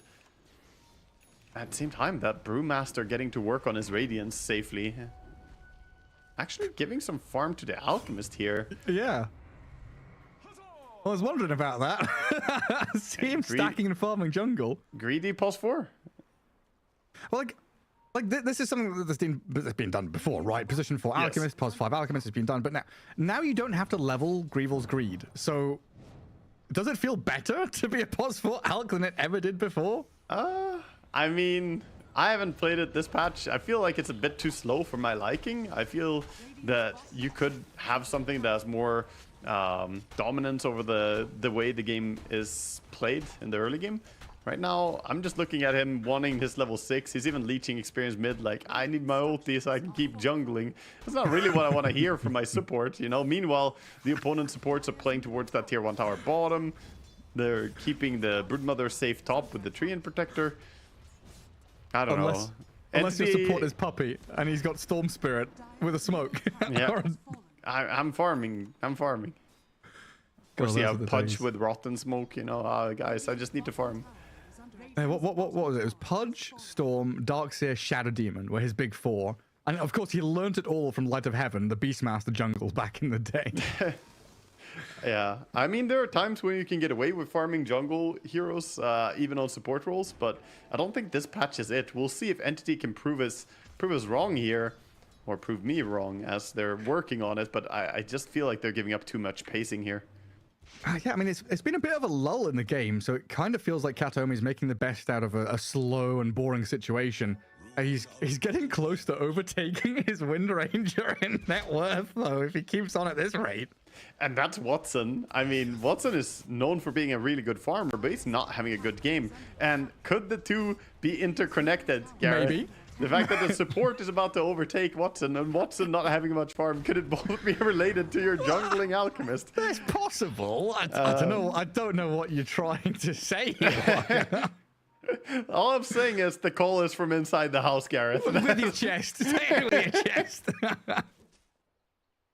Well, Watson's going to sit back in jungle and have a bit of a calmer time away from the eyes of Quest. And it seems like, so far, you know, they're happy to get Broodmother up to the top of the net worth, get to this timing with the Brewmaster and the Storm Spirit. And honestly, in terms of net worth, like, you know, Wind Ranger isn't that far behind the Storm. Darkseer is ahead of the Brew, and Ember's having a decent time. Yeah, they're all having a pretty good time, but Broodmother will hit that Orchid timing that I was worried about. I was trying to say it earlier, how, you know, having this good of a game, Orchid becomes a big option for her. That's a timing item. You don't always see it from Broodmothers, but in this game, when you're free farming like this, get early Orchid. Ember now can't play aggressive. Smoke move bottom here.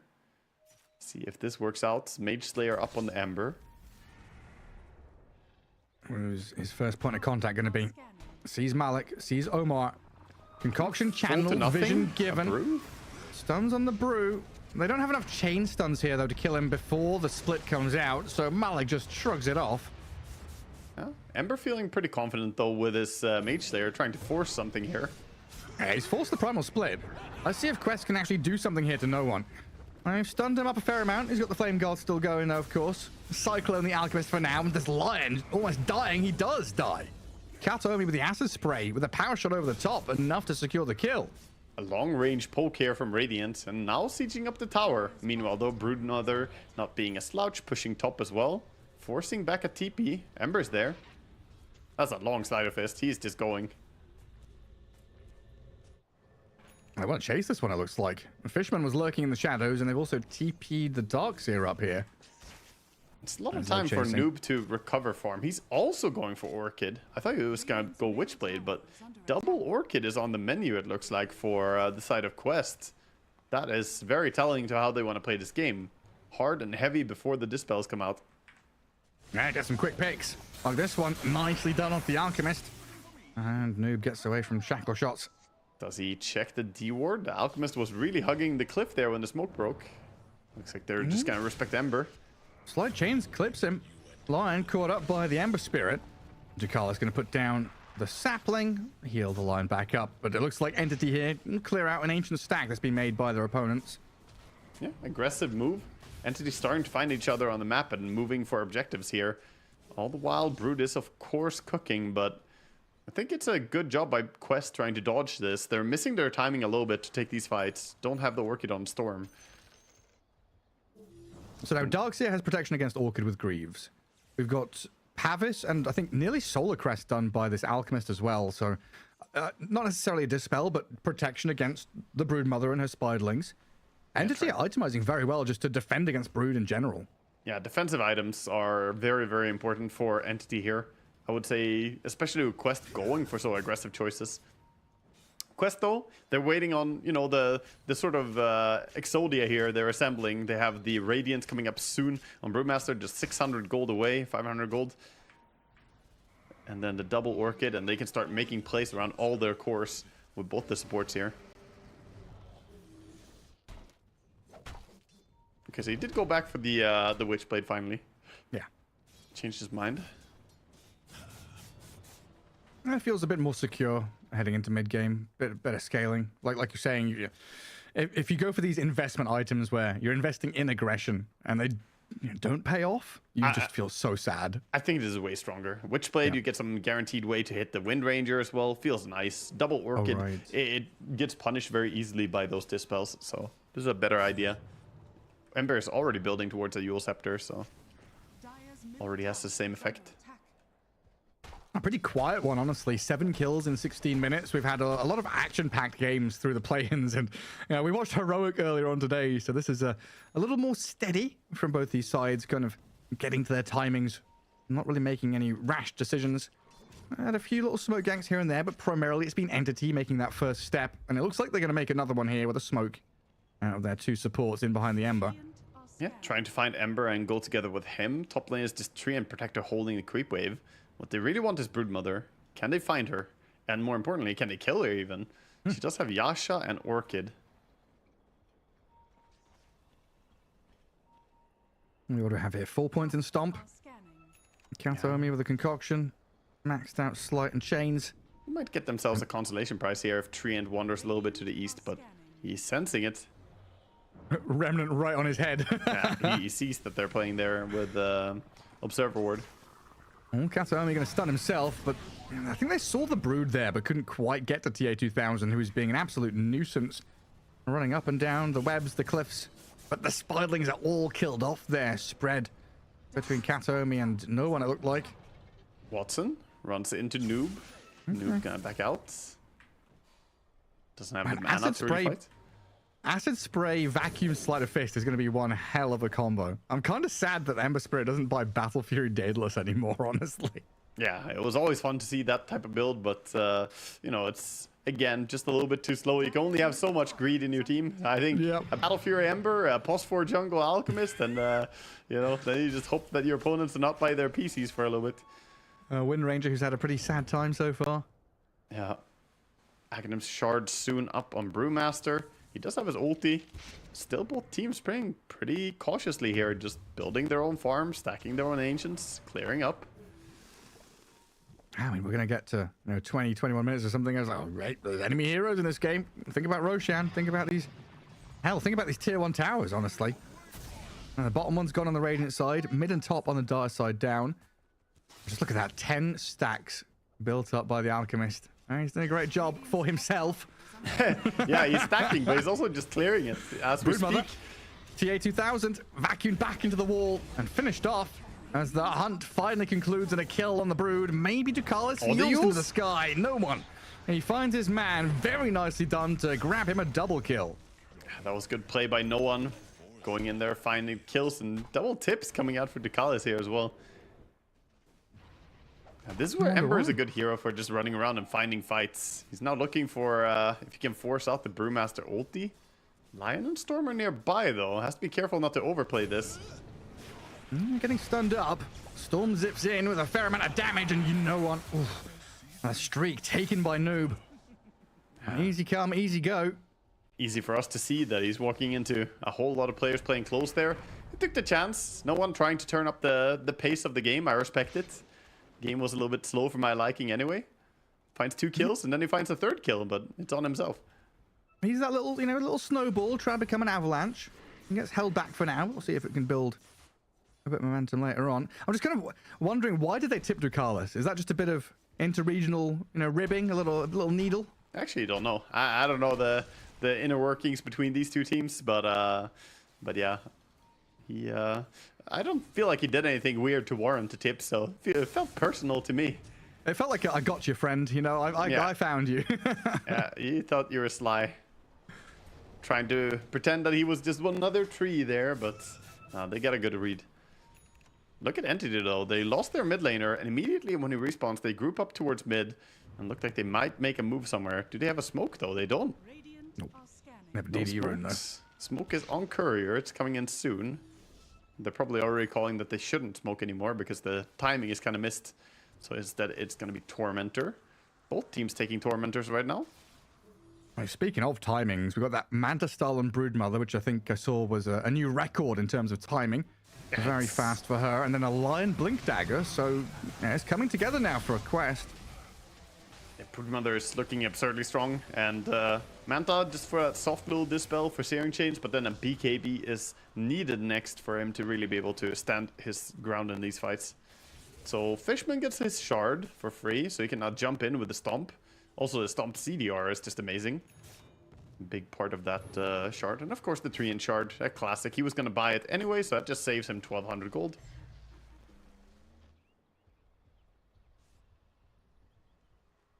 It feels nice when the real hero, the real target gets the shard instead of some Bat Rider or Tiny or something. Yeah, I think they were pretty fine with either getting it there. Getting the mana drain upgrade on Lion would also not be too bad. Getting the sort of BKB effect there.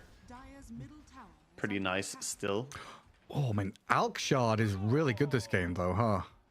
Yeah, there's a lot of value here to dispel. The Treant ulti, the Orchids. It's quite a few things. It's just, the fact of the matter is, carry players hate playing against Treant. They're like, oh, I've got to buy Manta or Yules or some nonsense against this Overgrowth. So I've got Berserker's Potion now. Oh, the wraparound. They saw the Alchemist a little bit, I think, but they're on the wrong side. Can't catch him. They're going to go towards Roche. This is a good dodge for Entity. So Alchemist is 1,400 gold away from his Aghanim Scepter. And I can only imagine this Aghanim is going straight towards the Wind Ranger. You could give it to no one though on Zember. Yeah? But Wind Ranger needs some help. She needs a push here. Like, she's not having the game that she needs. The Aghanim Scepter would allow her to have more positioning in the fights. How does it work? If you're an alchemist, you give an axe to someone, it's immediately consumed, right? Yes. So you don't get to give they don't get like stats from it. They do. They do get stats. They do. From Okay. Yeah, okay. They keep the stats. Specifically, Alchemist consumed Aghanims does give it. Right. Okay. Thank you. Yeah, so it didn't at first, but they added that as a little extra buff to Alchemist. Gotcha. So it is going to buff her up and make her like a bit tankier, give her a bit of stats as well as 21 damage, right, or something from the universal damage as well. Yeah, that's nice. Yeah, I think it's a good addition. Get some 400 HP increase almost. Then yeah, give it to Watson. Oh. Aegis is there for the Ember Spirit. 4 minutes of it. Let's see what that is. It a farming power play? We've had a lot of farming these 23 minutes of gameplay so far. Or is this when entities start to feel comfortable with their Wind Ranger BKB? They have to make a play somewhere. I wonder if it's 700 gold on the Alchemist and then go. He's 500 gold away. Maybe it is worth waiting for the Aghanims here. You waited this long. You might as well wait for this very, very key timing, I think. But yeah, both teams very complacent here in this game. We have Kaya coming out for Storm. Treant working on a blink up top, but he's still 400 gold away from it. It just kind of feels like everyone's playing PvE, you know? Yeah, so how's your RPG going? World of Warcraft, go and kill 10 boars, bring the skins back to the market, give it to the tradesman. Maybe that's what happened. They loaded into the game and Dota Plus just told them, okay, your quest this game is you gotta find me 20 satyrs. Gotta be the blue ones, you know? It's like, okay. Those Warpine Raiders have been attacking the village. Is there no one who can save us? Oh no. Some Fable story coming out here from Dota. Oh, And we're going to see maybe an ulti force here again. He's trying. Yule's setup, staying on the Brewmaster. He's like, trying to catch him out. Click your button, click your button. Bottom jungle in the meantime. Alchemist getting zapped down and finished off by the Storm and the Lion. And yeah, that Brewmaster had to primal split to get away from the grasp of no one and the rest of Entity. Oh no, they killed the FedEx. He was gonna try and bring the Aghanim Scepter to his teammate there. Now we have to wait to find out who's gonna get it. So, this is where you pause, you go ad break. Find out next time on Alchemist Farming Adventure. 20 seconds. If there was ever time for a little pause. Cliffhanger right now. Who does get it? I mean, my money would still be on giving it to Windranger, to be honest, just for a power spike, but I could see no one making a case like, dude, just give it to me. I've been the one enabling the team. Let's go. It's like the I'm strong kind of moment. Yeah. Storm Spirit gonna zip away, but no mana pool remaining. BKB TP, nothing to go through it, so successfully back home. Oh, here it comes. It is for no one. So he has the extra remnants now, the speed on the remnants, of course, as well. Okie dokie. Yeah, this is a little bit of a tempo item. It's going to give him the confidence to go, diving onto these heroes. Like you mentioned in the draft, Lion, Treant, kind of susceptible to being run at and dived. They do not like being caught out. Man, imagine you're playing carry. You have an Alchemist farming jungle, so you keep struggling. You're having a shit game, and then he gives Aghanims to someone else.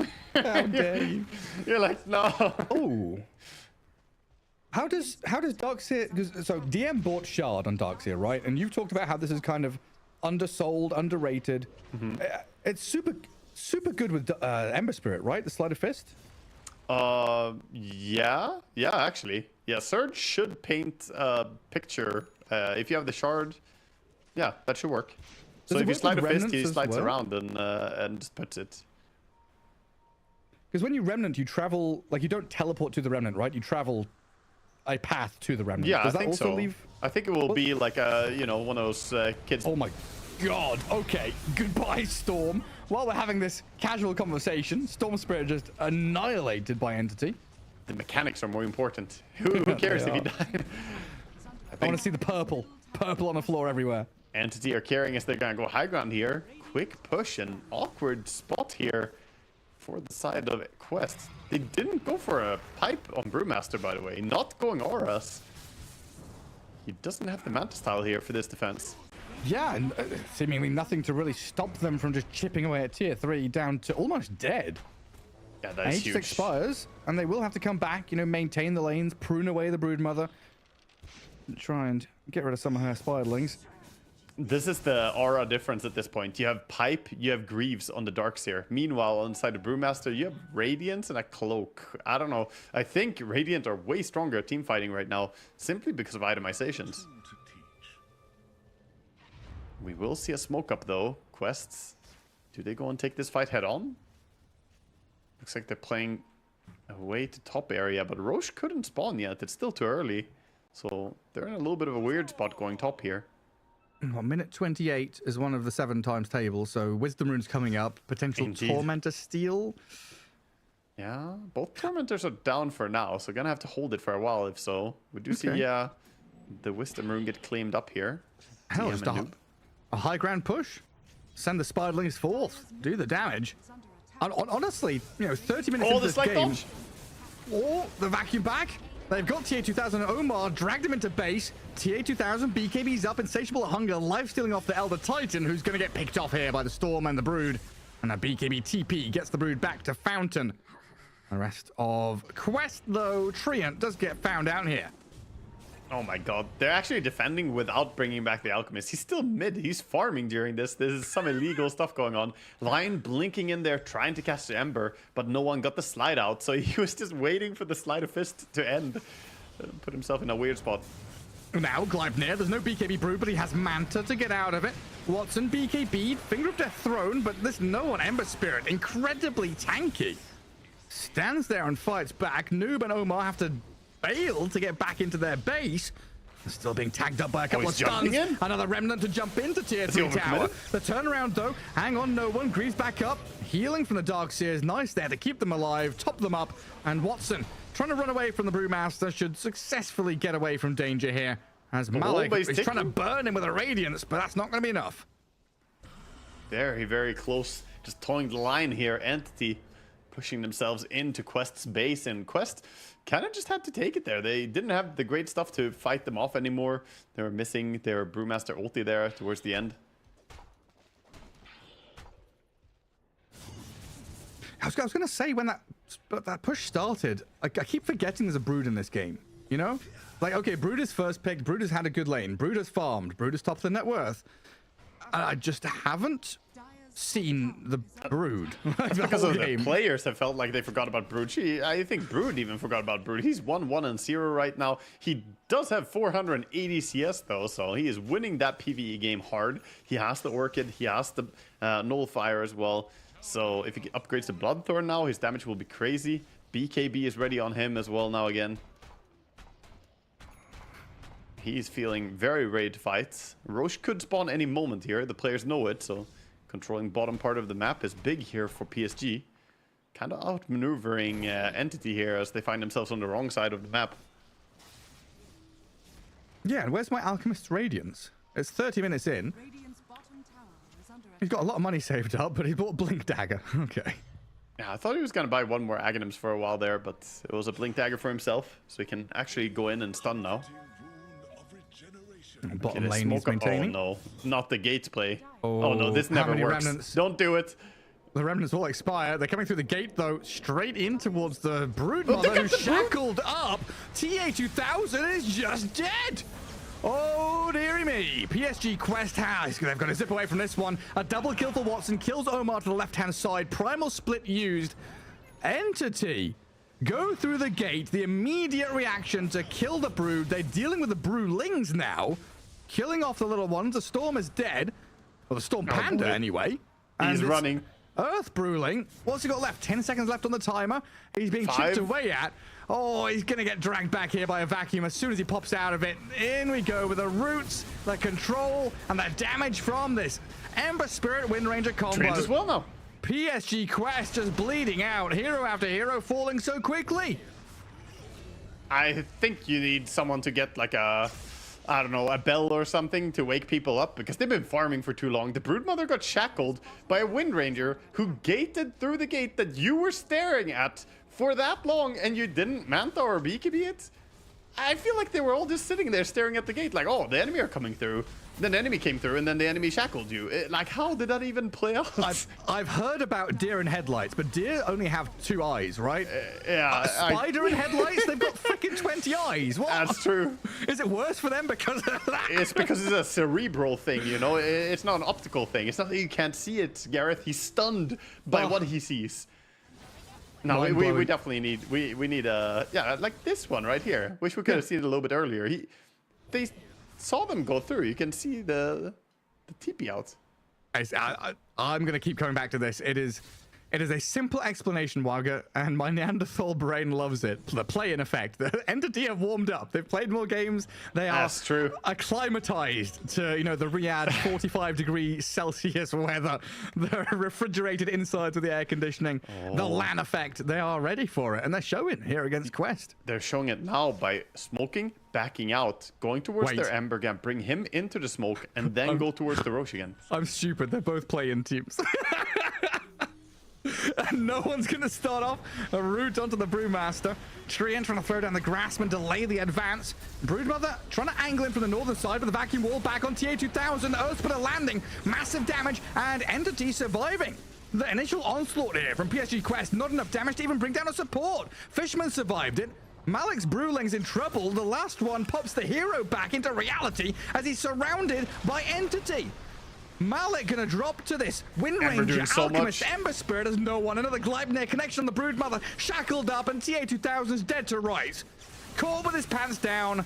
Noob can heal up all he wants, but he's being controlled and nearly killed. Has to zip away with a BKB TP. A long second back to base, but they didn't lose anyone there. Just standing their ground so strong here. Radiant way too tanky, and again, why are they so tanky, Gareth? It's the aura difference. Your offlaner has a Radiance Manta. Their offlaner has a Greaves Pipe. Even has the ceremonial robe, for God's sake. He has the extra one. We are not the same. Yeah. There is honestly a difference here, and it is the survivability of the teams. They're finally going to come back for this mid lane of barracks that they set up so nicely 10 minutes ago even now. And this is all without taking Roshan as well. Yeah, they're not looking at Roche, they're looking at bigger advantages here. I mean, we so get used to that flow of the game, right? Of pushing, the ebb, the flow, the tier 1s falling, the Roshan taken, the farming with it. Second Roshan is for high ground. This is breaking the mold right now. Entity going straight back up for a second lane of barracks, knowing the Broodmother is dead for 10 more seconds and unlikely to buy back. Not even glyphing? They have glyph, and Melirax is dying, but not even using glyph? I hate to say this, but it feels like Quest are a bit asleep at the wheel here. That's just a missed glyph right there. I mean, it's not big, but that's still 3 seconds your opponents have to sit around and do nothing. All 5 of them. Yeah, at least Ducalis gets a Wisdom Rune on the opposing side of the map, but... yeah, man, this Dark's here. What is he, 1-0-12? Yeah, 7,000 gold from bounty runes. Remember that. DM was not having a good laning stage, but it doesn't matter. He's now back and got the one punch. As you said, he can now deliver some chain stun as well. If he sees Storm, he can blink on him, stun him. And BKB TP out won't work anymore. This whole game has felt like no one has really set the tempo for it as well. Level 21. Stepping up. Gem finds a D ward for them as well. The Lawnmower Ember Spirit. Malik has to mount it early here. Double Gleipnir. Gleipnir into Shackle Shot, into Concoction. Just they're just showing right now. It's like proof of concept. Like, we can stun you for quite a while, Mr. Brewmaster. Yeah, you like moving, Mr. Brew? How about a Yules? Another shackle? How about a stun? Oh my god, I'm laughing because it's so painful and I can feel it. Brewmaster's dead, but the Dogs here follows him. Good pick off from Quest. They blow up DM, but no one in the back lines grabs himself a double kill. Juicy target still left to take down as well. Ember Spirit not wanting to go toe-to-toe with the TA2000 Broodmother now. Noob trying to zip back in as well as Watson cycloned. Good control from PSG Quest.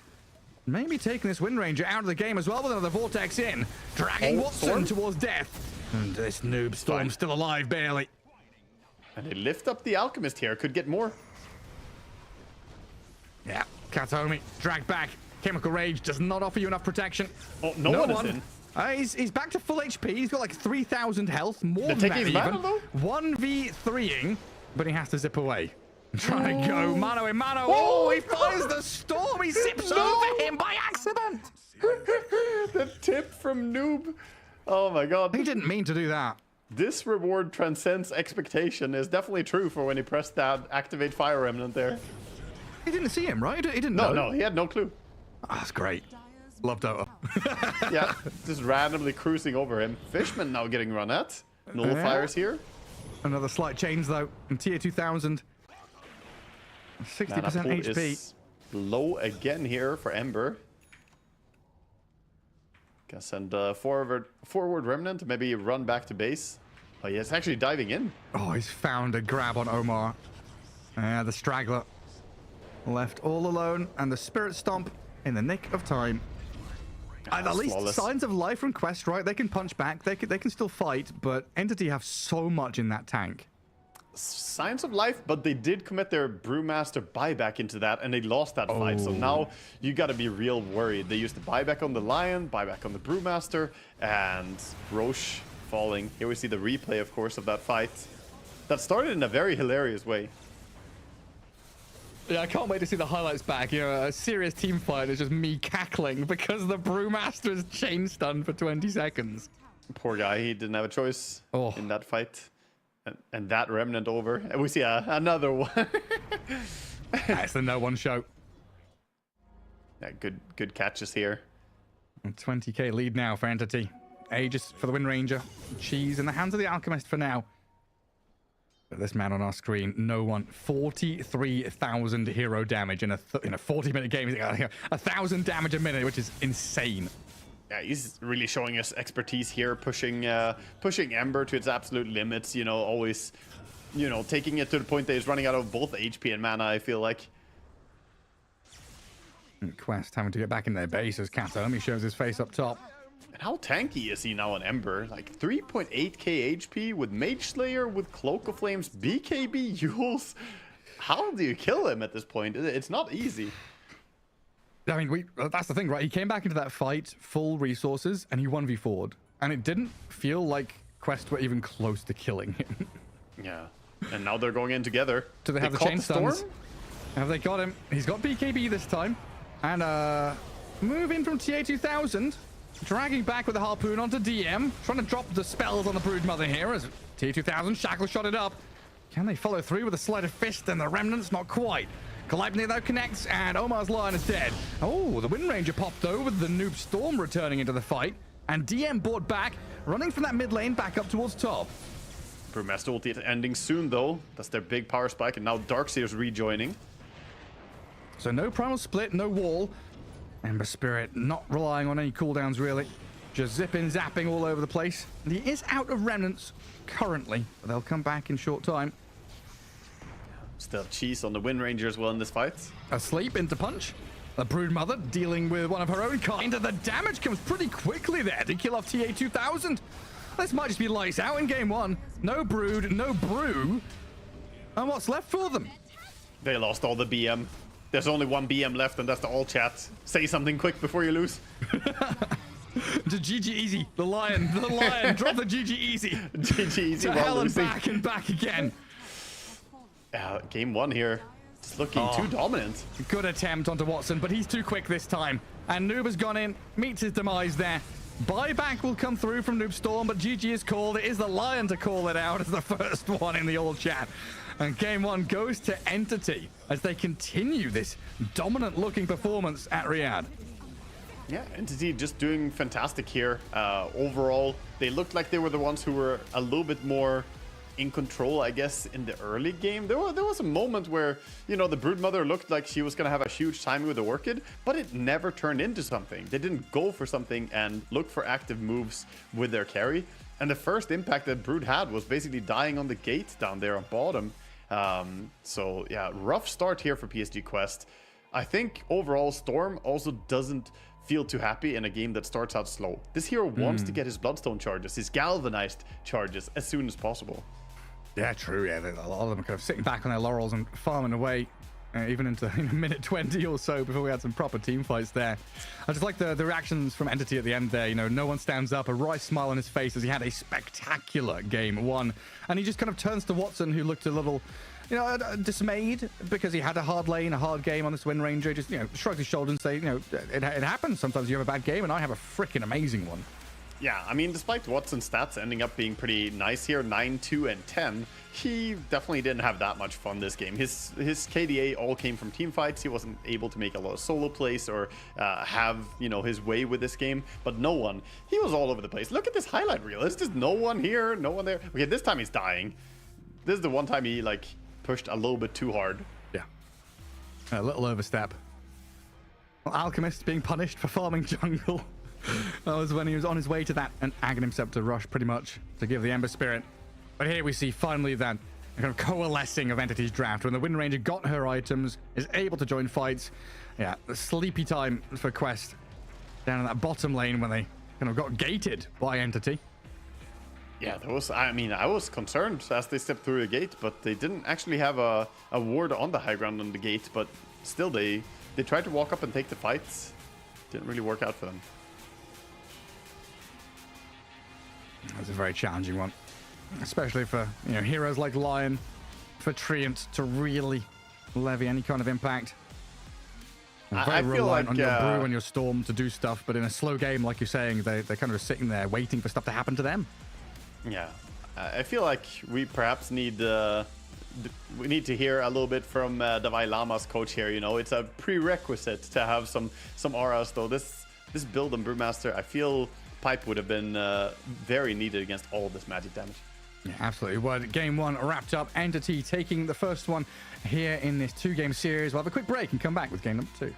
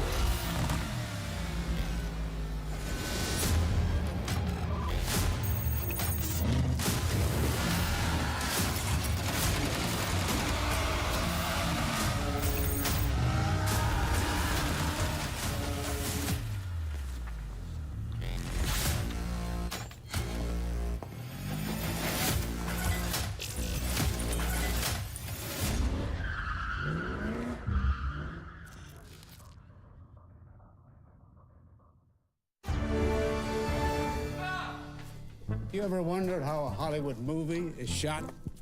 On a Sony. You review it on a Sony. And how do you make that sound epic? You record it on a Sony. Lunch break on a Sony. So why wouldn't you watch it on a Bravia by Sony? Have you got what it takes to get to the top? It doesn't matter how high you climb. To reach the top, even the biggest champ needs a break. So you can recharge, dive back in, and dominate.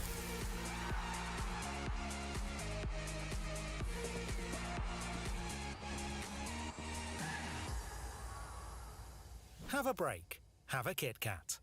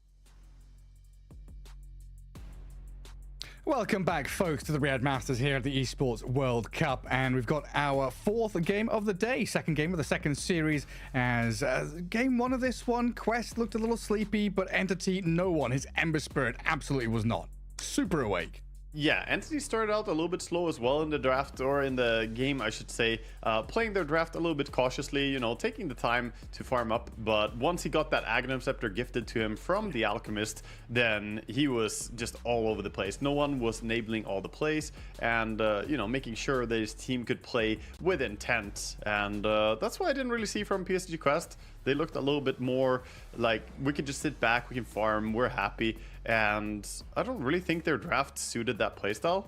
On top of that, you know, I'm coming back to it again, harping on it a bit, but the lack of survivability items on their team did make them easy pickings in the fight. Yeah, these auras and this aura strat and this aura meta, definitely a necessity. Like you said, Davai Lama in the interview, a prerequisite. You just need to be buying one of them on your offlaner. And if you got one of them there, you know, we've seen Snapfires and Rubik's and whoever buy Greaves, Clockworks by Crimson Guards. You have to spread the load a little bit across other heroes if you can't just buy them all on your offlaner. I feel like every time I see Astini, he's smiling. He's just always got a big grin across his face. Maybe because I only see him during draft, and that's what he really enjoys to do, you know? Maybe this is him really feeling like, this is what I want to do. Yeah, that's his calling in life, right? He did a bit of talent work, you know, calling out picks, the prediction master himself, and now back to coaching a team, back in the driving seat where he kind of belongs, where he feels at home. Just thinking about, you know, we're in day 5 now of the tournament. It's day 1 of the main group stage. We've been through the play-ins. We've got to the proper group stage where all of the seeded teams are here and ready and waiting. But we've had kind of a few upsets so far, and these play-in teams who have had a fair amount of practice are looking pretty good. I've made this argument before. You know, Quest are one of the play-in teams. I would expect them to be a bit more alive. Yeah, I mean, it's only game 1. It's game 1. It didn't really work out that well for them. Maybe they're trying something. I feel like their draft wasn't the strongest. I don't really feel that happy with seeing Lion overall. I'm not a fan of it. Even though I think he had pretty good positioning and good play overall, it just looked so tricky. He was always the first target for this Ember to jump. And usually you want it to be the other way around, right? You want to be Lion to counter out those heroes that are super elusive. You want to jump the Puck or the Ember or whatever. But I think just tankier supports and auras on the off lane, you know, keep it simple. That's what works for these teams right now. Yeah, and some decisiveness, some driving force, right? You want a confident voice, a strong hero, a player that can pull the reins a little bit and get yourselves going, which it didn't feel like Quest really had in that game 1. Yeah, definitely. Comfortable. Felt a little bit lacking. We'll see if they get the hands on something similar in this game. Entity, they are going to get to pick up the Darkseer again here. Same opener for them. Broodmother and Clockwork this time for PSG. So changing it up a little bit. Broodmother was available, but don't want to play it again. And Phoenix, it's going to get taken up here. So no real like Darkseer combo, right? No Spirit Breaker, no Clockwork. Elder Titan's also gone. I don't go for it straight up. And Yeah, Phoenix is going to be kind of a decent kind of combo breaker. When Clockwork hookshots in, you want something that says, we've got team fight of our own. It's not the 1-2 combo, but it is the team fight combo, right? And that's what we saw last game worked out very well for them. They went for these big team fight, you know, itemizations and played into combos that are later hard to deal with. And that's what I'm seeing here. Darkseer, Phoenix, you're already saying, okay, we're going to have a stronger 5-man fight. We just got to survive the laning stage and have that be pretty good for us as well. Phoenix still quite likely could go as a +5 as well. So, more than likely it's going to be off-lane support, but could be a +5. And what's up next? With this third pick, we've seen a couple of teams kind of opting for this like off-laner into double support pick. And quite often you're just picking your off-lane. Oh, that's... So they keep the flex, right? They showed it in game 1 and they keep it in game 2. Oh, that's so annoying, because you do need to counter a carry Alchemist quite a bit, or it's just really bad. You need to have some heroes that work well against it, but they just ran a support Alchemist, and this definitely could be, you know, it's the same lane even as the support Alchemist you just played against. The Darkseer Alchemist could come at you again. Very It wasn't obnoxious. a good lane. Yeah, it wasn't very strong. It wasn't very dominant. But, you know, Alchemist popped into jungle, farmed up. He had a good time eventually. Yeah, it's like Kataomi. What heroes do we need to pick to give you that space to go farm jungle? I should grab my Ember Spirit again. I don't really feel like playing Ember twice in a row. I'm just doing my best no one impression here, by the way. No one is just saying, I want my Aghanims a little bit earlier this time. I want to have a nicer timing, you know? Oh, yeah. Give me Aghanims by minute 10. Oh, minute 10? Yeah, come on. It's doable.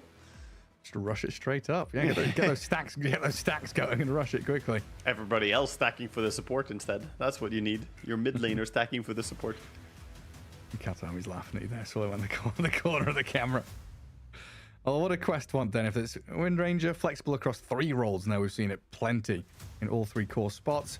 And probably, I'd probably say more likely to be that mid lane hero for Noob, just from past games we've seen. But of course, Tier 2000 can quite easily just take it himself. I'm somehow feeling like a Marcy wouldn't be too bad for them. A hero that has been used against the Phoenix Egg as well before, but also brings tons of damage. So Alchemist, if he is core, could struggle against the Marcy damage output. Gonna go for Weaver. Actually surprised that Weaver made it this far through. Not the best disables on the side of Entity yet, which you do need a lot of lockdown to deal with a Weaver. It's good to have the double hit into the Phoenix ulti as well. Yeah, super handy. I do have to pick someone up now though, and Doom. That's going to come out here as their offlaner. So could be Weaver Doom lane with Clock Wind Ranger lane, but you know, they could swap things around depending on what exactly they're seeing in terms of matchups. And they do have last pick to keep that flexibility open if need be. Yeah, both teams doing this flexible drafting. Wind Ranger could be carry, Weaver could be carry, and of course Wind Ranger could also go mid, Weaver can be support, and then you can last pick a carry. So the last bans are tough here for Entity to have a good read on what you want to get rid of. Probably just gonna protect your own pick here, or your own 2 picks, and then decide. Yeah, I mean, I'd probably argue just protect your mid lane hero. They don't have last pick, so it feels like they should be picking no one's hero now and then banning to protect it. Yeah, I agree. So otherwise, there's a chance that Quest ban out his Ember or his Storm or something like that. And potential here that they're fighting over the same heroes. Now, this could be a last pick for Noob on Quest's side. They're fighting over the same mid heroes. You pick one now, you ban 2. Things could get a bit spicy. It is possible. Quest are deterring some of the Spirit heroes with the Doom, but you might still see it. Yeah, they do go for the Ember Spirit here. This pick may seem a little bit weird into Doom, but it's still tricky to land that Doom onto an Ember, especially someone who is as sharp as no one. He's very, very quick with his reflexes. So I like it here. I was thinking deep about what other hero we could see no one play here. And out of the ones that come to mind, they don't really stand out in current patch as being very good. For me, it was literally Ember or Storm. I think those are the 2 that I was looking at. Yeah, now they cover it with a Puck ban, one of Noob's favorite heroes. I like Ember more into Doom because it's trickier. The Storm is a little bit slower at zipping, whereas Sleight of Fists, you know, if you hold that up, you have the instant reaction, and you can always Remnant away. But yeah, either one would probably fit him pretty well. That's a statement as well. You see the Doom and you just pick Ember. You say, nah, I don't care. Go anyway. Same That's combo. 3 of the 4 picks here. Yeah, very much. Do you remember game 1, guys? Yeah, just change out the Phoenix here and you've got a repeat. I do still like this Doom into Darkseer Phoenix Alchemist. You know, the anti-healing, super nice to have. As a couple of carry heroes get banned out now. Expecting the Alchemist to be at position 4 again. Now, in this situation, have they answered the carry Alchemist enough to deter it? They have. I think so. Because even if there's an Ember, you're still pretty happy dropping a Doom on a carry Alchemist. There are a lot of good Doom targets here, though. So maybe they're overloading the Doom in a way that, all these heroes kind of need it. You know, Doom the Darkseer, stop his combo, prevent him from doing stuff. Doom the Alchemist so he doesn't heal, and then Ember is free. It's too many things to focus on, where Doom has long cooldown and only a single target. Well, they banned the line. I was wondering if it's a Huskar ban or something like that. And no one's like, nah, just ban the line in case the flex. I hear a Terrorblade. Okie dokie. That's a hero that does really well against Doom. You can now save people against the Doom since it's not a healing. And yeah, TB. Oh, because it's HP manipulation or whatever it's called. Yeah. It's technically not a heal. And then you have the fact that he has multiple sources. Illusion carries in general are pretty damn good against Doom, and it's also Watson's arguably best hero. So if Watson says give me TB, I think you listen and you pick him TB. Even if the stats don't show a terrific time for Terrorblade in the play-in so far. I mean, what was it? It showed 6 games, 1 win, 5 losses, but I think we cast a few of those. I think primarily Virtus.pro, who kind of looked a little sad in the play-ins, were picking a bit of TB here and there. Didn't look very good with it, but in the hands of Watson, it's a different beast. Yeah, he's exceptional at it. Just crazy farm mechanics. Very, very good at getting the most out of the hero, just squeezing every bit of farm he can out of the map.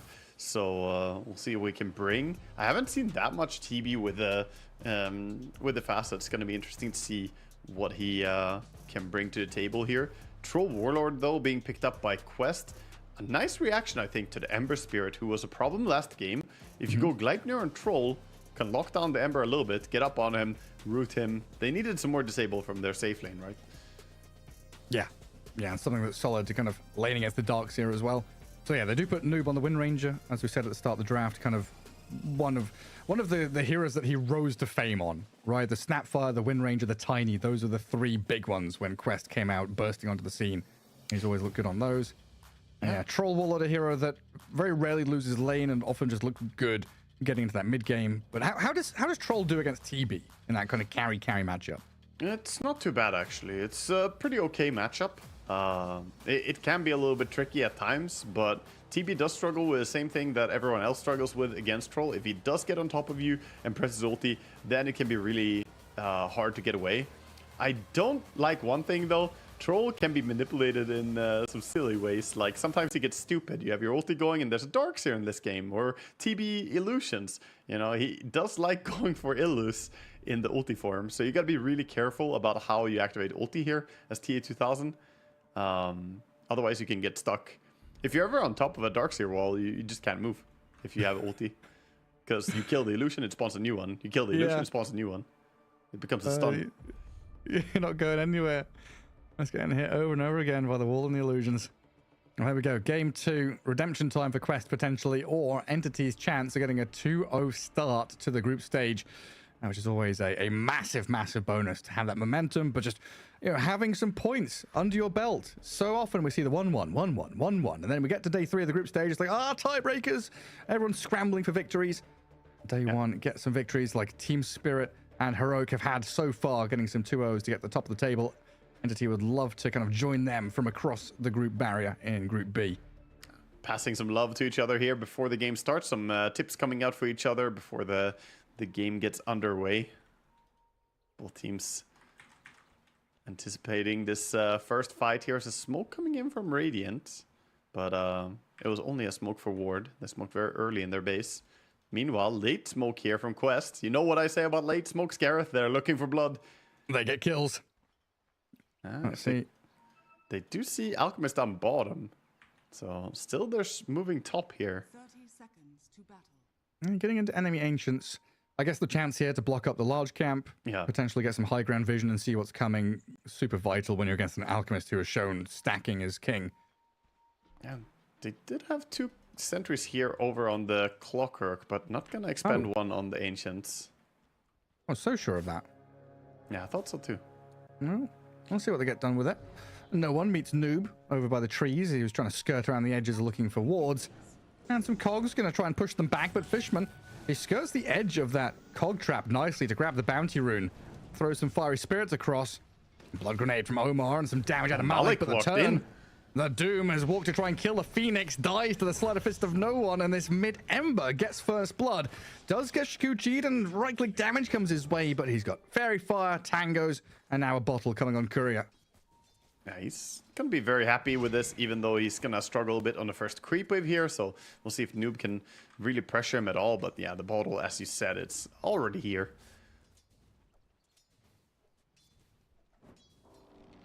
Get away from some of these power shots as well. Yeah, not landing the harassment, but still getting good CS on the first creep wave. 4 and 1 for Noob, so can't complain about that. Perfect CS, pretty much. Only missing 1 or 2 denies now. And always nice with these universal heroes. Get some stats, get some right clicks going. You should have some good harassment against the Ember before the slight spam really begins properly. Blood grenade by Ducalis here. Just throwing it on Kataomi, but of course doesn't have battery assault yet. Yeah, everyone's still level 1 and just dragging the wave. This time around, though, DM is going to gather it, and looks like he's going to drag it under tower. I don't get it to match up behind the tier 1, but... Yeah, this is not what you want. You want to connect with the creep wave behind your tier 1 tower, but Clockwork did a good job slowing it all down. Now Kataomi gets pushed around the pinball machine. That expended armature. Oh, the ranged hits from the troll, but the surge comes in from DM. Very good surge there. He would have died to a W from troll. He had it coming off cooldown, but gets safe just in time there. Oh, 10 and 2 up on this Wind Ranger now. Doubling up the CS of no one so far. He's going to get himself Water Rune and a refill, but some catching up to do here for the Ember Spirit already. It's a similar problem to what we saw, right? That TA-SF matchup. Like, yes, you get First Blood. Yes, your bottle's coming, but it's kind of a nightmare playing the lane with low resources. Yeah, it's tough. And this case, I think it's a lot about Noob just, doing a really good job CSing so far. He has harassed really well. We haven't talked much about bottom lane, but so far 11 and 3 on this Terrorblade. Farming quite well. 5 and 1 for Doom, but maybe now kill onto Fishman. The Phoenix sliced by Malik. A conscious decision there to give it to the Doom himself. Yeah, make sure to get that gold where it should end up. And he did go for the Devil's Bargain, so I'll keep an eye on if he does any interesting selling mechanics here in this game. Of course, that's a 90% sell value on items. And how many braces is he going to buy? He is at least going 2, it seems. And you got a lot of value out of them. Now, Lotus pool time. DM going to grab the one on the left side. Looks like Terrorblade fighting away in the wave. Off to the right-hand side. Phoenix going to grab the opposing one, giving a bit of space there as the wave does push forward. Yeah, so both going the way of Radiant, having a little bit of a Lotus advantage there. Weaver is doing harassment wherever he can to his TB, but of course he has 12 armor, pretty hard to hit that much. I mean, on paper, just looking at this bottom lane from Quest, Doom and Weaver, initially it's like, that's kind of a shit lane. What are they going to do? But with Shikuchi, Swarm, Scorched Earth, and just chasing potential, if this lane goes near their tier 1, they can just run down this TB and the Phoenix, who are pretty low HP, susceptible to magic damage heroes. Yeah, it's a lot of damage. It is a lot of damage coming out from these two heroes. And pretty high mobility still with the Scorched Earth running after people. Oh no, Weaver stole no one's rune! And he's got the Swarm on him as well. Omar, quick fingers. The Weaver coming in clutch. Yeah, this Ember Spirit's dead here, surely. Up to high ground, trying to escape. Malik's dead to Watson in the meantime. But that final Shikuchi will take down the Ember Spirit.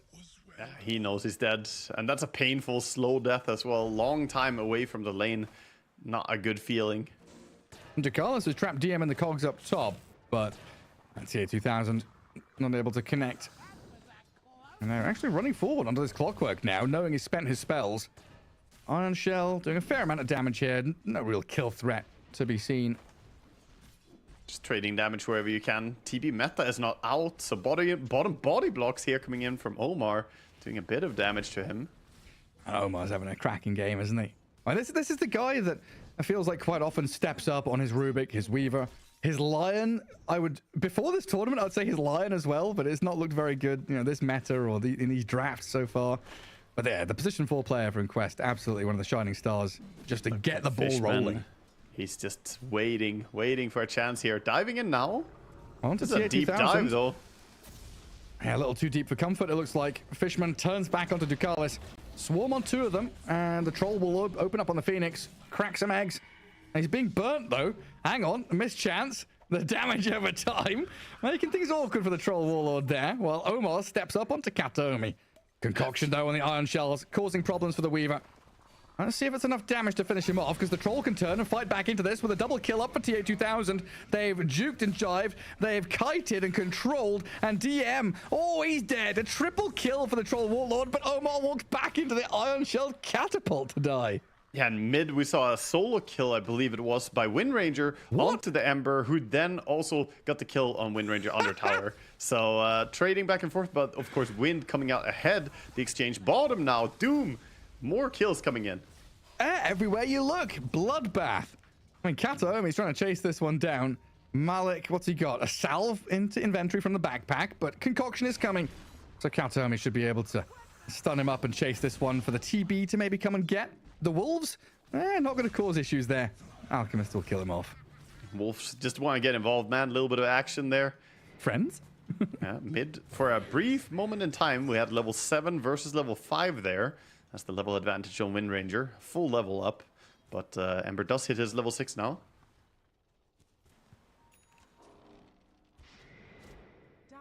Yeah, see the timing there. Full minute ahead, basically, on the level 6. Oh, the Wisdom Rune's coming up. Ducalis, he is committed. Well, that's worthy of a tip now for sure. Yeah, and Who's you get gonna something take on it? your Ember, who otherwise was struggling a bit. Yeah, Fisherman's realized that someone has to go and take it. You know, they stopped the contest and left the rune alone.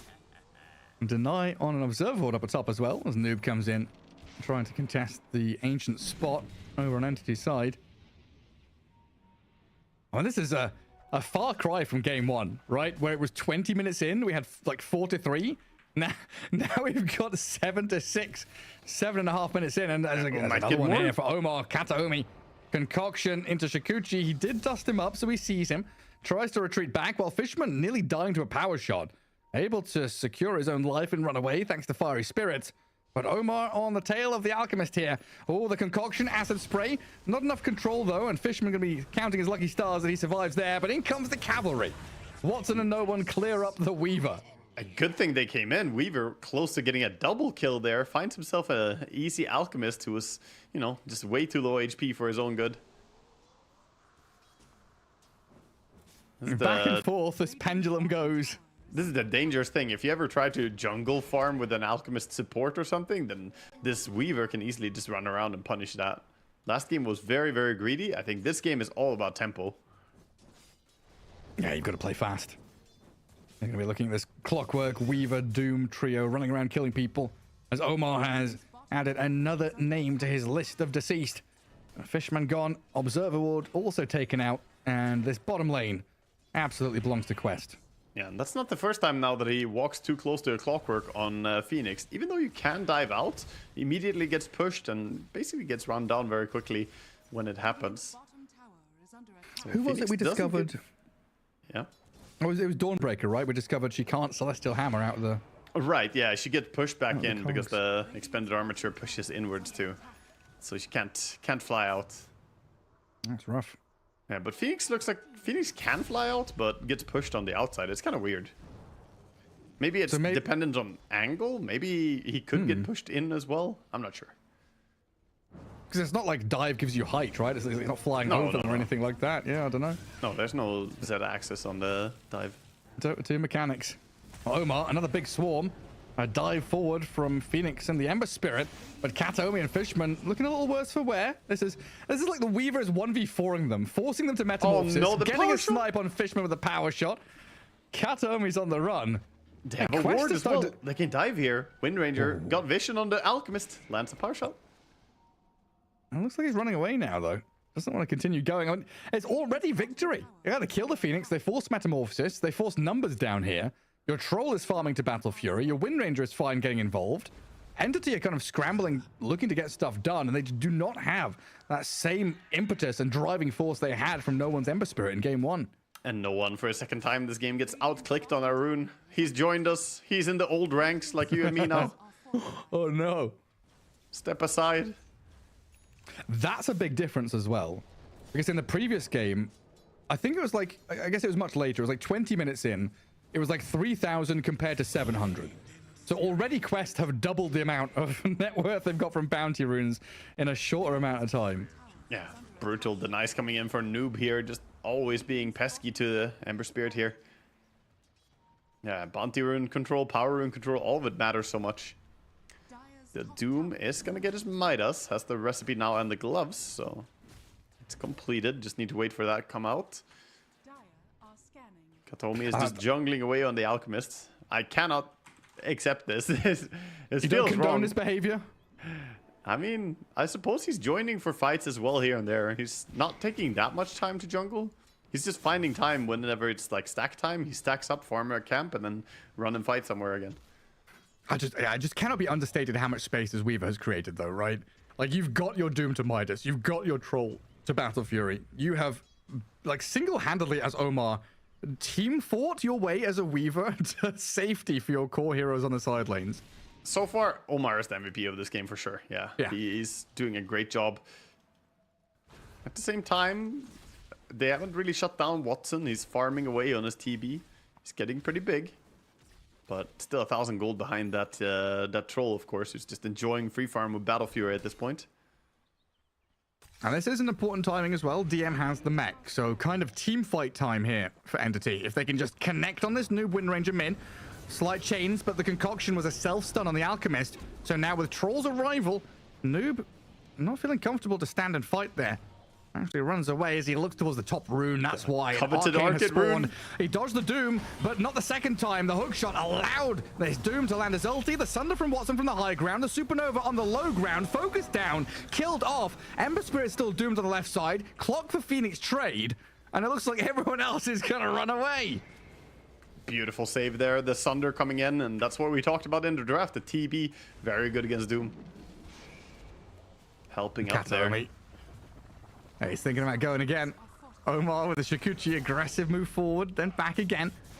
A lot of poking here from Quest as they're looking to chase down Kataomi with a shackle shot landing, but this sleight of fist damage. No one in the back lines. Malik very low. Ember Spirit unable to finish the job just yet, though. Tries to get in deeper. Does die, though, as Noob just turns and kills him off. Oh, they don't have X for this fight. The Watson TB, he's got to run and hide. Half HP, nothing left to play with here. Concoction landing, Fishman about to die to the swarm. The Cogs trapping them inside as well now, allowing the escape for Ducalis and Malik to run back. No one has bought back. He's gone in very deep. He's 1v3. Oh, he's dropping trying fast to fight them. He can't kill them off. Finally gets the takedown on Malik. No one surviving on a tiny amount of health. DM coming in to try and save the day as well as TA2000's dead to the dogs here. The buyback out of the Ember Spirit. Resolving the fight and recovering things for Entity. That's a huge buyback decision right there. Good call as well. They take the tower, almost get the Wind Ranger as well. She was being run down by the Alchemist, but just didn't have more people around, so couldn't quite get that kill. Weaver barely getting out with his life as well. 15 seconds now for the Wisdom Rune, so Omar already trying to set up on it. They did see him though. I don't think he's getting this one for free. He wants it. You can try though. Yeah, you can always try. Vacuum to the side. Not gonna allow it. The dust as well. Oh, surge up. Okay, he's gonna be fine. And this is why Weaver is so annoying. Yeah, that sleight of fist all over the place. My goodness. I mean, no one. His buyback decision here, vital. Like, it was kind of close cut on a knife's edge. Ooh. Optimistic attempt there to kill him as we go back into the game. A hook shot connects on the creep wave, so they do not get the chain stun. He's gonna stay safe for now. And that's a full Maelstrom for him. So now he can actually hit the Wind Ranger with Maelstrom procs against that evasion. Yeah, Solar Crest on the Alchemist hitting as well. We need vision here. Watson is calling. He needs vision on the bottom lane. He wants to see them invade. Watson, silent game, but 2-0 and 7 has actually been involved in as many kills here as the Darkseer or even the Alchemist. Yeah, it's been a really good job of Entity to kind of bring numbers to him, because there's been, that one moment where they tried to take the fight down bottom and there was 5 of Entity there as a brick wall. So Watson, like, popped meta, ran away to farm, basically. And then he joined the mid lane fight as well, which is nice to see. But yeah, and the fact that he did Sunder up and save his Ember there in the mid fights was really big, making sure to have impact. Just a beast farming away. We're very, very close to that troll at the top. Doom update, by the way. I haven't seen any interesting buy and sell mechanics being used yet. Still has the double bracer Midas. Going for Shivas next. Does he have a magic wand? Did he sell his branches? He does. We'll see if it makes a big switch later on. First, he needs money. You need money to make money.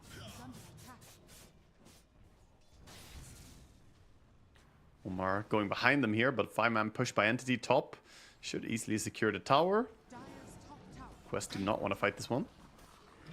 I'm wondering, I guess someone has done the maths on this already, I'm sure, but if you have a load of unreliable gold, it's just better to buy like 30 salves or something, right? And then sell it as Doom later on if you're trying to get a big item?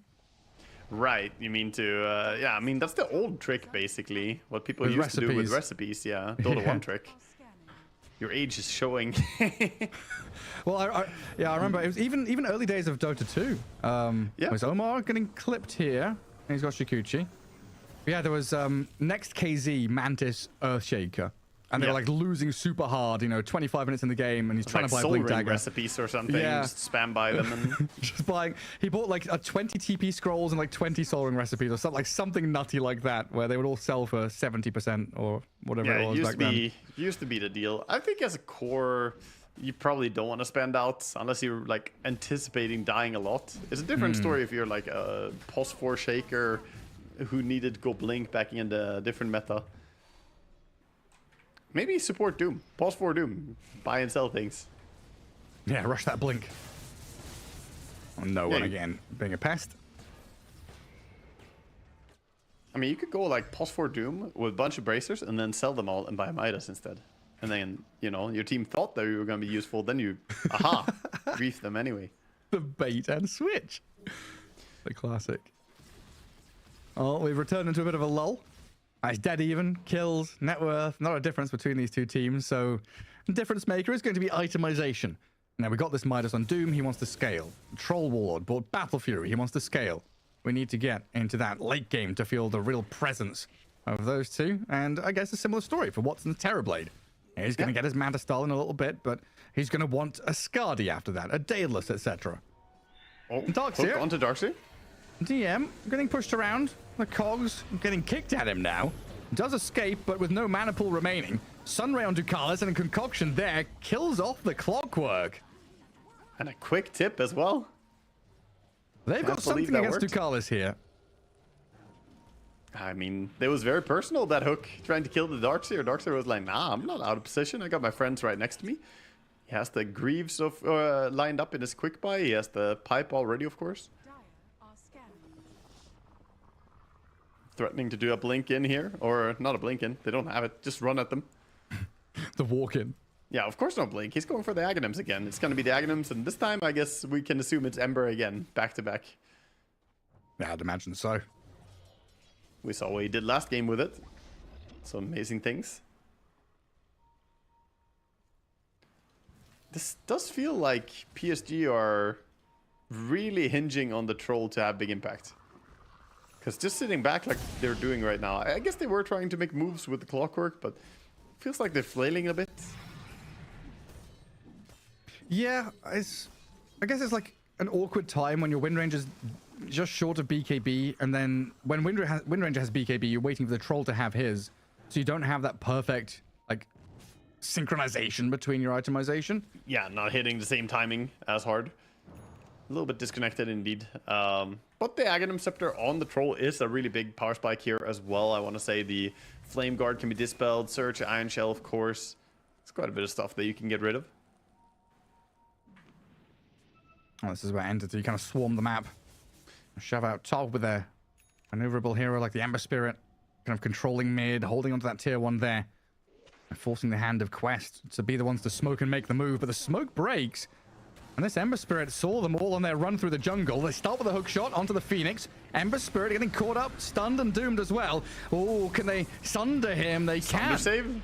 Watson saves the Ember Spirit, so this fight can continue. Supernova was spent on the high ground, zoning Quest back. So we had quite a lot expended and nobody dead. But this kind of favors Entity, if they can keep on Entity going for with the sure. Metamorphosis, right? Yeah, Entity for sure. They're happy to do this as long as they can get something out of Watson's meta here. And they're immediately gonna smoke, play behind him.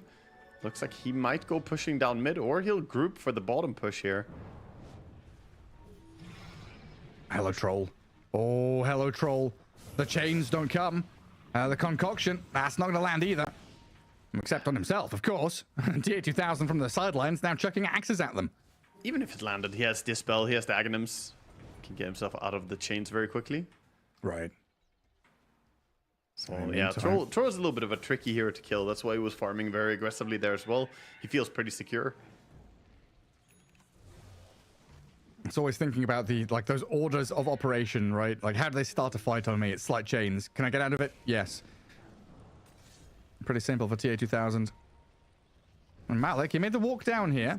Entity tried to follow the Doom, but DM getting hook-shotted up by the Clockwork. Ducalis gets on top of him, but a vacuum back into the three-man wall. The Sunray still going. DM finally falls, but this is where the reflection of the TB can do some serious damage. Malik, he is being shredded by the Terrorblade. Weaver will Chikuchi away. Noob and TA2000, the bigger ticket targets, though, have to escape, and they've lost the Weaver to a Yules and a Slight.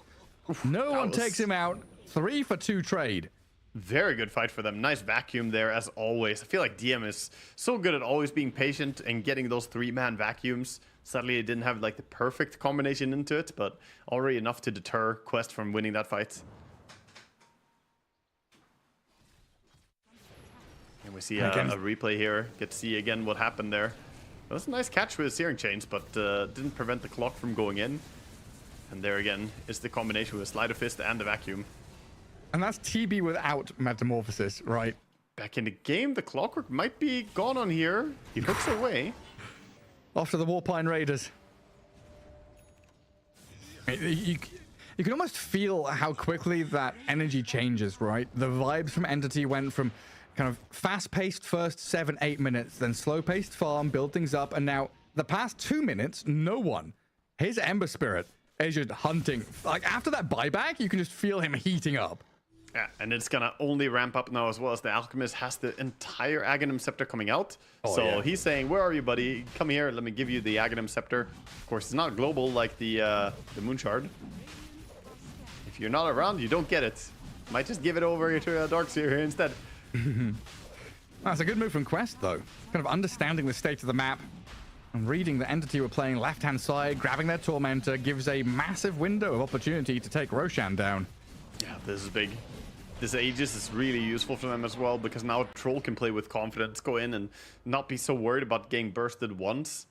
Like I said, he has to be very cautious about clicking ulti, but now that's not really true anymore. He could go in with the ulti if he wants to and then respawn, but most of the time you want to hold your ulti for a second life.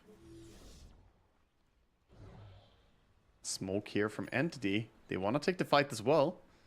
Even post-Roche.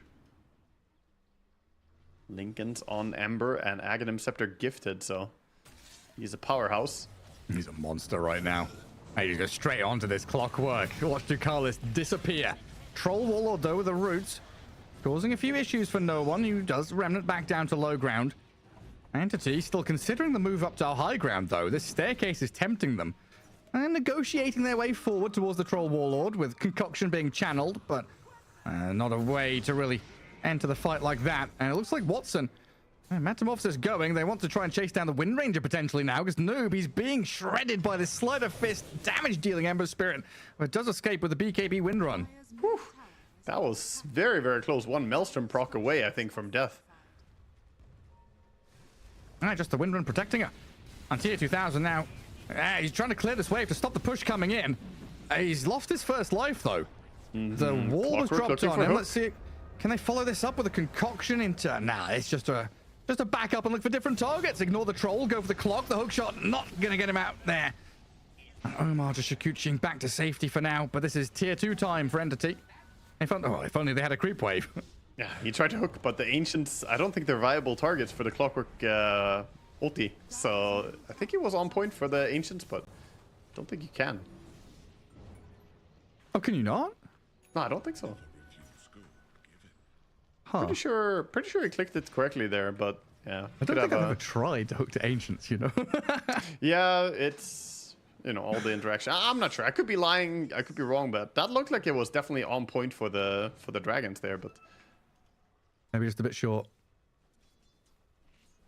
Oh, DM's looking at bottom.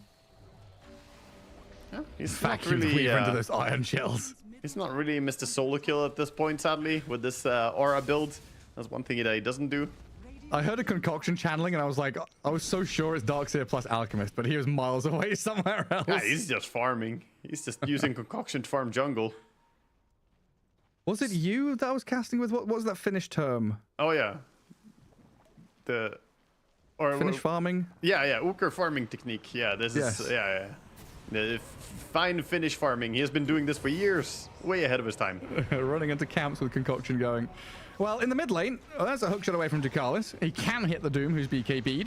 So that's Doom BKB down, Supernova used, TA2000 trapped a little bit by the cogs. He does run past them. Ember Spirit out of mana, netted and rooted by the troll, and no one in trouble. Can they sunder and save him to buy some time with a vacuum, the slight, and the remnant to the left-hand side? Now they'll run to the right with Watson Metamorphosis up. Shackle Shot connects onto the Alchemist to hold him back, but Weaver is netted. Ember Spirit's found his man, forced the time-lapse out. They need more control, though.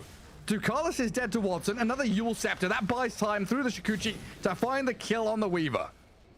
Yeah, they're just too strong in these fights. And again, the Ember was in trouble. You think he's gonna die, but guess what? It's the Pipe Crimson comes in to save the day, Gareth. He was so close to going down, but gets the mana back from the Greaves there, and suddenly he is out. Just a really nice turnaround of the fight there. And I thought he had pushed himself too far there on no one. I thought that we were going to see a repeat from game one where he, you know, goes a little bit deep alone once there, but he played close enough to his team. We had a Berserker's Potion, we had 3 concoctions, 2 Acid Sprays, 2 Solar Crests, a Greaves, a Pipe, a Vacuum, a Wall, 2 Reflections, all sorts of good stuff from Entity, just spamming out all their spells. Yeah, all those Slider Fists doing damage, they add up, and now he has the Gleipnir as well. Gleipnir adding extra layer of control, as we see. They need all they can get. And this poor Weaver, you know, his life is not going to get easier here with the Gleipnir on the field. No, he bought so much time in the early game for his cause to get farmed.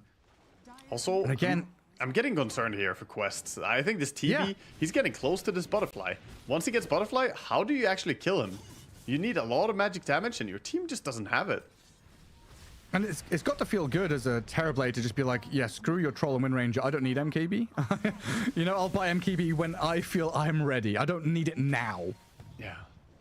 That Troll is working on BKB, and then he will have to go for his MKB to ever be able to man-fight against the Terrorblade. Right now, it's looking pretty tough. I wonder if... oh, there's the big bounty rune difference now. Yeah. Jesus. 8.4k gold from it. That's absurd. That's a lot of gold over time, actually. Minute 10, that was dead even, right? Like, I pointed that out this game? Yeah, I think so. Yeah. Yeah. So this is the later runes have been controlled more. The more active team, right? The Ember has been looking for these fights. No, that's the way of things. Now with this Invis as well, just scouting around. He is walking under a sentry. Noob is gonna see him. He sees him right now. Hello. I see you. Oh, not going for an attempt to set up. Doesn't have a way to break for a shackle. The Lincoln Sphere. So Noob has tried this a couple of times now. He's kind of like skirting around the edges, like faking that he's running away, or pretending to be weak and frail. But it feels like he's doing it a little bit too much. You know, they have these opportunities where they can maybe turn around and fight, and Noob is now kind of out of position because he's like reverse baiting too hard. He's looking for pickoffs right now. He wants Kataomi, but still scared. Yeah, this is tough. Malik's dead to Watson. In that mid lane by the tier 3 tower as well. Even if they kill the Alchemist back there, they're just you're losing your buildings. They're hesitating too much, not going on him. Ooh. Yeah, this push is just going. How do you fight without your Doom? You can't. I don't know. They're trying to backstab here and get in behind them. Maybe find the Phoenix. Oh no, they what kill about Courier. The Phoenix gets stunned a little bit here, but Fisherman has a dive and a Supernova. BKB TP from Noob to get out of there. And they've lost Ducalis though. The Clockwork. Down he falls. I don't know. It just really feels like Noob this series has been very scared. Yeah, he was very tentative there. He's got a great KDA, but he needs to take some more risks there. Playing a little bit cautious. Of course, Malik also getting caught mid doesn't help. No. Dire's middle barracks has fallen. And tier 2000 Troll back to farming. You've got to try and pick up the pieces now because you've lost, what, an entire mid lane of barracks. Top lane's getting cut by TB Illusions. Still a fair amount of time, you know, to wait for next Roshan, so a bit of wiggle room here for Quest to have another couple of fights. This wiggle room is also where Kataomi might find himself towards another Aghanim Scepter. 2.4k gold with Blink and Solar Crests, already having gifted one. And no one has a sentry up here. Catches Omar. He is a nuisance. Oh, not enough mana to punish him here, I think. Back the he's way running he up came. again. Oh no, the wrong way. Oh, into the waiting arms of Fishman. Yeah, patiently waiting there, even putting an extra sentry, just making sure. Yo, how long's that Roche respawn? Jeez. Yeah, this is one of the maximum Roche respawns, I feel. Bottom, a little bit of a setup here by Quest hovering the area, but Windranger, I think she was in vision for a bit of a second there on the observer ward. Yeah, they're setting up down bottom right corner. Setting up shop, sentry, wards, all that good stuff. So what is it? Minute 32 with 2 minutes on the clock. So it's going to be 1 minute until he migrates. So a fair amount of time. Still need 2,000 gold on the troll for that MKB. And meanwhile, the TB is getting close to his own MKB. He has his own timing coming in here. And that's devastating, right? You're against Windranger and Troll. Once you get MKB on the TB, you just shred these heroes. Yeah, it's such a nice move as well. Like buying Butterfly, force the hand of your opponents, then come back for the item that crushes them. A good hook shot in from Ducalis. Does catch a couple inside the cogs. Malik, BKB's up and runs to the back with a Doom on the Terror Blade. TB's falling. Opening up onto Watson. He stands his ground, fights back, but he's about to die. TB down. Massive pick off here for Quest. Noob.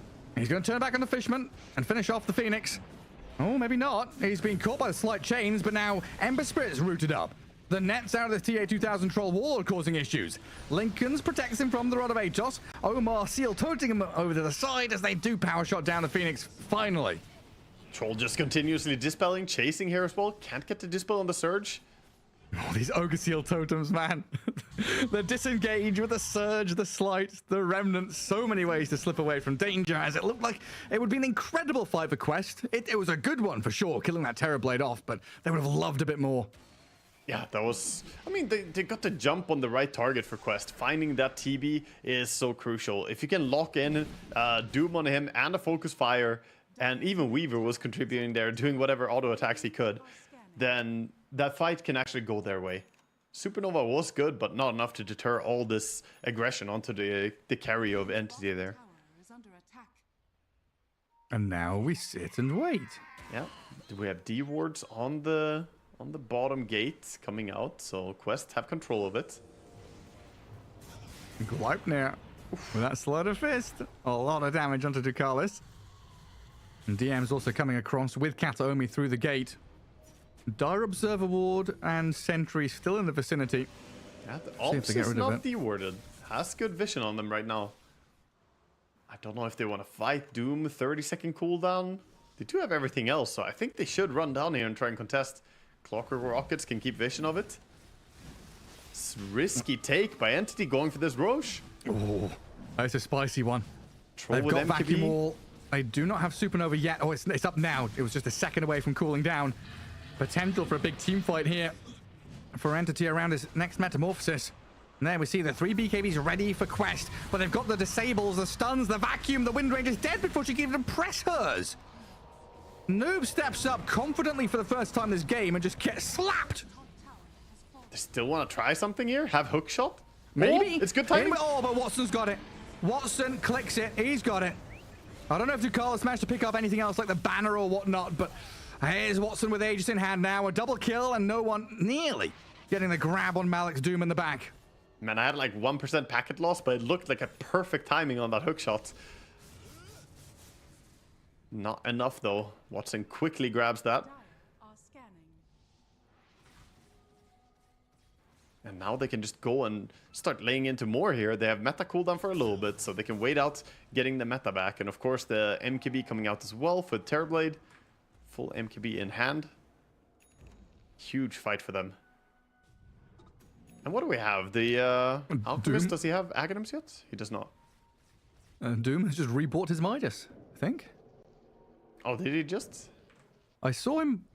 I just said Doom bought Midas.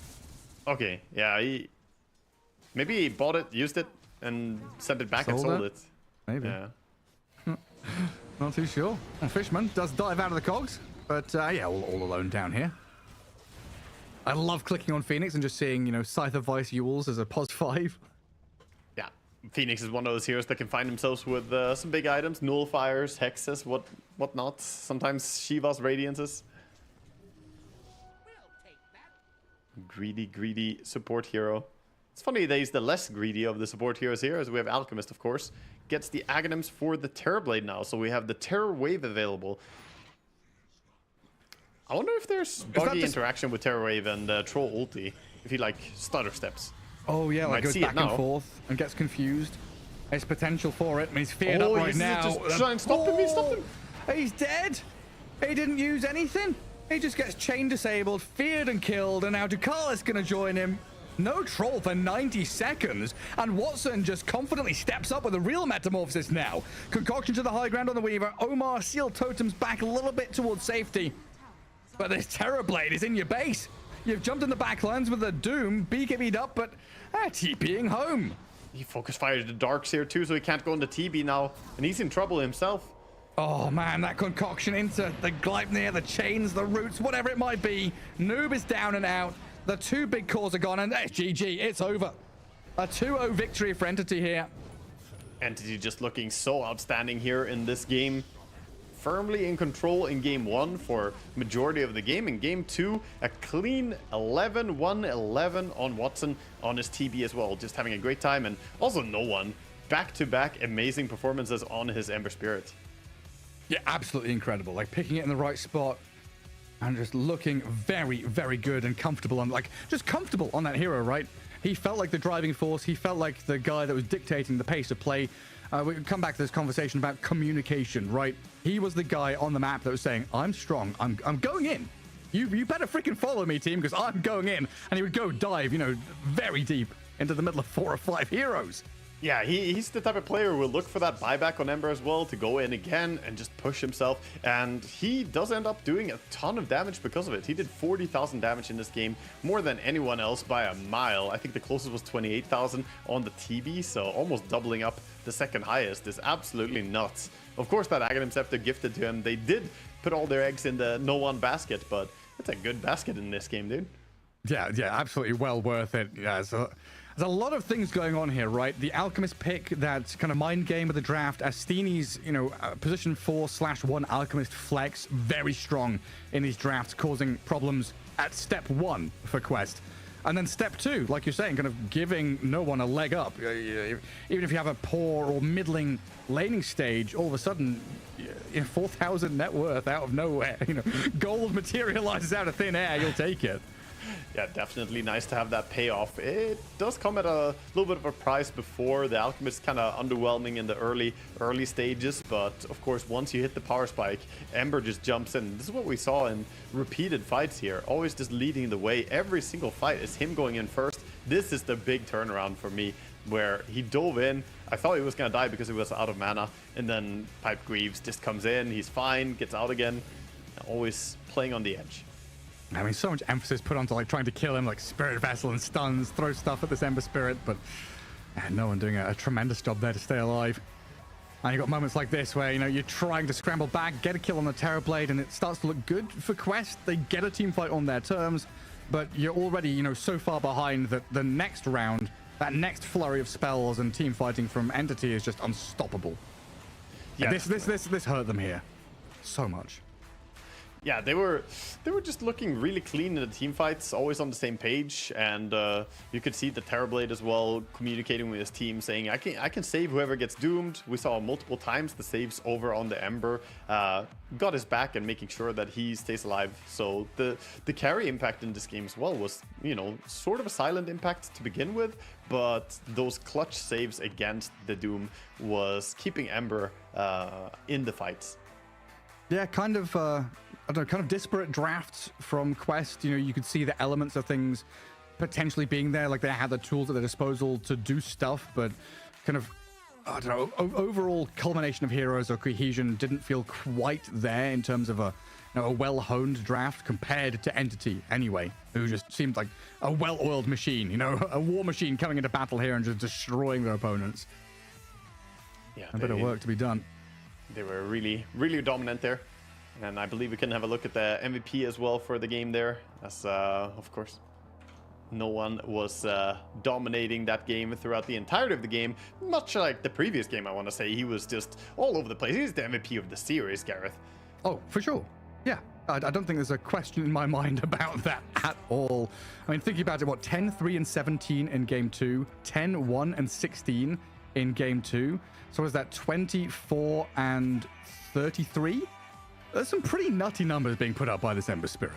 Yeah, that is a very respectable KDA, and also the tempo he brought. It's more so the tempo than the KDA. That's the important part. He could initiate stuff. He was tanky enough to survive. His itemization was clean for these games. I feel like he had a perfect understanding of what he needed.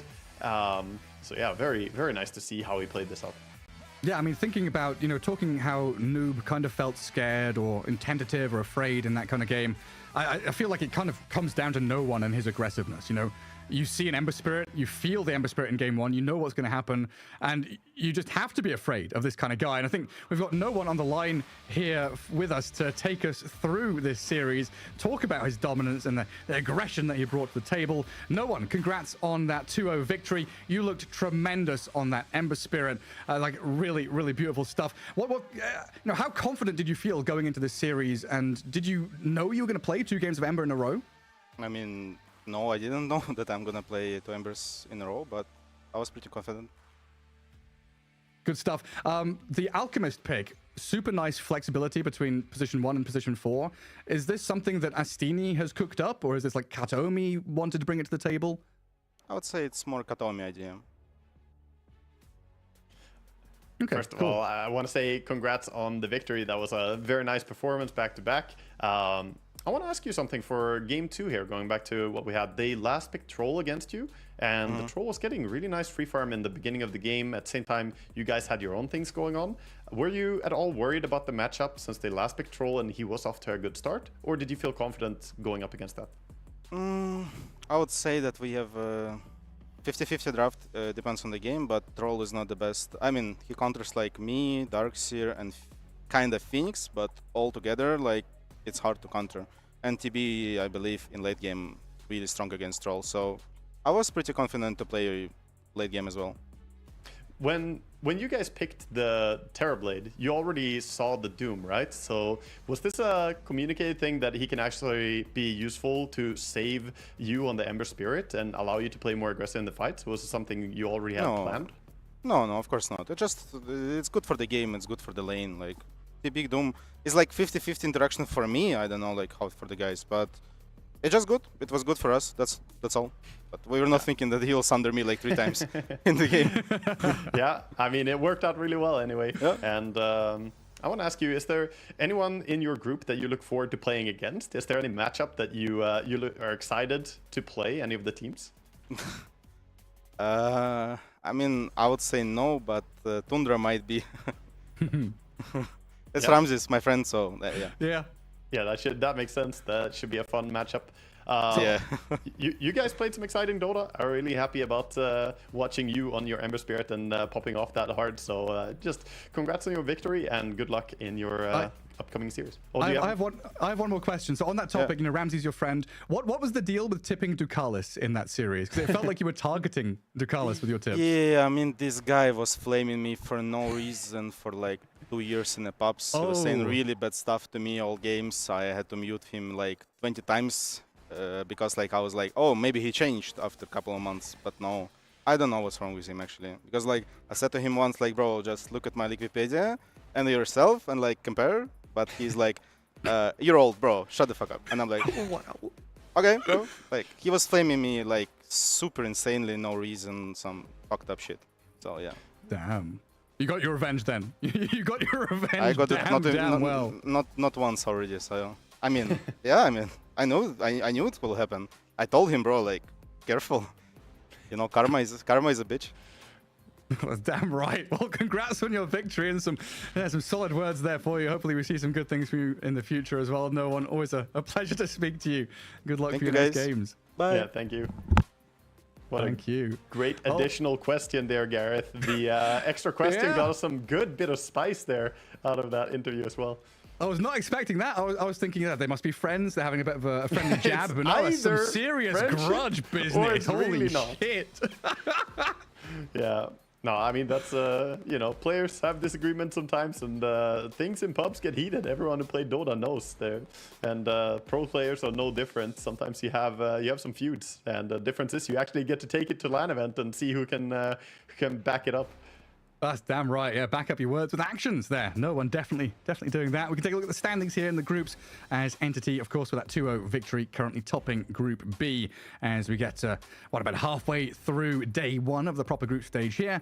Any surprises from day one in your eyes?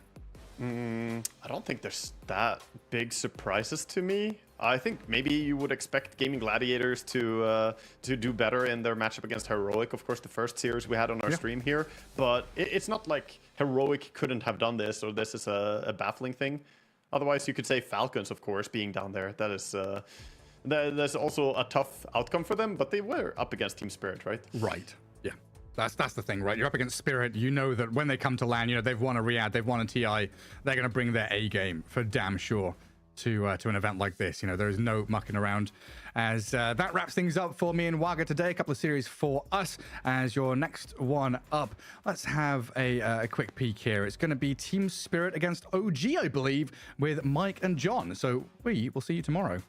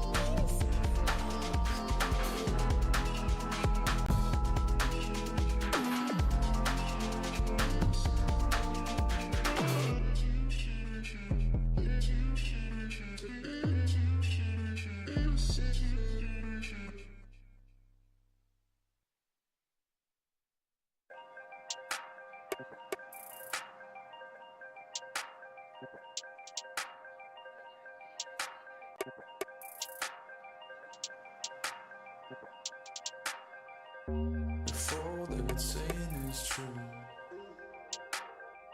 there's a wall before your eyes. Tell me, can you see right through? Right through, right through. Down through the wires and the pipelines. We go disconnecting from the city and the skyline.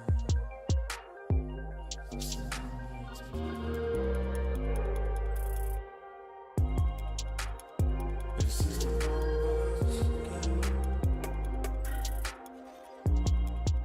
The fights, the fear, the fear. This is the numbers again.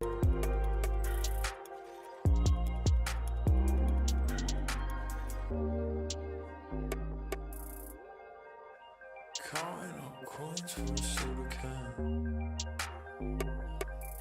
And there's nothing going on, no game plan, no plans. So I'm jumping out the fire, back into the frying pan.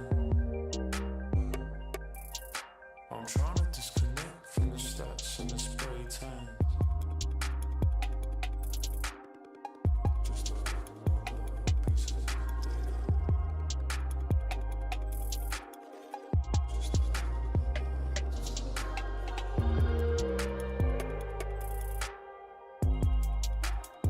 This is the numbers again. The fights, the fear, the fear. This is the numbers again.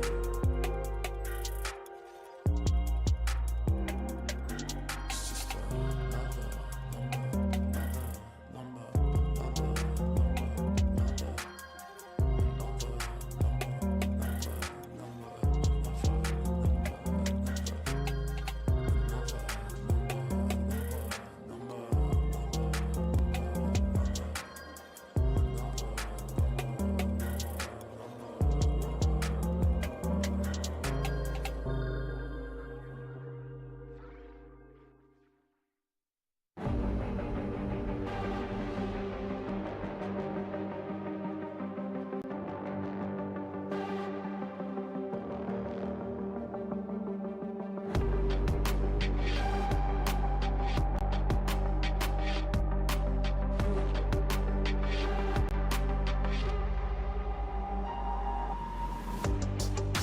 Life without reason is no life at all. We are taking over. We can change it all. We can change it all. We can change it all. We can change it all. We can change it all.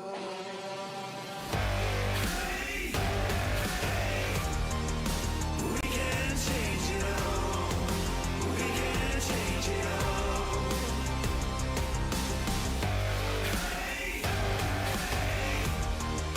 We can change it all. We can change it all. This is the moment.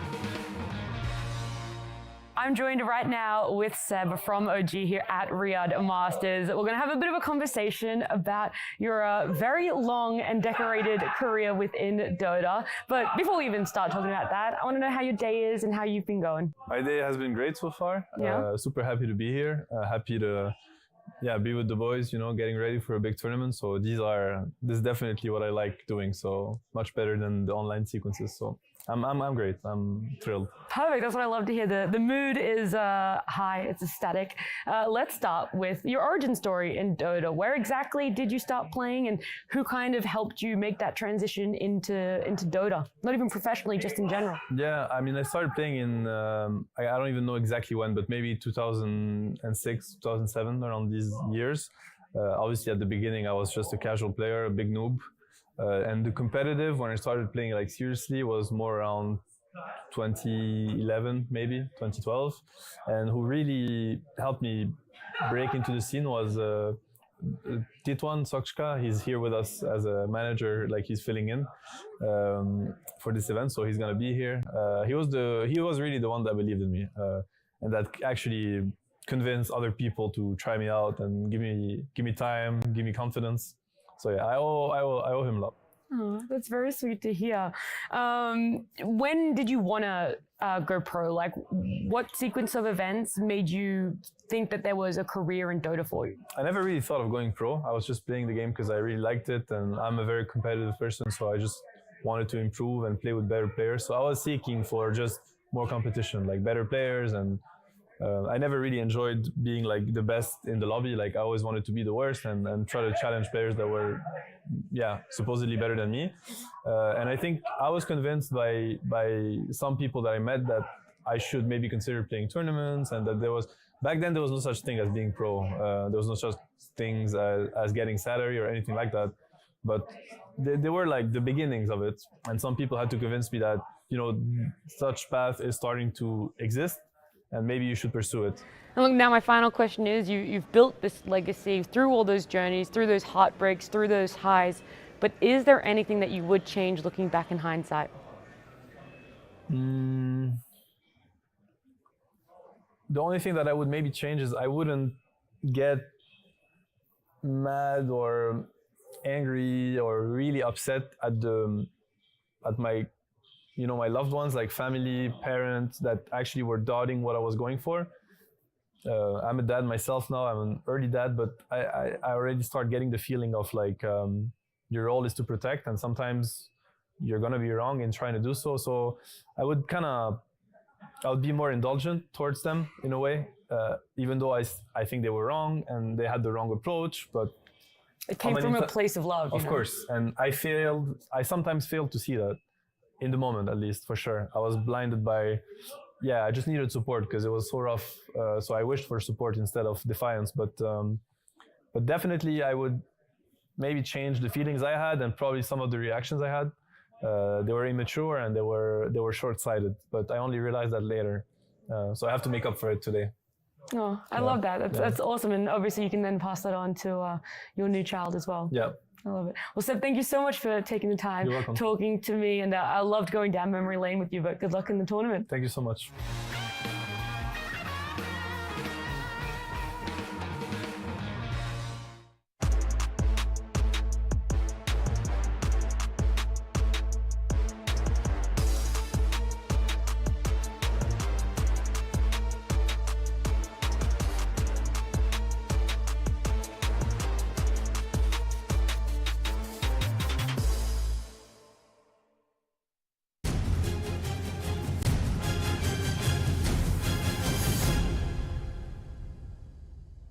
I'm joined with Yatora from Team Spirit here at Riyadh Masters. We're going to have a nice chat about the history of Team Spirit and obviously your career as well. The first thing that's obviously most notable is that you guys have stuck together for so long. The only roster change being in your mid lane. Mm-hmm. So how exactly have you been able to stay together and be as strong as you are?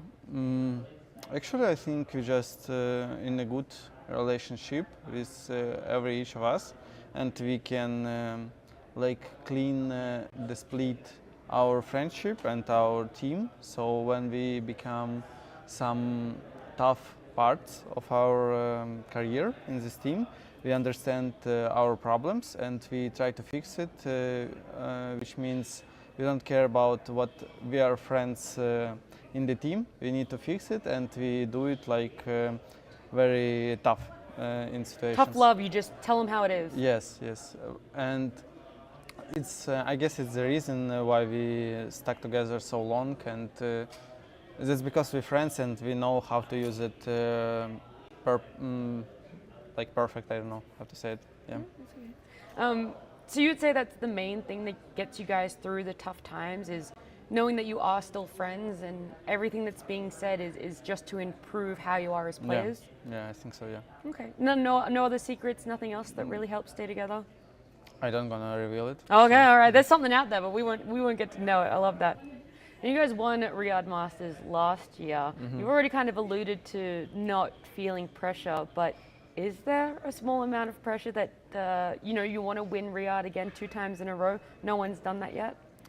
I think it's not our goal. Our goal is just playing good as much as we can. We are not putting the win in the main of our goal event. We just, if we're gonna play good for ourselves, and we're gonna be top 3, top 4, top 16. I don't know. Top 16 is impossible. That means we're playing bad. So it's not our goal to win tournament. If we're gonna win tournament, it's gonna be great. But we are focused on our performance, I guess, as a team. And I'm very excited to see how you guys are going to be going in Riyadh Masters. But thank you so much for joining me and spending your time.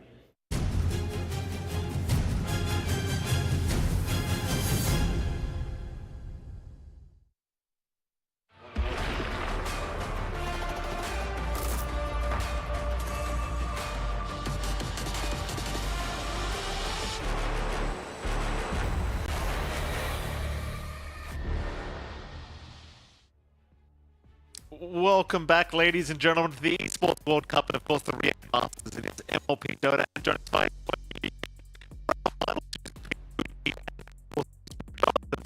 How the hell are you doing?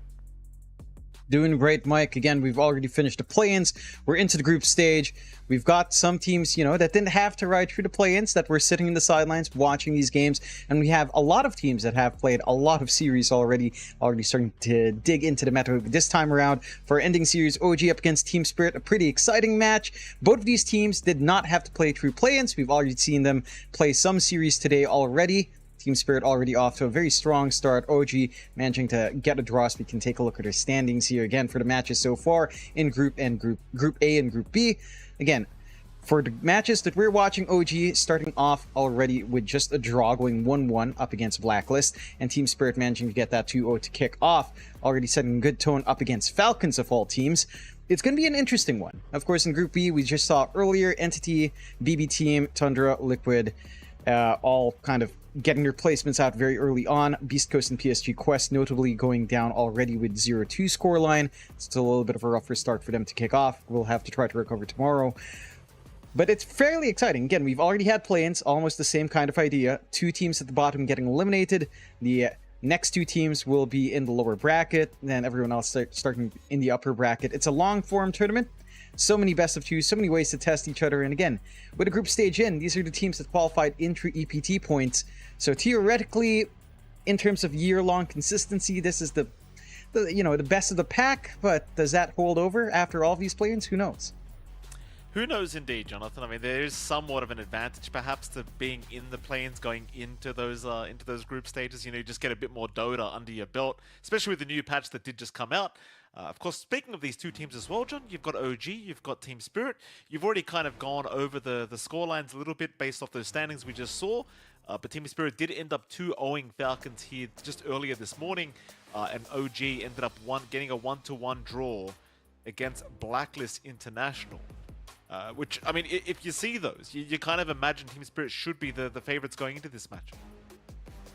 That it should, but of course, all of you guys can put in your prediction as well for who you think is going to be coming out on top here on SDC. Check out sdcplay.gg, get your audience predictions in for the matches here at Dota 2 and all the matches across the Esports World Cup. Still, like you mentioned, this should be exciting. Team Spirit already off on a good footing. OG, maybe a little bit more up and down. I was listening into the post-game interview of John Uel from Blacklist saying why he felt like they kind of faltered in game 1. They did get adjustments and they were testing stuff out. So we'll see if OG manages to adapt. Again, that was already an early test of teams in groups versus teams in play-ins. This is group versus group, so it should be interesting. You saw those early predictions there, Mike. Slightly favored here towards Team Spirit. It was slightly favored. I want to say maybe it should be a little bit more favored towards Team Spirit, but of course, I mean, OG, I suppose, is a team you can never really underestimate, Jonathan. This side does tend to pull off some miraculous kind of games when they are a little bit behind. So I suppose you can't underestimate the boys from OG Esports, but I mean, again, Team Spirit already 2-0ing Falcons earlier today does kind of, I mean, it almost kind of spells what's coming here for OG, I feel like, Jonathan. I mean, Falcons, one of the best teams in the world, if not the best team right now, and well, Team Spirit kind of made it look easy in their 2-0 victory over them earlier. So, I mean, if I'm doing my math correctly, Jonathan, which I'm probably not, it should mean that Team Spirit, again, are the favorites, maybe the heavier favorites going into this, but who am I to talk, Jonathan? I'm Australian, we don't do math. No. Certainly not. And Team Spirit, we were hearing some interviews. They try not to get match pressure on their heads as well. They're not like calculating. We need to do this good here. We don't need to do this much here in this tournament. We need to beat this team really hard, or they're focused on just playing their game, getting better. And this is around a time when Team Spirit does get so much better, right? Like, it's been a pretty solid year for them already in terms of results, but whenever the international rolls around, that's when these guys really kick it into full gear. Yataro's changed his in-game name to Radon instead of shaving his head. That might be the new trend going in. Can you imagine if every single player starts changing the name by the international or by the Riyadh Masters next year? Wouldn't that be great? Wouldn't that be amazing if everyone picked that up? It would be great, Jonathan, especially for people like you and I that have to remember all these names. It would be fantastic. I think what you were trying to say about Team Spirit as well, Jonathan, is when there's a lot of money on the line, these guys wake up. They want to win every single time, and there's certainly a lot of money on the line here at the Riyadh Masters, so not too surprising that Team Spirit are looking fantastic once again. Don't forget as well, I mean, club championship-wise, for the Esports World Cup, Team Spirit, they are playing in quite a couple games, so, for the Dota 2 squad, it may be a bit of pressure to try and come first, to give yourself a proper chance at that championship club, as we are going to see OG Esports now. Yeah, and OG as well. Again, so much history behind the org. It has been a little bit rougher for them, as we have seen in the past year. In their recent qualifier was a little bit rough as well to the international, and it's going to be interesting to see how much has changed since then. You've got Seb here, all focused in, of course, but it's still going to be interesting. I feel like the introduction of Timad and Whisper has certainly brought quite a few different ideas onto OG, as we have seen in the past year, and I'm keen on seeing just how much more can come in, especially with so much on the line now. Again, we're at the Riyadh Masters Esports World Cup. They've started with a draw, which isn't the worst for OG, but up against a team like Team Spirit, even though this is an opponent that a lot of people would rate high above everyone else, you still want to have a strong showing here. Oh, absolutely. I'm sure it's going to be a fantastic series. You and I, of course, we just hope for a very close one between these two teams, and I'm sure that is about what we're about to get, as we are heading into the draft number 1 between Team Spirit and OG Esports. Hopefully, we'll get to see these bands rather soon, Jonathan. Again, a lot of pressure on the line from both these sides to pull off a victory. Draft has begun. I guess I can go over the bans, Jonathan. We've got Team Spirit banning out Enigma and SF so far, and OG, they ban out the Elder Titan and the Weaver, and there we go. The draft now officially on screen. Yeah. I'm wondering if the Hoodwink starts to get more early priority in banouts. It feels like that hero has been recently popping into the Riyadh Masters. We see the Monkey King banned out. A lot of talk about him being strong, as you and I have seen in other qualifiers as well, but the Hoodwink has been consistently strong, even in the Riyadh Masters qualifiers, the Esports World Cup qualifiers. That was like a full month, maybe a month and a half ago now. Even at that point, I think Hoodwink was already kind of ridiculous, and it still is now. Not prioritizing the early bans for OG. Team Spirit, for their part, we'll see how they close out, as OG close out with the Darkseer ban, leaving a couple of big options like that Hoodwink. We've seen a little bit more Snapfire. Clockwork is still a high tier support as well. Enchantress. There's just so much really strong right now that it does make that decision to take care of these big heroes a lot harder, but it does provide more play opportunities. I'm keen on seeing what Team Spirit will allow through and what they'll first pick. They have a lot of options there as well. We've seen them run and gun earlier on believe they were running quite a fair bit of the Primal Beast. Could be a priority for them coming in here if it is left in pool as well. We shall see. I mean, this final ban out is taking a fair bit of time here from Team Spirit. Just diving into the reserve time for this final ban out. There's so many broken heroes available right now in this patch. It is very hard to know exactly what is to be banned here against OG. They'll get rid of the Beastmaster, which has been very popular with the Axe Rush. Drums of Slom just proving to be way too potent. But the question now is, John, what do Team Spirit want to prioritize with this first pick? Again, so many broken options that you can prioritize here if you are Spirit. Well, what are you thinking, Jonathan? Anything in particular you want to see? I feel like Hoodwink's still a safe bet if you really want to go that route. They will go for the Hoodwink in the end. Again, just does a lot. It doesn't really reveal too much about your game plan. It provides so much for you in terms of the support. It can just instantly win your lane if you have a strong combination like the Beastmaster, which was banned out, but there's still an option like Centaur down the line for Team Spirit if they want that. For Collapse, even the Primal Beast that we were talking about can be a really strong option as well if they want to do that from the off lane. So it provides a lot of possibilities here for the side of Team Spirit. And for OG, I'm wondering what their priority is. They go with the Pangolier very early on. We have seen Pango just stay in. Has been in 66% for drafts, Mikey. Has lost more often than not, but it pops in for good reason. I can't believe this hero is still first pick material. It's just unbelievable. It really is. Just the fact that they gave him that damn facet, that double jump facet with the shield crash. I just don't get it. I mean, someone at Valve really likes Pango. There's no two ways about it. Someone's spamming Pango. Team Spirit, they'll ban out Phoenix. Final ban to come from Spirit. And one more from OG as well before we can keep these drafts going. Pretty standard opening so far, John. You predicted the Hoodwink opening was pretty standard here with the Hoodwink support. OG with the first pick, Pango, not too much to talk about. I mean, this hero seemingly has just been picked up for the last, I don't even know how long. Ever since Pango came out, it just hasn't disappeared. Same playstyle as well, you know. Just now you can double jump. Very potent. Yeah. I think the one thing that changed with Pango is maybe itemization. We've seen more Echo Saber. We've seen some Orchid pickups. I don't think we've seen much Diffusal pickup at all. So that is one aspect of the hero that has changed at least. You know, there's some evolution there, Mike. A little bit. I like that, Jonathan. You're grasping for straws, but I appreciate it. Hey, it has shifted a bit. I never saw Echo Saber Pango, Jonathan. I don't. You can't just lie we to me have like seen that. it. What do you mean? Have we? We've seen it a couple of times.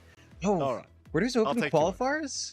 I think we've seen it in, you know, TI regional qualifiers, I think, at the very least. Unless you've already forgotten that, Michael Phoenix. I have. At your age, I wouldn't fault you. Hey, I'm an old man, but I'm not that old. Come on now, John. The Team Spirit. Ban out the Mars. It took them quite a while for that ban out, but they do respect ban out the Mars. Fair enough. OG. Yep. Their ban to be made.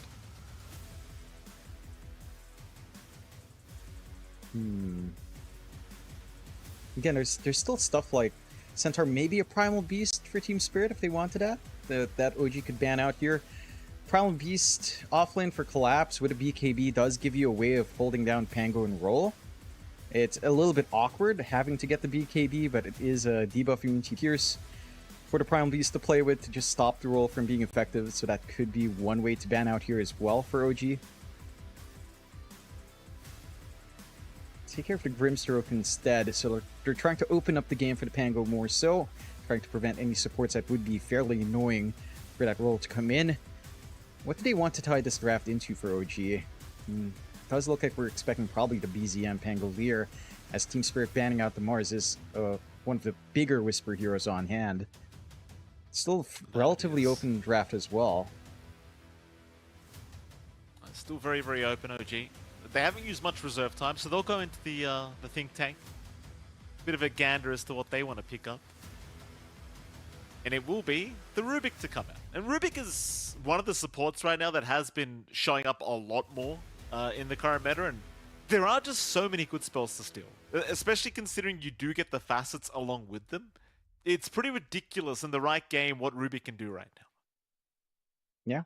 And that it is, and you know, his own facet lowering cooldown on stolen spells or just having a wider AoE can be massive. Like here, wider AoE bushwhack would be pretty painful. And just all of that hold on the Rubik is going to be really useful to have. It doesn't reveal too much about your draft as well yet for OG. It leaves a lot of options to combine with Whisper's offlane here. Like Rubik Centaur is still a viable option for Whisper. Rubik Timbersaw, maybe in certain matchups, if you expect more tanky heroes from Team Spirit, can certainly work out as well, one for Whisper's specials. They'll go with the Primal Beast we're talking about. Team Spirit will just pick that up. Again, we've seen Collapse play a lot of this. They can still shift it around if they do feel the need. But I think just having Primal Beast plus a Hoodwink lane is already pretty damn strong. I think the Pangolier versus Primal Beast lane can work out as well if that is the direction they'd want to take here for Larl. Is certainly a possibility. But either way, you're pretty happy here in Team Spirit. You have that flexibility. You're still not revealing too much about your draft. You've got the Shadow Demon on hand now, which is a rather interesting pick. They've got some solid save on Team Spirit. They have some illusion spam that can come in, really easy stacking as well. It is a little bit difficult when you do pick Shadow Demon to Rubik, I will have to say. It feels like every spell for Rubik to steal is massive. Demonic Purge, Disseminate can be really good, especially with the Facet as well. And, you know, just the saves from the Disruption. You're already having a pretty fun time for OG, but again, the utility for Team Spirit can't be understated. We've seen them do so much work on the Shadow Demon in very clutch moments before. Those saves can do a lot for you. Oh, absolutely, and it doesn't matter who you give it to either. Like Mira or Maposhka, they both will play the Shadow Demon to a very, very high level. This could be very, very hard for OG to try and deal with. Mind you, going back to the Rubik, I mean, you've already talked about how much value there is for the Rubik already. Obviously, Ari is a fantastic Rubik +4 as well, I might add, so should be a bit of fun watching him play this Rubik for OG. Is now OG going for the Morphling pickup. It's a carry that's been popping up quite a bit. I believe we saw Team Spirit play it earlier up against Falcons, and of course, Radan did have a fantastic time when it came to the Morphling up against Falcons. So perhaps OG Esports maybe even deny picking it away from Team Spirit. They do take it for themselves. Yeah. And there are some good forms here to turn into as well for the Morphling. Just the Primal Beast alone is pretty good. You have an easy way to continuously move forward or just kind of pull back if need be.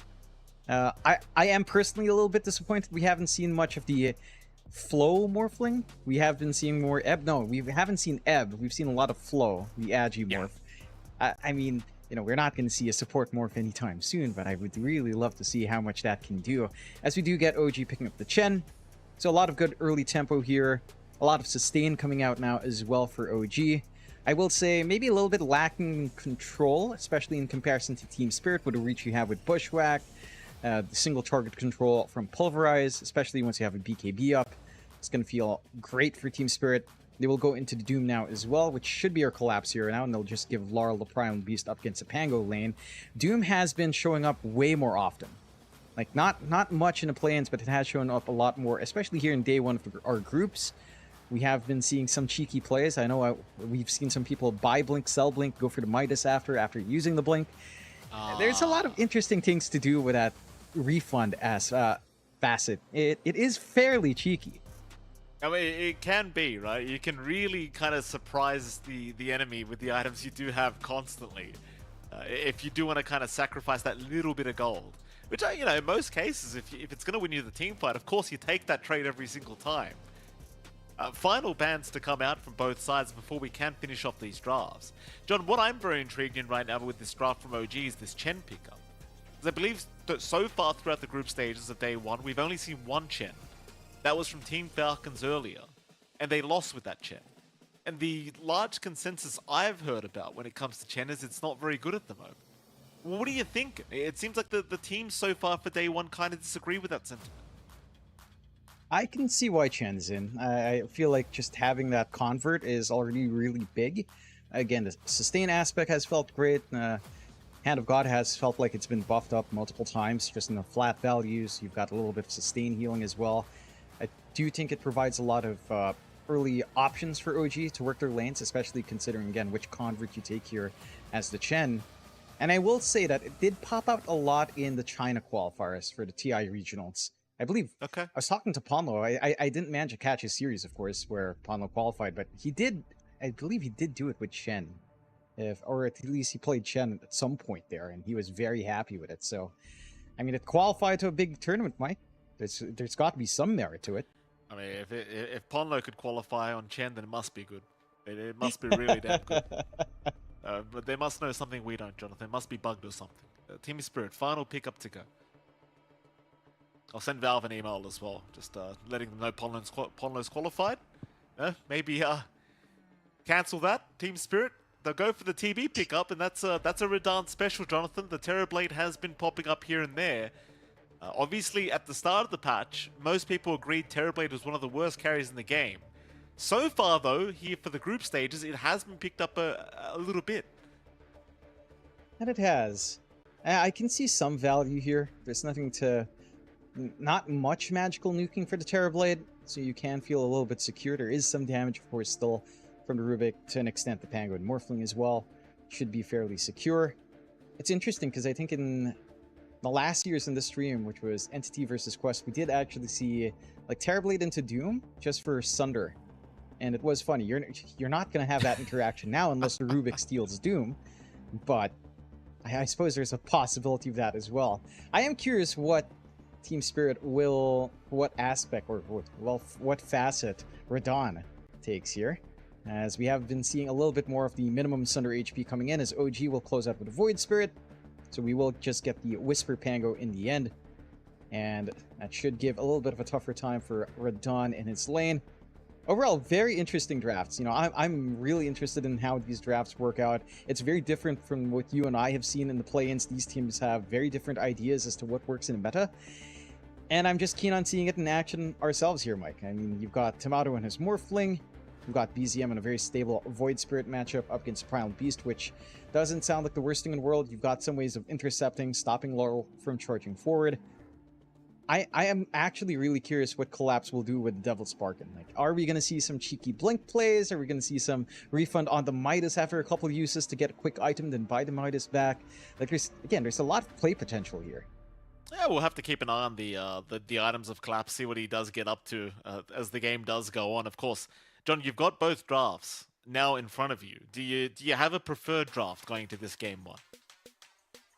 I think I'd lean towards Team Spirit just a little bit here. I mean, you managed to pick Doom into Chen, which already feels great in lane. You're going to be able to eat the Convert for yourself quite nicely here for Collapse. You've got Doom into Morphling. You've got some save options. You've got Illusion spam coming out with Miposhka and Radon. So you can get just kind of spam Terrorblade Illusions out to help the push, although it's not as effective as it once was, but it's still up there. I do feel like the stability of Team Spirit's draft is a lot better for the side of OG. The offlane Pangolier can be a little bit hit or miss. It does feel like you kind of really have to win your lane out, which you can do up against a Terrorblade. It does feel like they are much more reliant here on OG and having that snowball start, because especially with a Chen support, once the game drags longer and longer, if this Chen doesn't manage to find space to farm, which you should, as long as you hang in the jungle instead of focusing on lane, you know, you really need to play around that tempo. The tempo of early mech into Guardian Greaves, try to take fights with all of this regen and auras available, and kind of ride from there. I just feel like it's more forgiving for Team Spirit, as long as they don't miss out too much early on. This lineup of Spirit scales very hard into mid and late game. It certainly does, and we'll see how it does pan out here. Team Spirit versus OG, game one of a best of two series. The Team Spirit already trying to be a little bit cheeky, trying to wrap around through that Dire jungle. They'll see the giant wolf here from the Chen, and they'll go right for it. Show themselves, take out half its HP, but that's going to be about it. They just hit the Chen creep. Fair enough. I highly doubt we see a level 1 team fight breaking out from either side. Seems like they'll probably just secure their bounty runes to get started for this game number one. Though it does seem like Team Spirit are trying to find an angle to start a fight. See if OG do give them the opportunity. Though again, I imagine they will just sit back and just try to secure their bounties. But that damn giant wolf is still being chased down by Mirror, by the way. It's almost dead. Seb will deny it off, finally. I like that, just a little bit cheeky, trying to get some extra gold. Collapse will be able to snag away one, so it's going to be an even trade to start off here. We can take a look at this lanes breaking out, although they're still playing poke and tag, but not going to fully commit for too long. Mid lane matchup for Laurel on the Primal Beast up against BZM on a Void Spirit. it should be fairly okay for both sides. Maybe a little bit more aggression out from Laurel overall. But you do have an all-damage barrier for BZM to play with at the very least, so you're not going to be harassed out too hard. Level 3, maybe level 4 is the big spike for either side to get aggressive on top if they see an opening. Rune control is equally important for both sides, so I'm keen on seeing whether or not we get that early activity out from Seb. And with the Alpha Wolf convert, it doesn't feel like you have the greatest rotational potential if you don't manage to open up your camps. So there is that aspect to consider here as well as the game goes on. Yeah, speaking of Seb, of course, top lane, Tomato and Seb against Collapse and Mirror. For now, a pretty, of course, fine top lane. I imagine Tomato shouldn't have too much contest here up against Collapse. The thing is, the Doom is going to find a lot of free farm as well, right? Like, you're not really going to be struggling here as Collapse, even against the POS 5 Chen. Chances are Collapse is going to have a very good time. Yeah, should just be able to sit back and farm. Even play poke a little bit with the damage they do have on hand with Scorched Earth and that Acorn shot. You're already being very annoying early on, as we know how much damage that can pump up, especially with the Facet on the 3-bounce trick shot. And Collapse, I mean, just the Doom answer into Chen is already a really good feeling. I think that's one reason why Seb opts for the Wolf Convert instead, just to ensure that Collapse won't get some easy steals from his free creep every single time. Again, it removes a little bit of that early laning presence for Seb, removes a little bit of that rotation potential, but you are playing up against Doom. If you get a Centaur free or a Lightning Creep free, it just makes the lane way too easy for Collapse.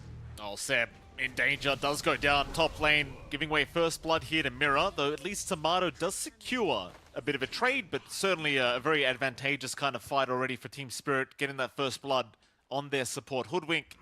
That's going to allow Mirror a very early null talisman on the Hoodwink. Again, you're very happy seeing Seb go down there if you are Team Spirit. And you are. A little bit of gold flowing your way. Tomato getting the solo kill is a little bit nice, though. Some extra EXP for him to play into that level 3, level 4 of the Morphling to control the lane a little bit better. Still, the last lane we haven't really taken a look at, of course, is that bot lane. You've got Miposhka and the Shadow Demon with Radon on our Terrorblade up against Whisper and Ari on that Pangolier and Rubik lane. They haven't been really able to put a stop to Radon in his early farm. Again, you have some damage sources. It's mainly physical. Radon can just kind of situate no problem. Are trying to isolate Miposhka out. They'll try to have a crack at the Shadow Demon. Miposhka's still just running towards the south. Looks like he's going to be just fine. They'll fight over the Healing Lotus, but Miposhka is going to be able to take it away from Whisper. They are still fighting it out here top lane. Of course, Mirror did end up going down. Miposhka bottom lane still in danger as the double jump does connect, though. Ari now dropping low himself on the Rubik. Might die first. Miposhka, one hit away. Whisper's chasing him down into the T1 tower, but he can't reach. Oh, poor old Whisper. He's going to get out of there. Nobody will die up at that top lane, though Radon is still chasing a little bit further, but he has no real spells to throw out. Well, there's a reflection, but that's going to be about it. Yeah, it leaves you in a pretty precarious spot here for Whisper. No regen on Ari, no tangos left on the Pangolier. You're hanging by a tread in this lane, freeing up a lot of room for Radon to just farm. Miposhka gets full value from his healing salve as well, so he's free to just camp that lane. It's a really strong trade for the side of Team Spirit, just getting more space, wasting more resources on the off lane, tying in the supports to that lane as well, preventing a straightforward rotation to help out BZM perhaps. There is some room for some stacks here from Ari, at the least. He is managing to build up at least a medium camp on the side, but not much else. And again, this mid lane, it has been going stable. A little bit of a lead for BZM at this point, but Laurel's not really kicked out. You don't really expect the Crown Beast to get kicked out at any point, especially, again, if your Chen can't make a rotation in. So far, that should still lead to some decent timings for Laurel. BZM's really competent here. Laurel trying to get aggressive, has Onslaught in 1 second if he wants to. Meanwhile, top lane, they are jumping Tomato. The Tomato's going to be just fine to strength morph and walk away. My goodness, the aggression already from Team Spirit, like that mid lane. BZM is not having a great time. Laurel's having a look around to see if he can land an Onslaught, and it looks like he probably will. BZM, it'll connect. He's got the trample to boot, though BZM will be able to survive through it. Prior to that level 6 mark, Laurel is trying to be very aggressive on this Primal Beast, and it does appear that at the very least BZM will hit level 6 first, but he is forced to run back towards the fountain. And he is. Again, one of the downsides of the side lanes just not getting active enough as well. You don't get bottle top-ups. Again, no meaningful rotations onto the mid. No way of cutting off Laurel's own water rune refills. So you are just stuck in a very even lane that the Primal Beast really doesn't mind, as his power spikes are very smooth into that level 6 mark. We'll just TP back in. With Laurel already, Tomato. again, set for a little bit of a faster 6. Tomato almost went down top lane. He almost literally gave up there for a second, just kind of standing still and accepting his death. But Team Spirit did not have the damage to follow up, so Tomato actually barely surviving. And that acorn shot with the trick bounce, with the trick shot rather, is just so much damage if you get caught with it. Tomato almost finding out the hard way. Power Rune's about to spawn up. Team Spirit, they will try to secure, and it will be down at the bottom lane. Mirror is going to be chased, though, in the meantime by OG, and they will punish. Mirror, unable to really do much there, as bottom side, they are trying onto Lal now. Lal in danger. Whisper with the chase down onto the Primal Beast, but he doesn't have any more spells to throw out. Primal will be just fine. Now, OG, they will get away with at least the mirror kill, but they do give up the damage amp rune. That they do, and they also lose a little bit of their stacks there. Forced to try to clear it out early, take Whisper away from the lane, give more free space for Radon to farm up, and they have the rotation mid. They certainly do. Ooh. BZM will be able to at least astral step away. The onslaught will not land from Lal. BZM, you know, although it has been a very aggressive style of lane here from Lal, BZM still finding a hell of a lot of farm on that Void Spirit, and it still seemed like he's set for a very good game himself. And he is. A bit unfortunate from Laurel. I believe he turned on the trample as the Acorn Shot tree came out. So when the Bushwhack came in, the tree was trampled down, unfortunately, and they didn't manage to get the chain stun. Still, collapse. Top lane, collapse almost down, does go down. Ari able to secure the kill on the Rubik with the Fade Bolt, of course. Classic. Zari gonna find Mirror very, very soon. Meanwhile, Radan's being chased down a bottom lane, it seems like, but Whisper's not going to be able to go too much further. Top lane, Ari gonna find Mirror on the Hoodwink. Mirror gonna just scurry away, but Tomato on the chase cannot finish the kill. And Mirror gonna have to just go back towards his fountain and get a reset by the looks of it. Already 1-4 in the favor of OG, though the net worth is slightly the way of Team Spirit, as now Whisper bottom lane has been caught out. A nice rotation from Lal to secure the kill. And that was off the back of a nice Sunder from Radan to give himself a reset. Yeah. Again, Wid condemned as his facet here for Radan. Poshka. That Sunder is not to be underestimated. Oh, the Primal. He has the Pulverize cancelled off by Ari. BZM still going, though. He does get caught by a Bushwhack into the onslaught. Now BZM will dissimulate and look to get away. Meanwhile, Lal, he'll try to Seb. Seb on the Chen, just trying to back out of there. And will actually be successful in doing so for now. As Lal could not quite finish off the job. Just did not have the damage output. So it seems like OG, they get away with Maposhka killing. Team Spirit, they find nothing. Just not able to connect in the way they'd want to right now. Really good lift out from Ari to stop Pulverize. They're moving as a unit on the side of OG. They're very focused on what they want to do on the map. On the side of Team Spirit, maybe feels a little bit more responsive to what OG is doing. Outside of that early movement from Laurel down bot, it all has felt like a response for the most part here from the side of Team Spirit, which you can't really fault them for. Their lineup does need a lot of farm. You've got a Doom and a Terrorblade on your side lanes. You've got supports that don't necessarily give you the easiest setup to follow through from Primal Beast either. So your options for offense are just rather limited, and you do just want to try to ride through the earlier portion of the game until initial items start flying up. How long that takes is the question, though. We are seeing Radon go for the early Manta, as he tend to go for. Collapse is going for a Blink.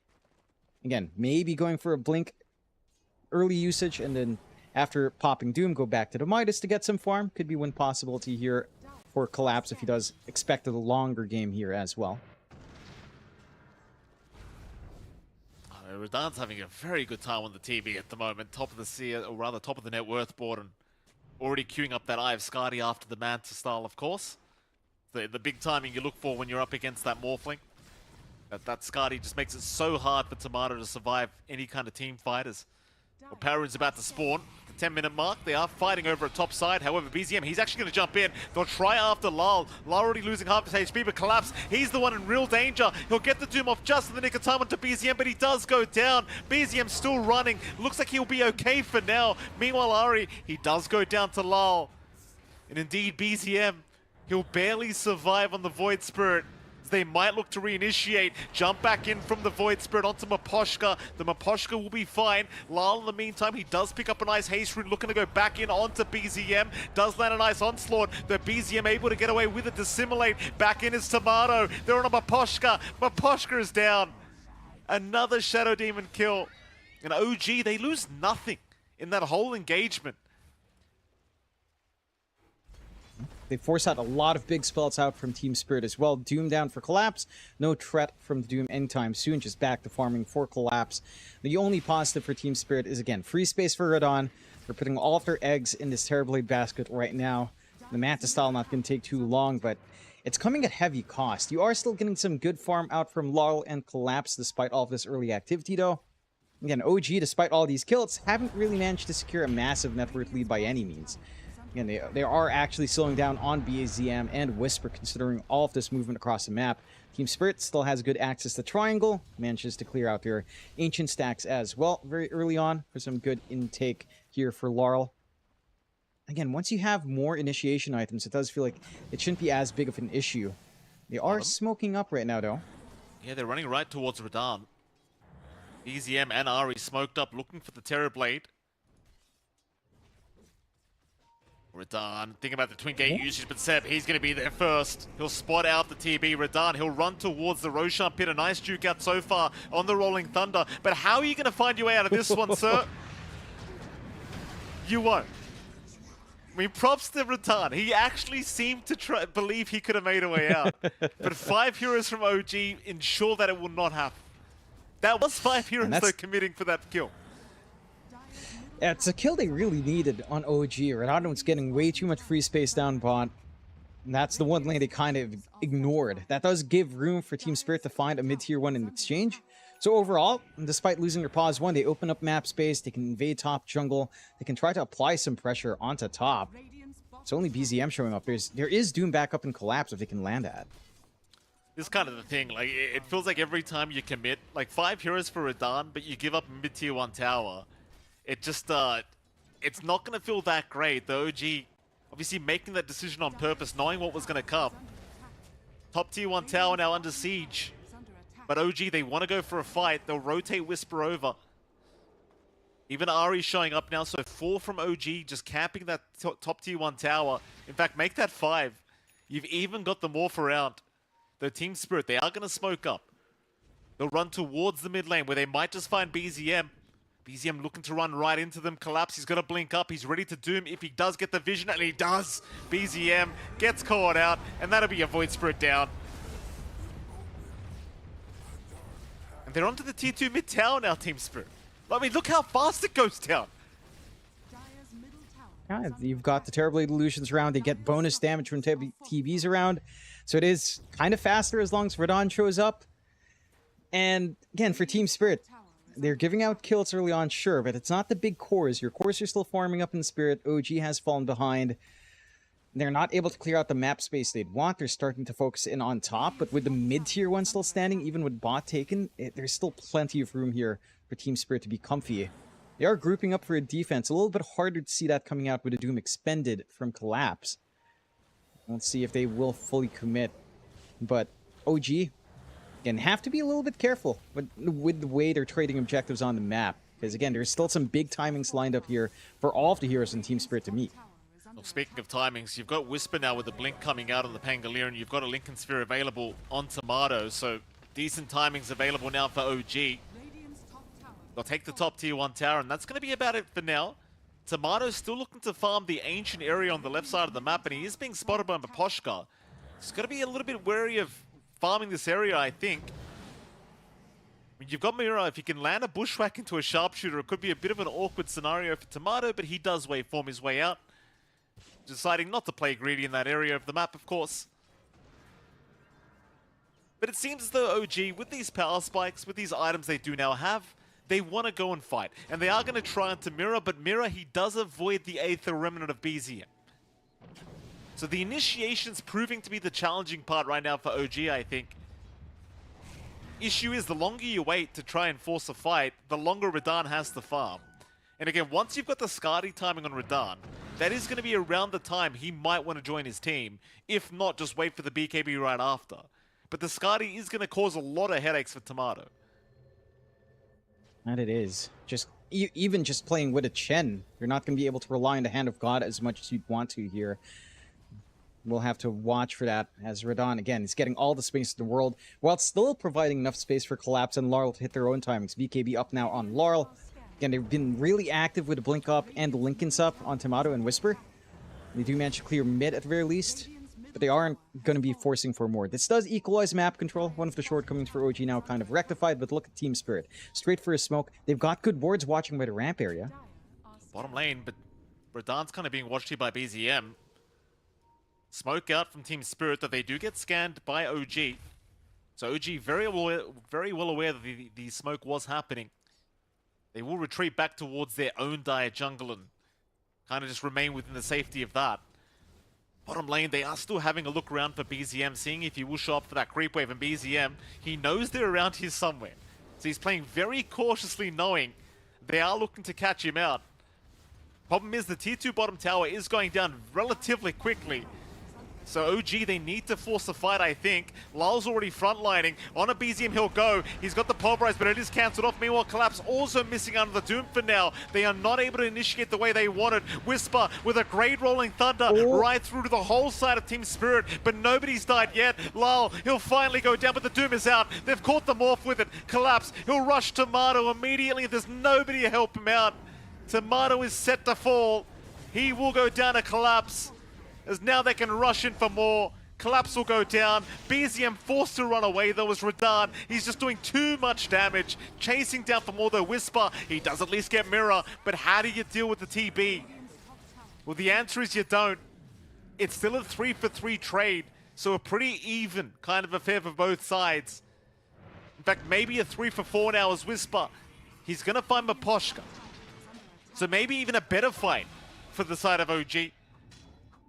Mind you, John, they do lose that bottom tier 2 tower, but they do get the better team fight. That they do. Just very good timely save coming out there from Whisper. That blink in with a Rolling Thunder, just interrupting the Pulverize, interrupting the Doom usage from Collapse, and just costing that entire movement out from Team Spirit. The punishment onto Tomato is pretty good. Finding that Morphling kill does kind of soften the blow, but you trade way too much in exchange here for Team Spirit. Still, the added map control does provide a little bit more reach for them as well, although Radahn still being chased fairly deep here. Not going to be fully committed upon, but you are seeing some of that bite from OG. I mean, there's so many great spells to steal for Ahri. The moment the interrupt was there in the Pulverize, straight Pulverize steal from Ahri, just gets his own hold to stop Laurel from playing his game, even with the BKB up, is something that you have to be really cautious about on the Primal Beast. That does just put more layers on top here for Team Spirit to worry about, and more layers for OG to play with as they will go into Roshan now as well. Nice and easy access into the pit. Aegis going their way uncontested, along with this big power spike for BZM into the Ags now for the Void Spirit. So the AoE silence from the Resonant Pulse is going to be massive in impacting a lot of these heroes. Radahn has to be on point with Manta usage. You have to be very patient as well, or you might have to preemptively BKB for Laurel if you will try to commit with a Pulverize in, and you don't have any defensive tools yet on Collapse. So the silences could break up this initiation from Team Spirit and start to give OG even more of an edge. A very even game. Kill lead still in OG's favor. And with the Aegis, again, they've got a lot to play with. You just need to see them translate that into more here. Oh, I certainly hope OG can. They are going to try perhaps onto that top tier 2 tower. At least Tomato is hanging around, but it looks like he'll decide to just back his way out. You know, I do just get very concerned for OG because, again, Radahn is like just a little bit off having that Skadi up. Might still want the BKB after that before he really gets involved, but we shall see. As OG, they are hunting. BZM, mid lane. Maybe he's the one to get hunted very soon if he's not too careful. He'll dissimulate out of there for now. OG grouping up to maybe slowly chip away at that top tier 2 tower. Even looking towards the Radiant Tormentor, seems like Tomato will go ahead and take care of it himself, along with Seb, though Seb might die for this. Oh. Tomato will spare it. Meanwhile, bottom though, Mira, he's on the run here. The Hoodwink in the Thai base at the moment, caught up by Whisper, and the sharpshooter from Ari. Just giving a right to him. I'm not really sure how Mira's ended up in that position, but... Well, actually, Radan, he gets scanned out. They know the TB's in the Dai jungle somewhere. Radan, he'll go for a run towards the south. Whisper's on the chase, but without the Rolling Thunder, chances are you probably won't catch him. Yeah, Mira's just been shoving in bot, trying to force a response. He should be fairly happy. You know, managing to get the Rolling Thunder out, maybe giving away Sharpshooter's not as good. Still, smoke out from Team Spirit off the back of this. Rolling Thunder's still down for 40 seconds. They've got a good window here in Team Spirit to take this fight. And it looks like they really want BZM. Like, if you can catch BZM with that Doom, the team fight's just as good as over, it feels. BZM, not jumped yet. Lal gonna make the onslaught in. Does not find anyone yet, though he has caught Whisper now with the Pulverize. And Whisper and Seb both will go down to get this fight started. Already a 3 versus 5 scenario in the favor of Team Spirit. But the rest of OG, they are going to show up trying to protect their own Tormentor. Just in case Team Spirit want to try and rush the Tormentor themselves, but it seems like Team Spirit, they'll go after the Ancient stacks instead. Not willing to risk their lives for a Tormentor. They'll be more than happy with the way the fight panned out. And OG, well, they won't give away anymore. They'll still protect their Tormy. They'll get their respawns on the board. Maybe even Mirror to get caught out here top lane as Ari just about to find him, but unable to get the vision for the lift up. So Mirror's going to be just fine as well. Yeah. Still big gains for Team Spirit. OG just kind of in the wrong spot at the wrong time. The smoke doesn't quite break on the low ground when Laurel does blink in, so he's still hidden by the smoke on his blink BKB usage. That still gave them the angle to charge forward. And Whisper, without the Rolling Thunder, couldn't instantly respond in the manner I think he would have liked to, and just tried to turn that fight around. That opportunity again coming off of Mira pushing in bot. It all connects to that. The fact that the Hoodwink managed to force out a roll into the high ground, you get an instant smoke off of Team Spirit. You give them a small advantage, they blow it wide open. Tomato's going to be very careful here. Bottom lane, he's looking to farm perhaps that creep wave. Collapse is waiting for him as well. Thing is, he does have the Aegis up, so Collapse will just hold out. Won't bother trying to go for the Morphling kill, of course, not on his own. Meanwhile, top lane, BZM will jump Radan for a second, but does decide to get out, though Lal does catch him with a Pulverize, though Ari does intervene. Pulverize onto Lal now. Lal dropping quite low, gets his BKB off and doing so much damage. He does get Ari. BZM down to boot. Tomato's trying to fight this one out, but he needs to get out. And he's down. Aegis is gone. Waveform up in 3 seconds, but they will surround him once again. Tomato, can he survive? Can he? No, he cannot. No, he cannot. The damage output from Radan is way too high, as now they'll lose Whisper. And even Collapse, having a look for a little bit more, will not be able to find the Chen of Seb. But it's already 4 down for the price of 1 in the favor of Team Spirit, John.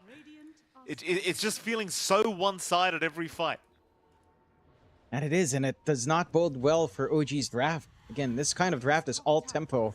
You have some good scaling coming out from your cores. It just doesn't feel like it fully compares to how much the Terrorblade can do, how much the Doom can do, even the Primal Beast as it scales on.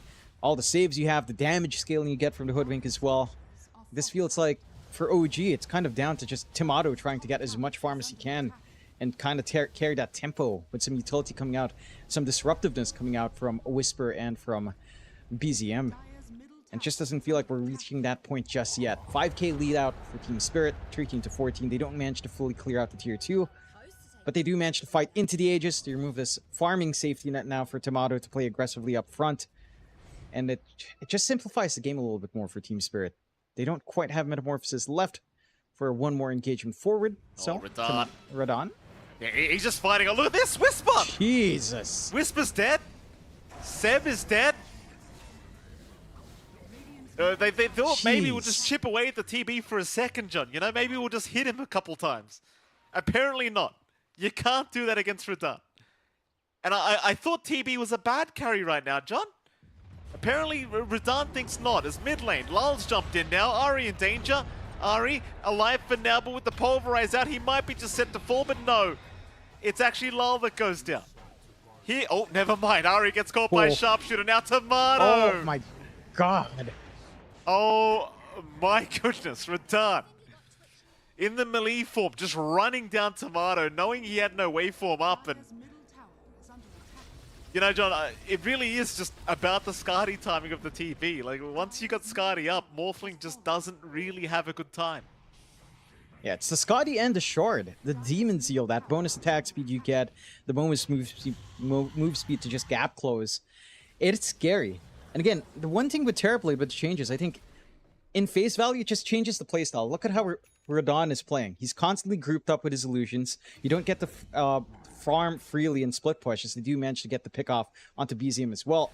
But it requires a little bit more aggression. And that's exactly what we're seeing from Riyadh, utilizing the stronger illusions when they're around him. It's just so much damage when the army's clumped up like this. Well, Tomato's going to show up. He'll end up just morphing into the TB form and just popping the meta immediately as Whisper has spotted out Miposhka. He'll go for a bit of a chase. Miposhka, though, with the disruption, that's not going to matter anyway. Or maybe it does. The blink away. He actually makes it. When his team's not there. I thought it wouldn't matter because he'll just, you know, he'll just die because his team's not there.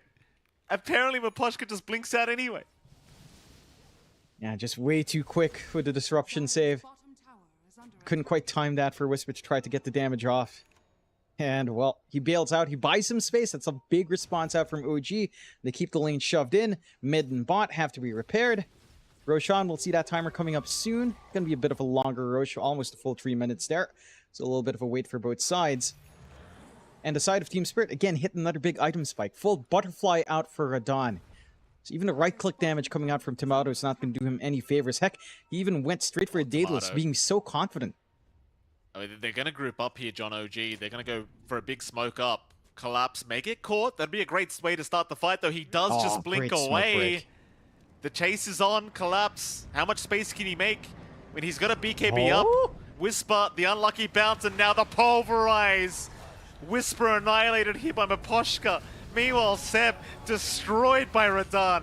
BZM will jump in, but he needs to jump back out. It's not the fight, BZM. Jeez. He's gone. Whisper brought back, I believe, on the Pangolier to boot, by the way, John, just to make matters worse here for OG. Yeah. Trying to make it back for the team fight, but these fights, they're just not lasting long enough. No. Just Tomato? Just really awful timing there for OG. Huh? Tomato, be careful, sir. This guy's crazy. You don't want to come near this TB at the moment. Whisper. He'll narrowly avoid Lal to boot. And the timing again for OG, just not what you want to see. Collapse? Smoke up in the right spot. Oh, Tomato's been caught by Collapse. It's just the thing with Team Spirit, when they're playing well, Jonathan, it is very hard to escape their grasp. Oh, that it is. They work the map well. The buyback from Whisper, of course, anticipating maybe something like an early Roche. Not quite up yet, still a full minute away. And again, the timing for OG. Smoke breaks right in the ramp, Collapse in the right spot at the right time, gets the blink forward, hugs the Lotus pool to get the bounce from Whisper off in the wrong direction. And it all just falls apart from there. Way too split up on the side of OG. No one else could really follow through cleanly. You only find Mira for your trouble, but the Hoodwink's really not the kill you want. Yeah, you need to find a way to hold down these bigger cores from the side of Team Spirit. 16k lead for Team Spirit on top of it now. Sam. Again, for the side of the OG, huh? Top lane just going down very easily here to Riyadh, and of course Lal.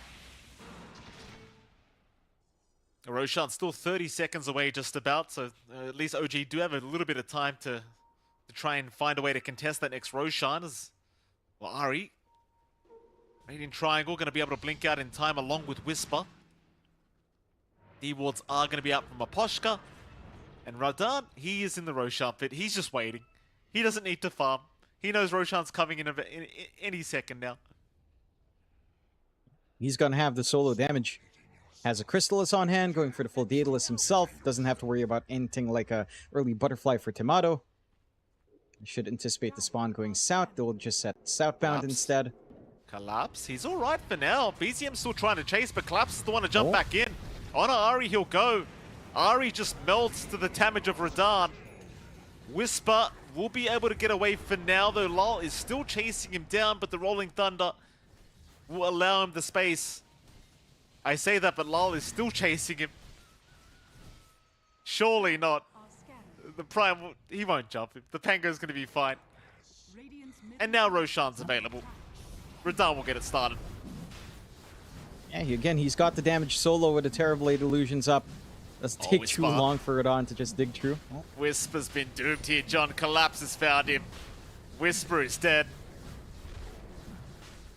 Roshan is gone. It only gets worse and worse as time goes on. So OG now 19k behind. Not out of this game one yet, but it is looking rather impossible. That it is. You're about to finish up your Conda on Tomato, so that's a little bit more damage coming in, but I guess the magical damage can help dealing with Radahn. It just doesn't feel like you have enough of magic damage to really deal with that Terrorblade anyhow. High ground siege already being taken by Radahn. No meta doesn't need it. No team either. They're coming, but Radahn just made his appearance on the high ground very early, just very confident with the Aegis for another 4 minutes. As Radahn now looking to move in, does go on to Seb with the Sunder out. Seb able to get away with the Glimmer King. But the bottom rack still under siege from Team Spirit.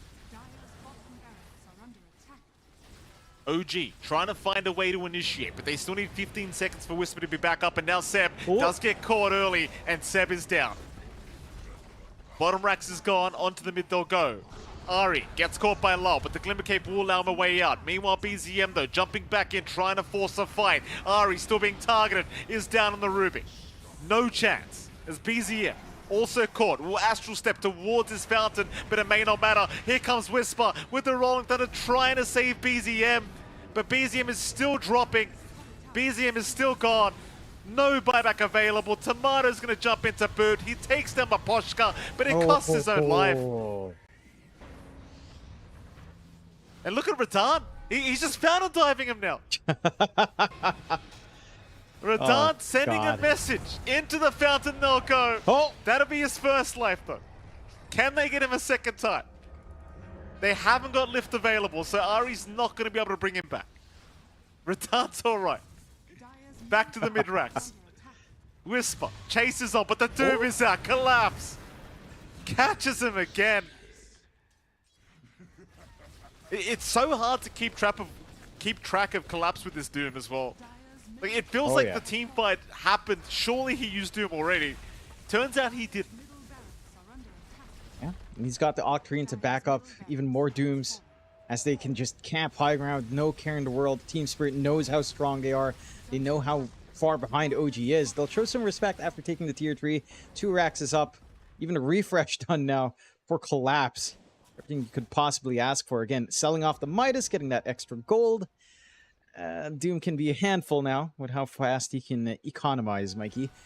Inside of Team Spirit, 30k lead, 30 kills on top, up against the 18 of OG. OG, their lineup had to play a lot faster. Again, the ideas with the Chen, the ideas with the Pango offlane are solid. It's just the counter picks from Team Spirit, right? You go into Doom, it forces this Wolf Convert, which isn't the best laning presence for Seb. It means he doesn't get early rotations in to try to bully out the Primal Beast beforehand.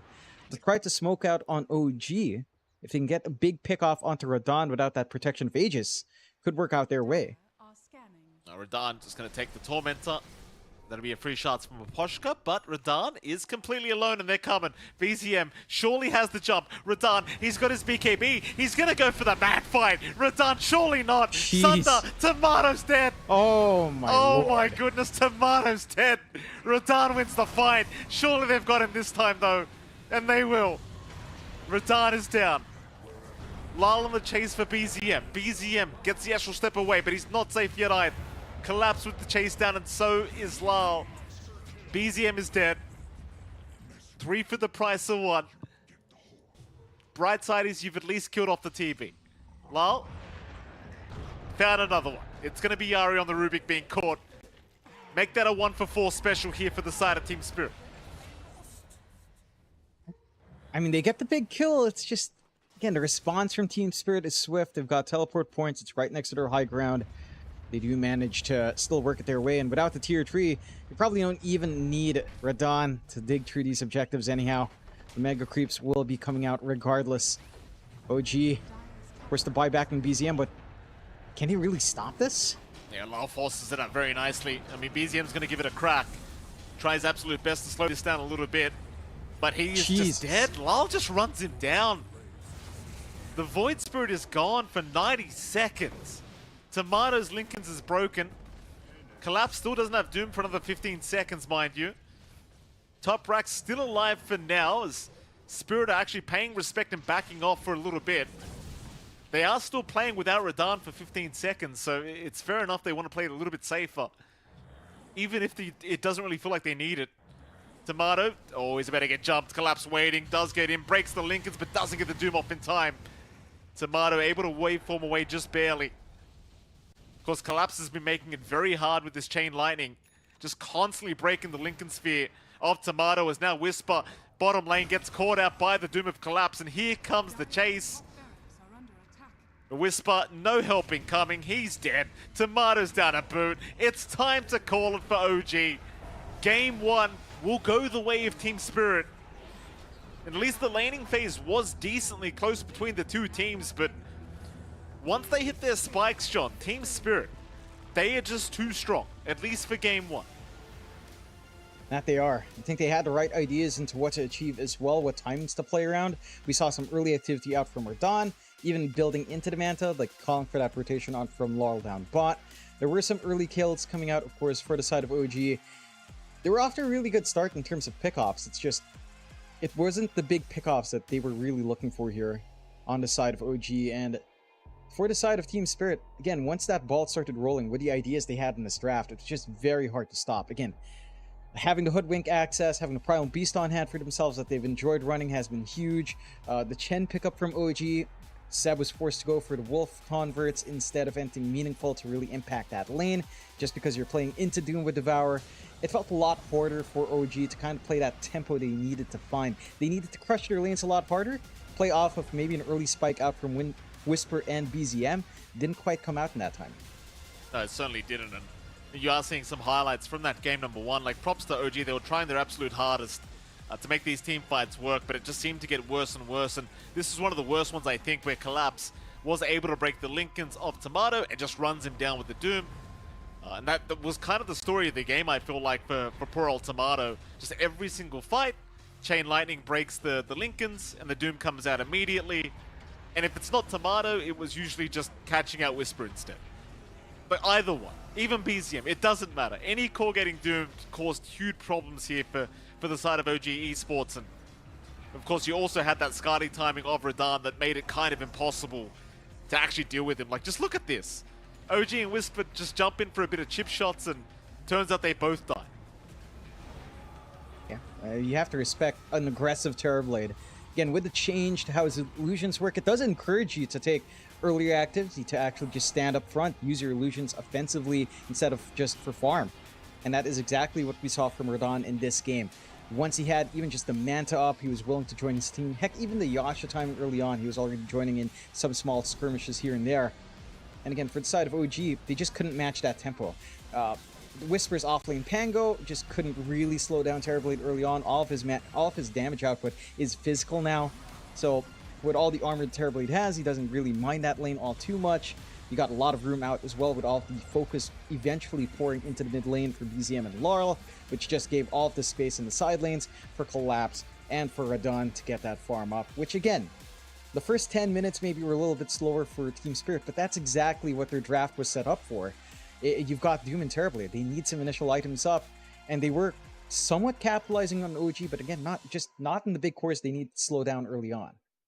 So what do you want to see changed up? Like, going into Game 2, John, do you feel like the OG need to adjust their draft maybe? Is it a playstyle issue? Is it they just get outplayed completely? Like, what do you want to see changed up here by OG? I think the draft has to be a little bit of concern. Like, they picked the Morphling, they picked the Chen, Doom is still available. That already felt very hard to play into, again, forcing this Wolf convert out from Seb. So I think adjustments in the draft, understanding what Team Spirit will want to pick up and counteracting that, we have to see that coming in Game 2. Okay, I mean, fair enough. I do want...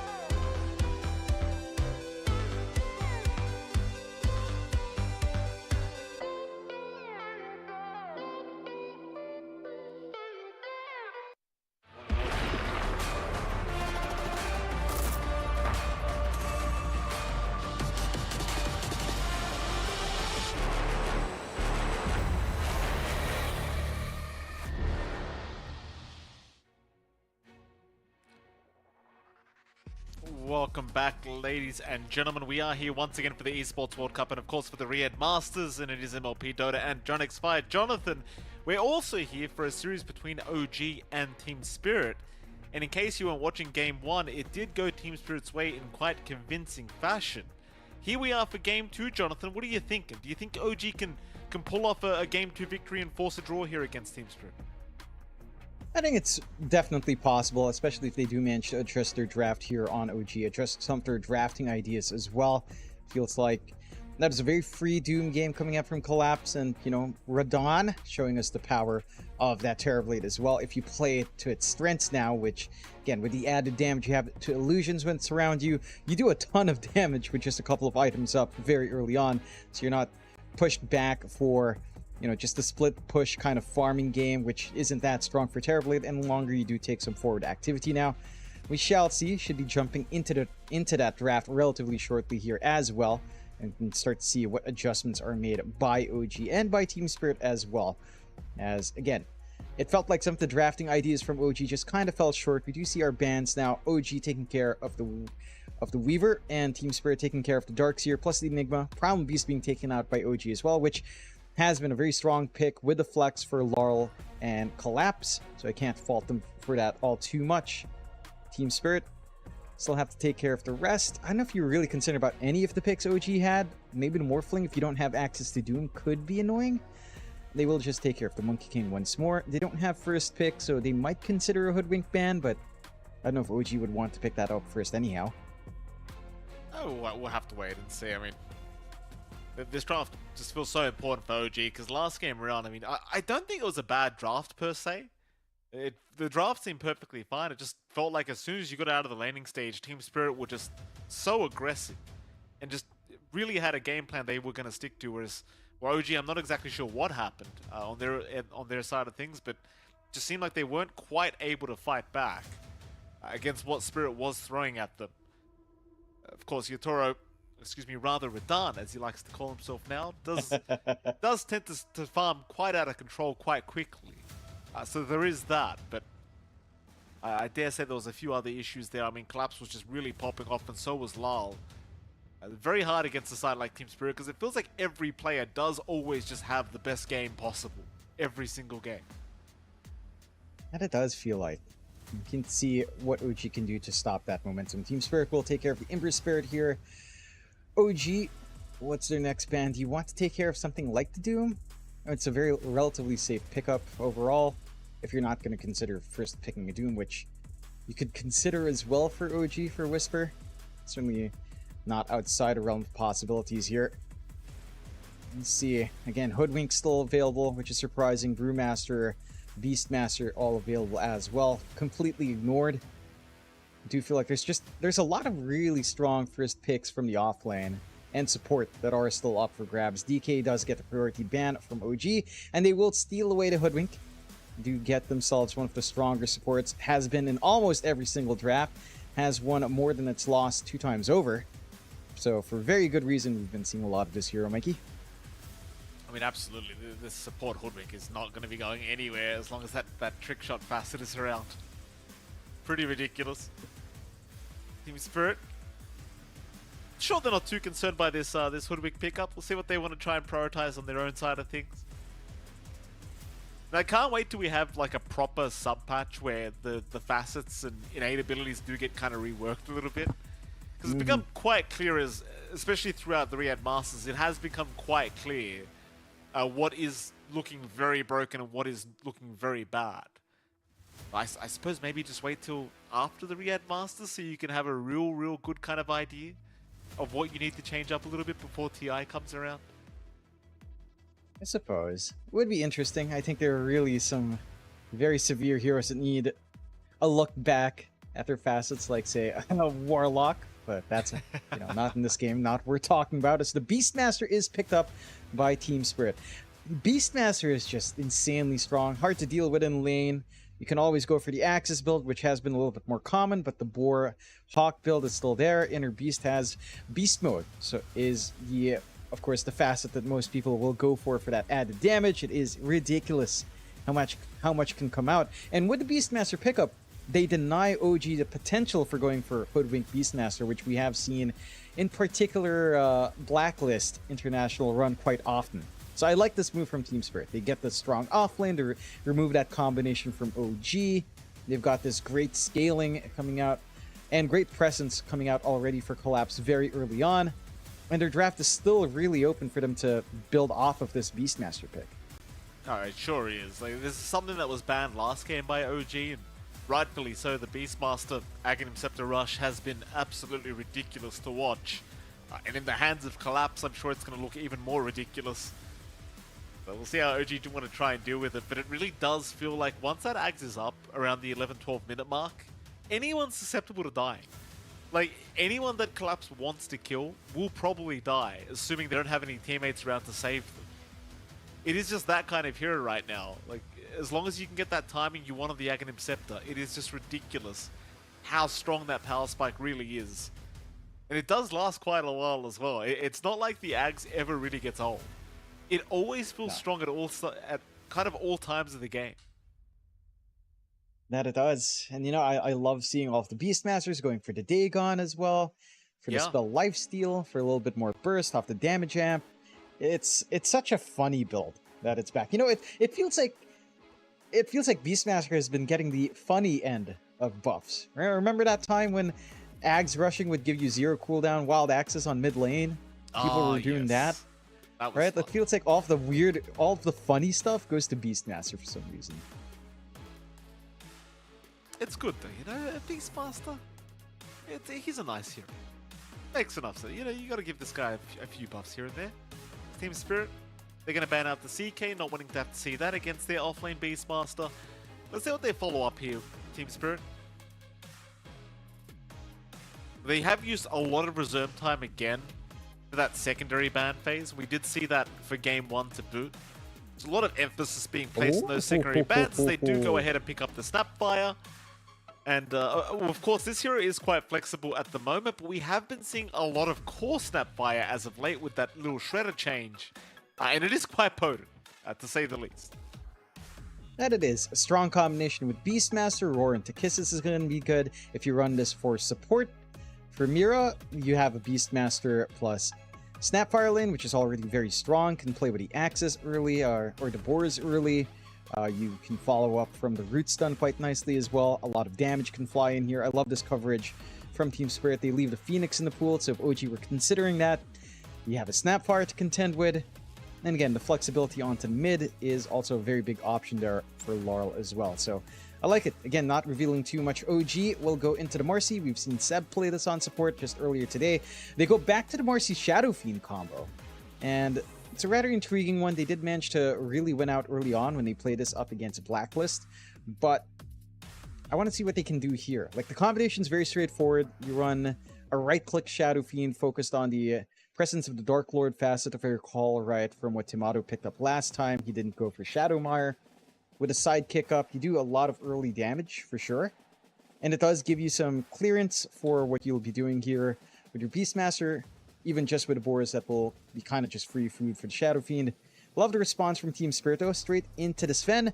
So now you have Warcry to counteract presence of the Dark Lord, and it's a lot more add armor than it is minus armor. So some of that physical burst you're looking for from the Shadow Fiend is gone. You still have your magical build to go around. But again, with a Marcy, you are likely to just look for physical Shadow Fiend here. And again, the Sven is it's a very good solution to that. I love that straightforward, confident pick for Radon. It's just such a very straightforward draft. There's nothing fancy here. You have Roar into Kisses, you have Stormhammer into Kisses, you have really tanky front line, you have good damage output. You don't have to go too crazy. So they will go into the Spirit Breaker pickup as well. So there's a chance you run that as... There's a chance now you just run Snapfire Spirit Breaker as your support duo. Again, you could still flex the Snap, but the Spirit Breaker has been really disruptive, and I'm a bit concerned for OG. It doesn't feel like they have the greatest time as the game goes on. You have a lot of ways of finding the angles here from the side of Team Spirit. Even though maybe the lane with Spirit Breaker Sven or Spirit Breaker Beastmaster isn't as straightforward, once they get some levels up, it can get going. Oh yeah, it's going to be very hard to survive against this style of drafts, because the thing is, you have a Beastmaster that's going to have Ags at like 12 minutes. You can have a Spirit Breaker that can just join him wherever he wants to fight. So I think the idea is going to be Mirror's going to charge somebody. Collapse is going to meet up with that person, meet up with Mirror at some point on the map, and they're just going to delete someone over and over again. Like, that's basically what's going to happen. If not, your Snapfire with Kisses can do the same job. I think it is already a very nice Spirit Breaker game. Especially against heroes like the Hoodwink, who do want to play a little bit safer, as we are going to see the Morphling being picked up again here for OG. I mean, in fairness, it is a decent Morphling game. A lot of good heroes to morph into.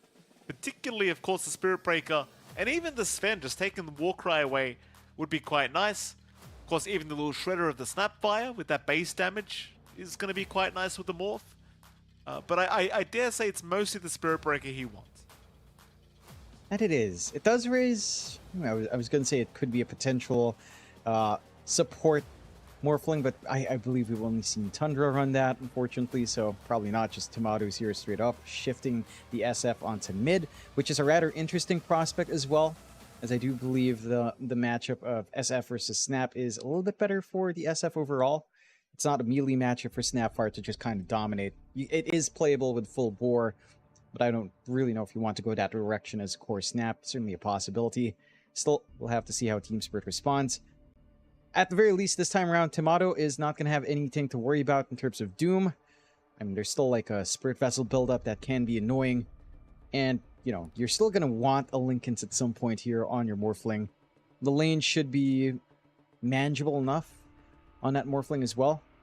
I am keen on seeing how else they go from this. I mean, the lane setup of Morphling Marcy is not as deadly as Marcy SF, but it can still play, especially as you approach maybe closer to level 4, level 5 there for your aggression, unless someone severely oversteps on the side of Team Spirit.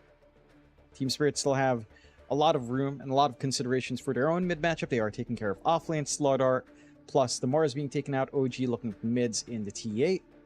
What else would you want to take out here from Laurel?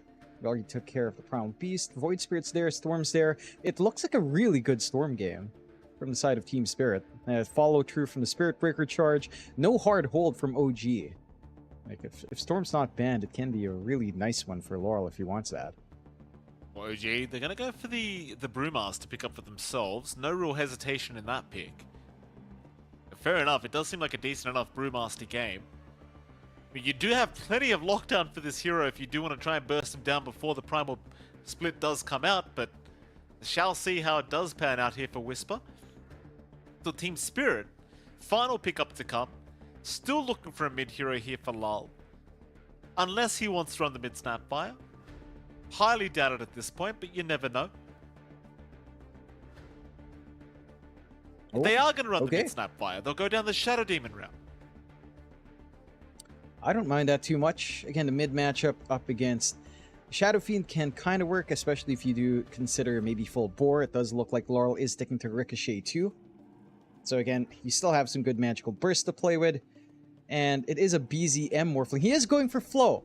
So we actually do get that. Which again, it's rather interesting when you've got the Strength Morphling on hand. That's where things get a little bit spicy. Lower cooldowns when you're shifting on your attribute shift. That does take place while you're shifting. So even when your spells are on cooldown, they will be benefiting off of that CDR. I'm keen on seeing what BZM can do. Because again, like you mentioned, there's a lot of good heroes to turn into. And the Flow Morphling feels like it can really abuse that to a great extent. Oh, well, let's see how it pans out. I mean, this will be very interesting for me, especially, John, because I haven't had the pleasure of seeing this yet. See how the Flow Morphling does go here from BZM. I've got to call out Seb, by the way, Jonathan. He just became a father, and I've got to say that mask he said he's wearing right now is very degenerate. Very unfather-like, Seb. How is it? Get rid of that crap. Immediately. How is it degenerate? What do you mean? It's Marcy, John. That's why. That's why. He's got the new Marcy set. Only degenerates get it that quick. How is it degenerate? Not like you rushed the Queen of Pain Immortal Ultra Rare set at a certain TI, Mike. I hover you over your profile. I hover. That was not Arcana. It was the set. It should have been an Arcana. It's beautiful. Very well done. You rushed for that. I swear to goodness. I remember you yelling at me, "Oh, John, I gotta get this." Oh, and you're a dad. Who are you to talk? You hypocrite. Mike LaPhoenix. Your child is sleeping.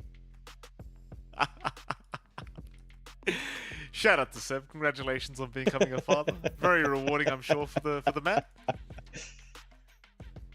Look at that. Oh set, yeah, Jonathan. I mean, Look at it.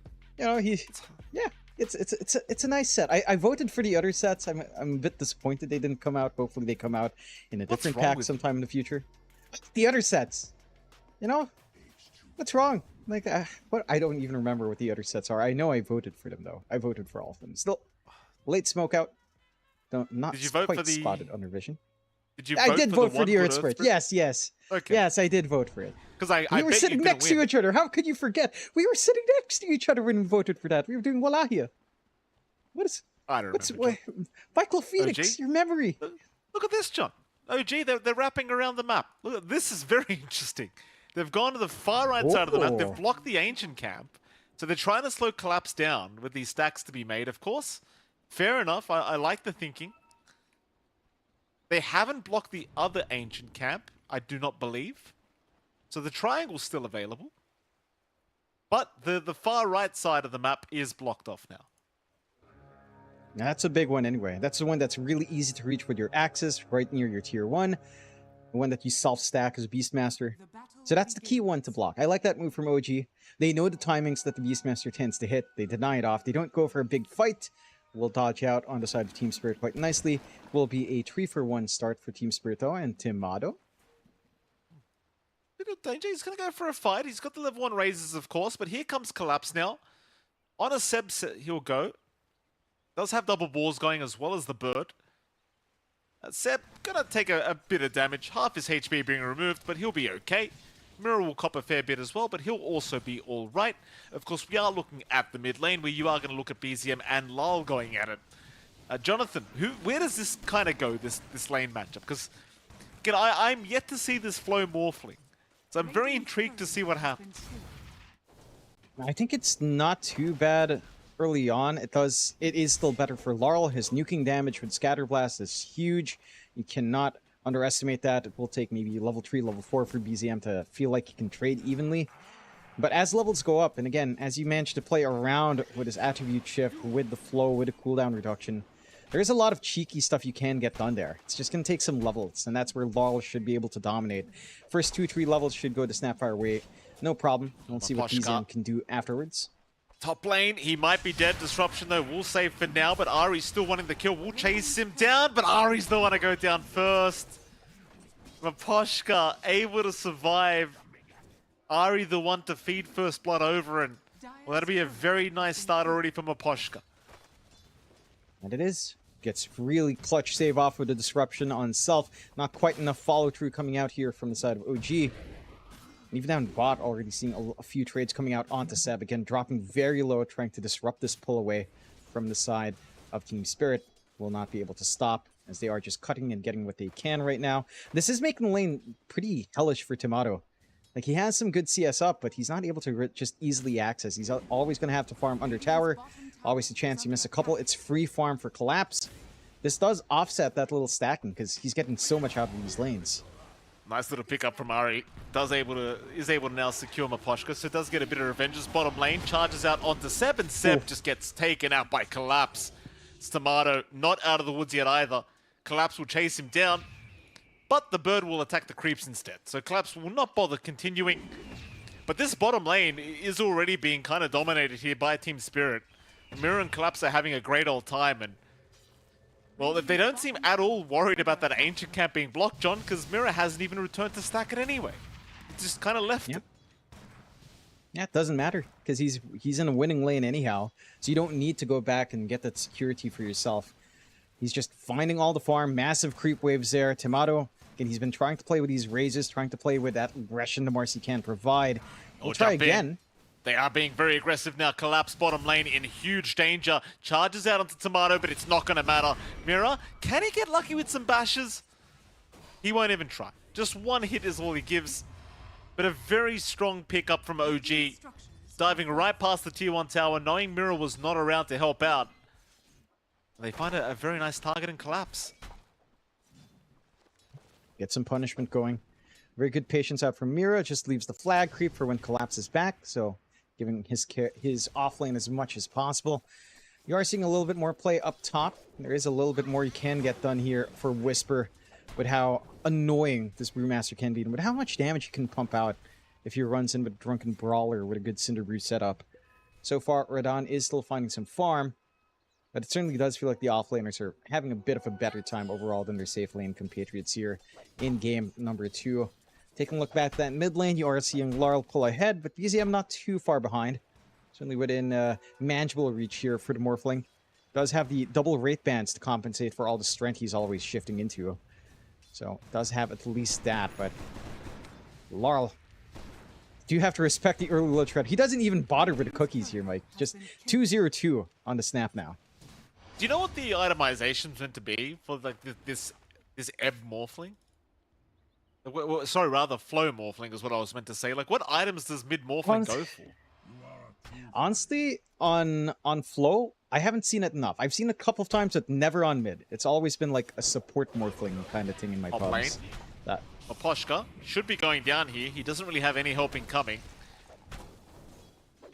He is indeed going to die. So Whisper able to secure a nice little pick-off. Of course, you did not have the Sven around to help out. Radon is currently just farming the jungle instead. It's going to be a 3-2 so far. 5 minutes into the game. Pretty even kind of start between both sides. Can't really say anyone's outright winning. Very, very slight net worth lead Team Spirit's way, but that's really about it, as they are trying to chase down Collapse. But Collapse, realizing they are coming, he does back his way out successfully. Meanwhile, middle, we are going to have a Poshka showing up for a second on the Shadow Demon, but not going to be sticking around. Just gets a bottle refill off for Laurel. Again, very mana-intensive lane for the Snapfire. He is managing it quite nicely. I think your one concern is maybe how much Collapse is still getting. Like, he's still getting these pulls off. He's still getting a lot of space out from Mira, just constantly running into Seb, ensuring these pulls go with no contestation. They managed to unblock the camps as well, so the self-stacking can keep in Collapse on top of it. They are still making aggressive moves on Maposhka. Maposhka is going to die, so Whisper once again able to pick up another pick-off for himself. This time, the Shadow Demon again. Second kill of the game here for Whisper, as they are looking towards Radon. They do get the Urn Charge off Radon. He's got some help incoming, though it's a lot of damage being dealt by Whisper and Ari, and they've got him. The Sven is down, as now Lal in danger.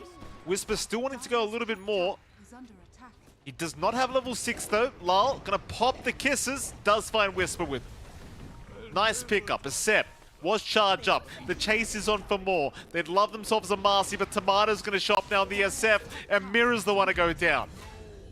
The unexpected rotation from Seb and Tomato, but it does pan out.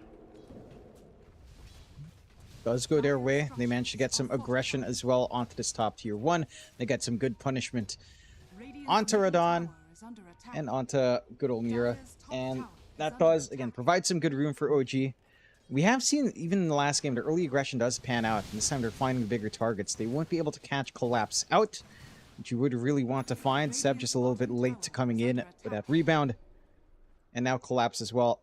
And he's already one part into the Ag. Still a ways off, but again, he has easy access to his triangle, easy access to the right side Ancients. That farming pace is still here. And without pressure onto the tier 1, access to these areas is still just going to be really hard to find. They're maintaining this aggression in OG though. Whisper gonna show up down at bottom lane. Mira being really slowed up. Meanwhile, mid lane, they are making the jump in onto Lal. Though Lal trying to fight back against Seb, but disruption from Maposhka onto BZM now. Not going to allow the follow-up onto Lal, as Mira in the meantime charging right through. Will barely survive BZM's waveform. Meanwhile, Maposhka looks like he will go down, as OG really committing heavily in the mid lane. Do at least find one. They won't really find the bigger targets in Lal and Mira though. But I suppose for OG, they're more than happy with the kills they are finding for now. They are. They're forcing a lot of pressure. Again, they're starting to build up a little bit more. They are impacting the farm. Heck, they even managed to scout out the Ancient stacks again for Collapse, although Whisper. They are going to try and contest Whisper. He's in with the Primal Split. They are going to disrupt for now, trying to save the Beastmaster's life, as the Radon is going to TP in with the God Strength. Already the Brewmaster losing most of the Brewlings, as Mira will chase them down. but it seems like Whisper should be fine as now Seb will reinitiate onto Mira. Radan's trying to move in. Whisper will go down. Meanwhile, BZM trying to back his way out with a nice pushback from Ari to help out. Radan can't keep chasing now. Radan has to back out of it. And he will. So a 1-for-1 trade actually in the favor of Team Spirit this time around. With that, they will be able to successfully back off on both sides of things. So Team Spirit, they were actually able to keep those ancient stacks safe as well, so Collapse will still have those to go back to. And OG, they are desperately trying to slow down this Collapse Beastmaster as much as possible, but it seems like they might almost speed him up in a second, because more kills happening down at the bottom lane. Lal gets caught for a second, meanwhile Sep does go down to Maposhka. Team Spirit still protecting this bottom lane. Will ensure that Collapse does not go down. In comes BZM onto Lal. Lal still trying to fight this one out with the Morphling. Mira with a nice charge out. BZM. Oh, BZM's going to go down. They do at least get Lal in the end, but now Whisper's in danger to boot. They'll take Maposhka's life. Tomato cleaning up, does also find Collapse. So Tomato ultimately cleaning up quite nicely on the SF. It's a 3-for-3 trade. But I think OG are going to be quite happy with this. They're getting some early tempo out from Tomato. And every kill that he finds, remember, on this other facet, the lasting presence, he does get more minus armor. So he's got an additional 4 for a total of 10 minus armor, the presence of the Dark Lord. It's a huge snowballing effect in the time you have it. You might be able to allow them to clear out these stacks as well, though Team Spirit, again, aren't allowing that to be taken away. They are blocking it off, though, and they've got the numbers here from OG to contest. Mid lane, BZM was being charged by Mira, but there is another fight happening on the far right side of the map as the Ancients are currently being taken, and well, they are desperately trying to fight back, but it is a bit of an awkward kind of split fight by Team Spirit. The Tomato does get away with quite a few of those creeps, and he will retreat after securing quite a few of those creeps. It's like he's more than happy. Top lane. Radan does get caught. Whisper with the Brewmaster. And the Primal Split continuing to chase, though Mira is going to make it just in the nick of time to save. And now Whisper, he's out of that Primal Split. Radan dropping low, tries for a TP play out, but he can't make it. Radan is down. There's OG rushing Mira. They'll find another. How even Tomato took down one down at the bottom lane. The Collapse is going to rush in with the kisses out, finding Tomato now at the SF. But both sides really just trying to give it to each other. Very, very back and forth game number 2, but so far, it is favoring the side of OG more. That it is. I think the sacrifice of Tomato, though, is a big deal for Team Spirit to find. He's the highest net worth in the entire game. He's heads and shoulders above every other core except maybe Collapse. And they managed to get that trade with Laurel and Collapse, so they soak up a lot of gold on both ends. Sure, you're slow, Radan's not getting a lot of room up top. They've been very on point with the rotations from OG, really abusing the gates on the map. But Tomato overstepping does allow some room to breathe here for the side of Team Spirit. Like that Ags for Collapse off the back of that kill, only 100 gold off now. And once that timing's up, you start to really get ramping up on that Beastmaster. They will go out with another smoke here, though. No, they're going to try Maposhka mid lane. Lal is around the corner, but he understands he can't really help Maposhka here. Maposhka will eventually just die as BZM able to secure another kill on the Morph. Into the mid-tier 1 tower they'll go. Not much in the way of defending them right now. Team Spirit just going to allow the mid-tier 1 tower to drop for free. Mind you, all this time has allowed Collapse to still pick up a 12-minute Axe timing. Problem is he is being jumped as we speak, and the Requiem is going to fly in to ensure there's no turnaround potential. To Collapse to go down, Tomato to take his life. And I mean, that's your Axe reveal right there, John. I mean, it's up, but it won't matter if the Beastmaster's dead. No, not going to feel great. Again, OG just very on point with the aggression, forcing Team Spirit to just constantly be on the defense, backing off from top, needing more time to farm up. OG have done a fantastic job of just leveraging this early timing. They've got the early Yasha already up on Tomato. I'm going for the full Sanj and Yasha in this game. So again, very focused on the right click and front lining and playing off that tempo.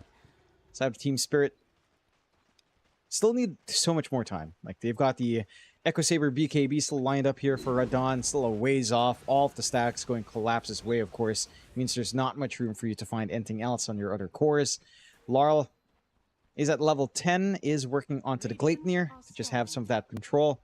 Has felt a little bit slower on the snap, but with the Maelstrom at least up, there's more damage to deal with a little Shredder. See if they find an angle out with a smoke here. Mid lane, they are having a gander. Ari and Whisper are going to be around that mid lane. Charges out Mira, he'll get the fight started. They'll try onto the Hoodwink. They just want the easier target and they will take it. It's a lot of commitment for just an Ari kill, but for Team Spirit, they desperately want to slow down the momentum of OG. And OG, they are still looking for another fight. Seb looking to initiate, BZM right behind him. Whisper, he'll prop the Primal Split, he'll rush right towards Lal, but they've got help around. Still the Cyclone onto the Snapfire, gonna lock him down, but Whisper needs to get out now as he just drops. Oh, Whisper getting the tip from Lal, not able to get back into that main form in time. Ends up giving his life away, and now that T1 mid tower is going to be in a bit of danger as Team Spirit looking to try and move in. BZM's going to be very careful. Radon sneaking up from the backside. He found the Morphling. He'll get the Strength Morph up in time, though, and Seb's going to jump in. He'll try onto the Sven, but Seb, he's going to back his own way out now. He'll dispose the Requiem. Radon, he's gone too far on the Sven. Collapse, though, jumping in again on the Beastmaster, but he's dropping so low. Seb will take him out. Seb will hand the tip out to Collapse the boot. Now the chase is on. They want Maposhka. They should have him. Eventually, that is. Past the T2 towers, they'll go. Cinderbrew will land. Collapse will die.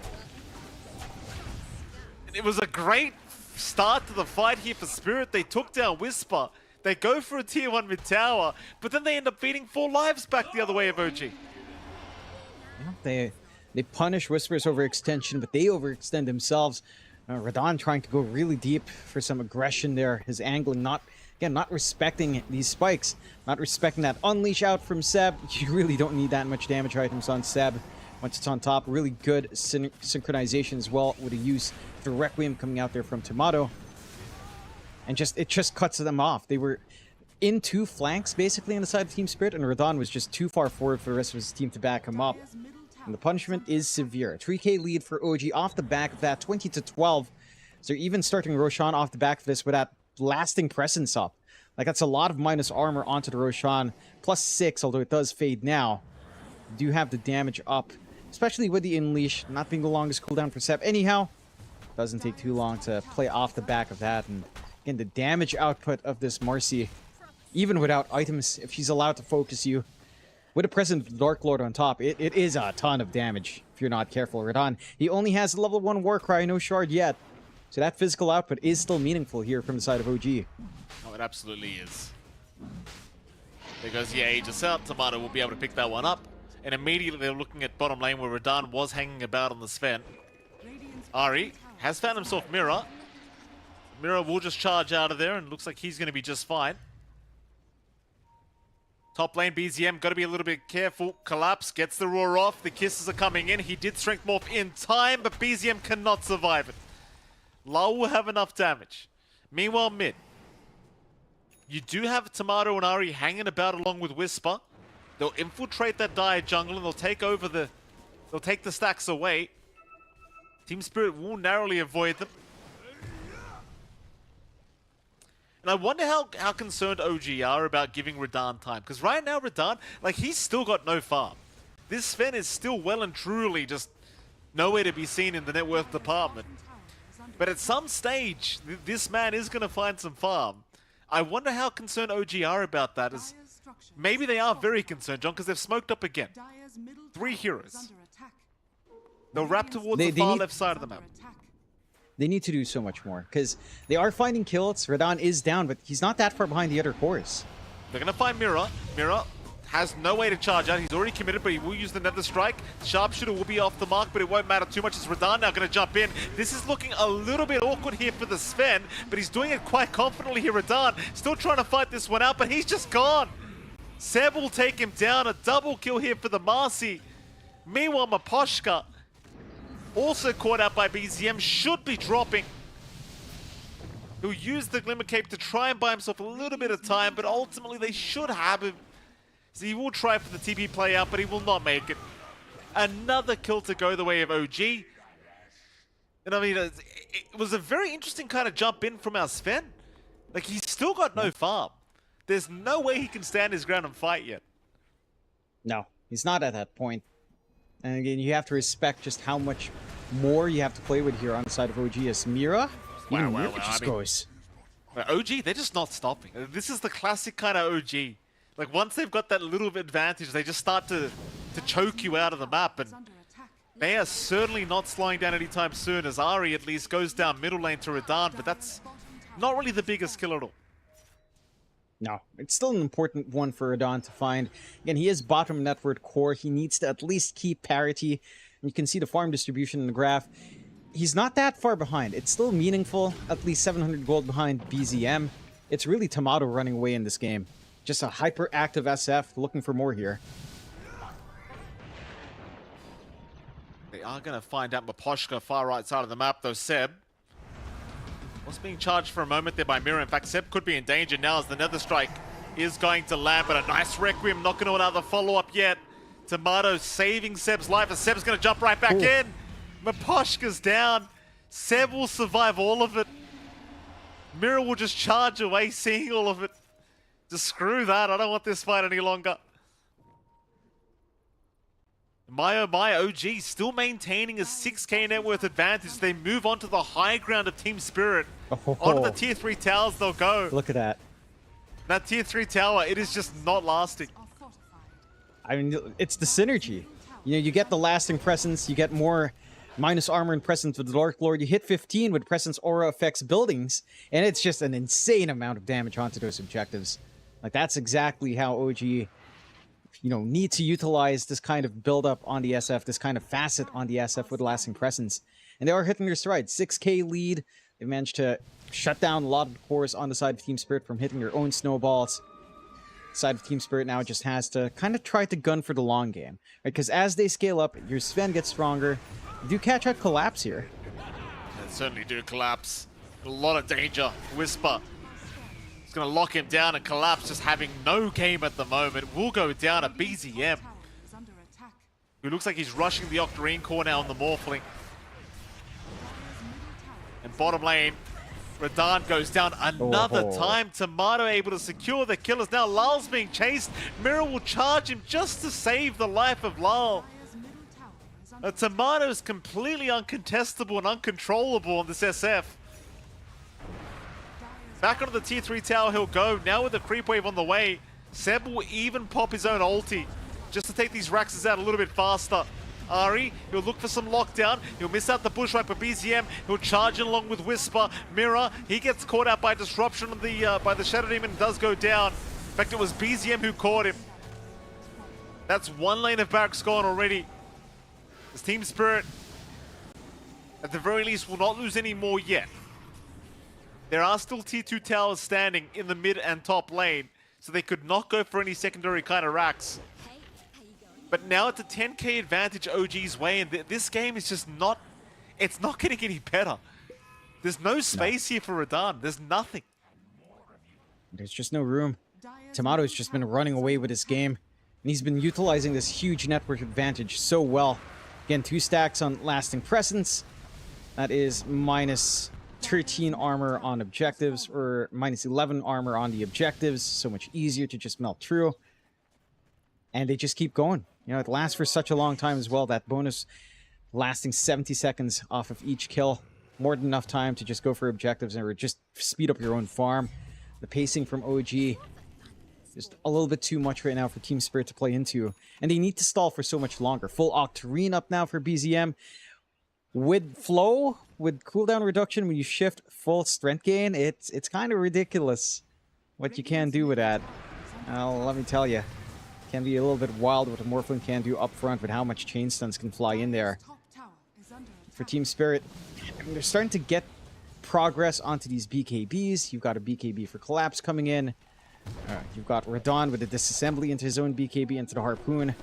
So some timings are being met, but they have to play the next few fights really smart. And they just have to pick and choose, try to stem the bleeding, and reach into a later point. They will go out with a smoke, though. They will. OG not looking to give any space, but it's a smoke on smoke scenario. Whisper, he's going to have his smoke broken, but he jumps right in. The roar is out. Whisper, he is gone. What a start for Spirit. That's the one guy that OG would have preferred really not to lose before the fight really begun. Like, you are so reliant on that primal split to give you a good team fight. Now, Team Spirit, I'm sure they'll be very happy to just kind of sit back and get some more farm going. Again, if this game stalls out to the point where, you know, you manage to hit at least the Chrysalis after the Harpoon here for Radon with a BKB. Oh. It's found Mira. Mira does have charge available and does commit it. BCM trying to get Vision to charge back, but cannot. Nice escape from Mira. It's just so scary every time Mira does have that SB form, as he's going to go for the charge out towards the top lane, where they have found Maposhka. The Requiem will land. And Maposhka, well, there's really no escape here, John. There's no way out. He's down. Just finding freebies here on the side of OG.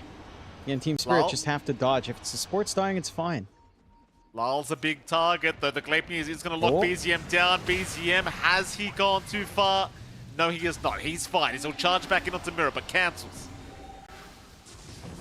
Mira, copping so many adaptive strikes. But he's all right.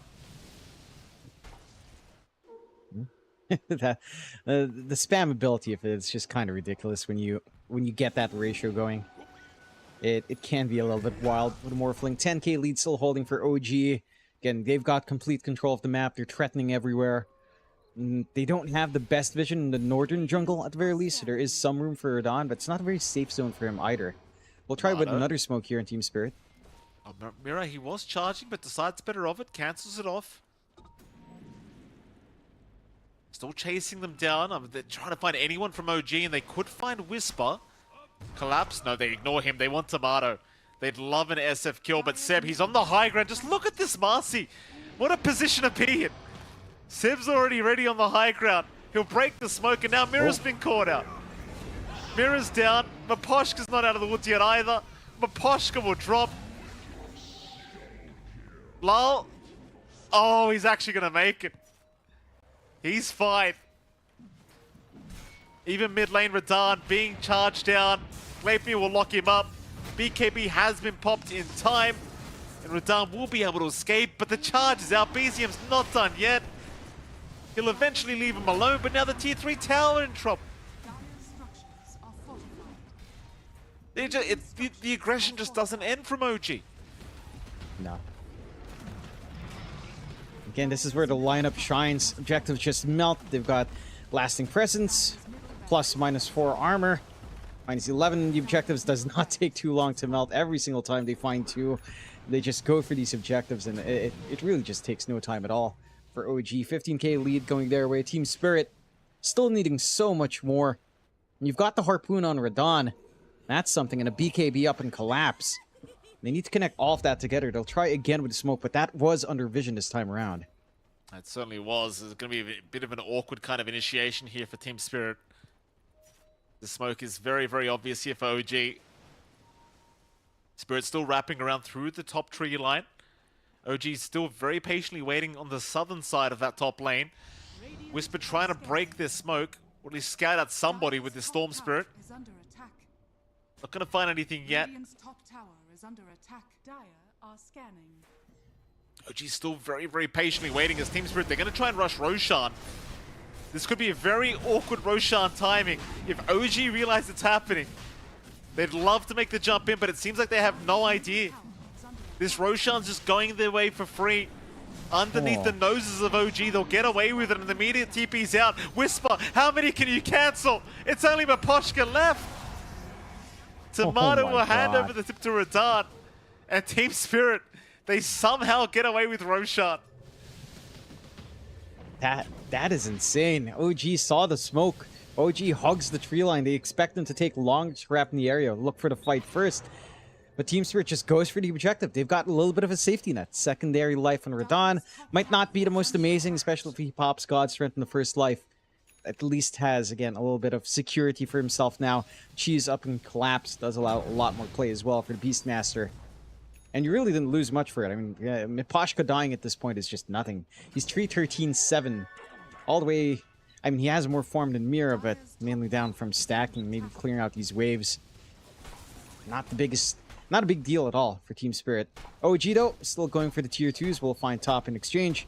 Team Spirit still hugging their high ground. Options still very limited despite having that Aegis.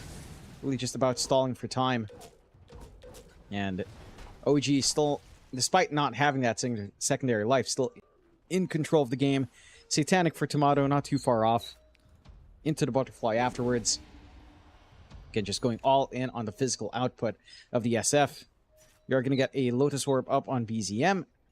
Considering his lower cooldowns, it is going to feel maybe a little bit crazy how often he can get that Lotus off in the middle of these fights. That is something to consider as well. Like, the utility from this Morphling is huge. Whenever he does manage to just run around. Radon? Oh, Radon really doesn't want to die like this. He's got an Aegis up with a BKB, but he doesn't want to pop these, but he has to. The Aegis is down. They've got him in a very awkward scenario. It's a 3-man bushwhack. Ari landing on everything. Even the Requiem to follow up as now Lal is gone. Rory's out from Collapse. They're going to try and fight, but there's just no damage output. Tomato, he just pops a Satanic. He'll survive all of it. Mirror's the one to go down. Collapse still being chased, but Collapse has gone a boot. And GG is called. Team Spirit, they've seen enough. OG, they will successfully force a draw against Team Spirit as Tomato. A rampage to finish it off. Oh my goodness. OG. What a game 2 we saw from these boys, Jonathan. What a readjustment after that game 1. And it is. They play it to their strengths. We saw them again run this in their first match up against Blacklist, this Marcy SF combination. And they had all the right ideas to get it working as well. You can see BZM so pumped up there. But they had all the right ideas to get that working, right? Like, they go for the early smoke, block out the right side Ancient, even though it didn't really matter because, you know, the stacks weren't made early on anyhow, and Collapse was still getting a really strong lane.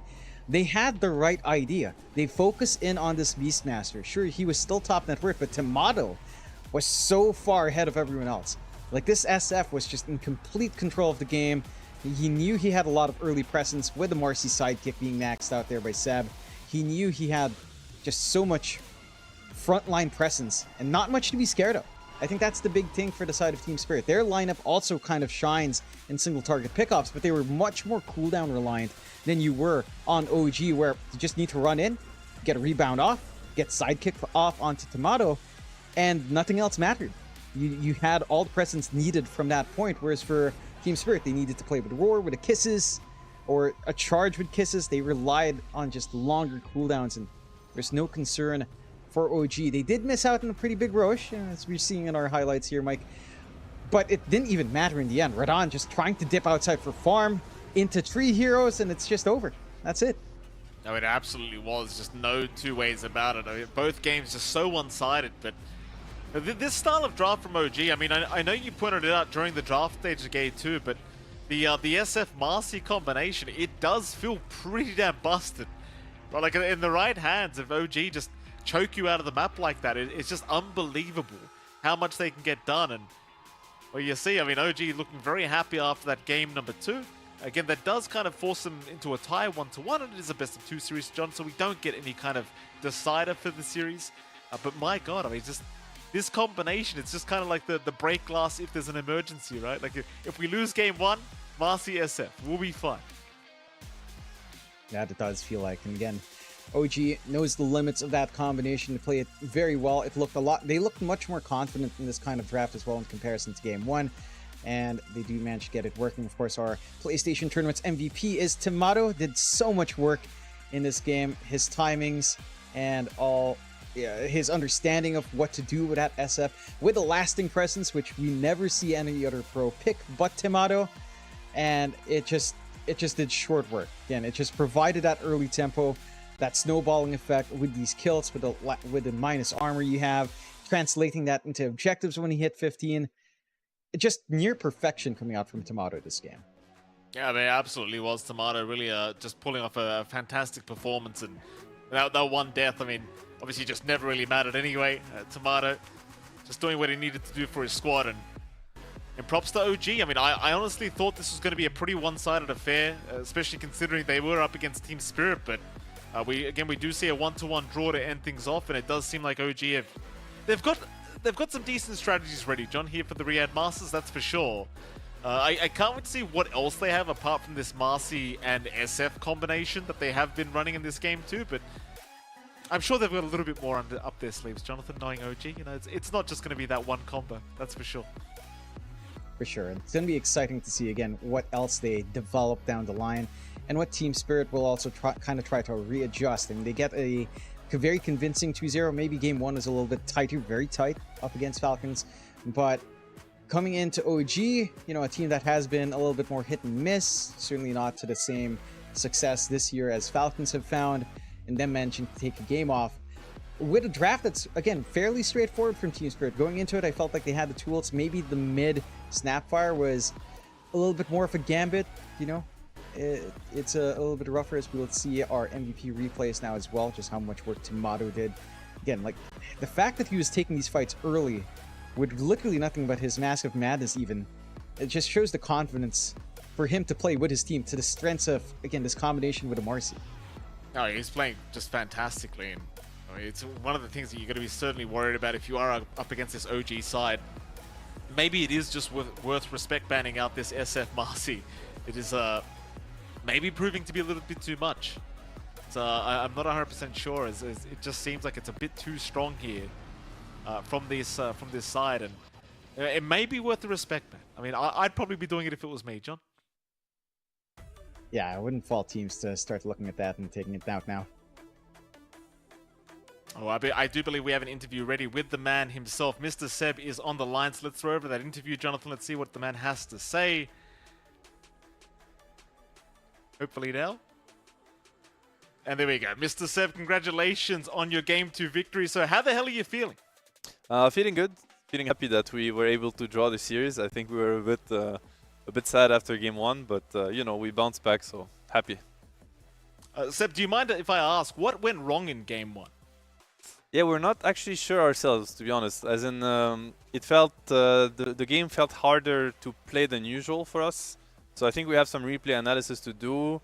I was trying to figure out if players didn't play aggressive enough on the map, because it does feel like it felt like there was a lot of pressure on the map, more than it should be.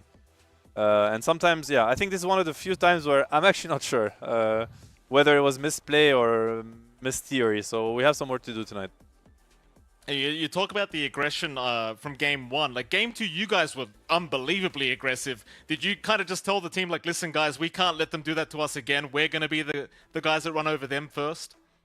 Yeah, something like that. I mean, I think Game 1, we had the tools to do the same, but for some reason, it didn't come to that point.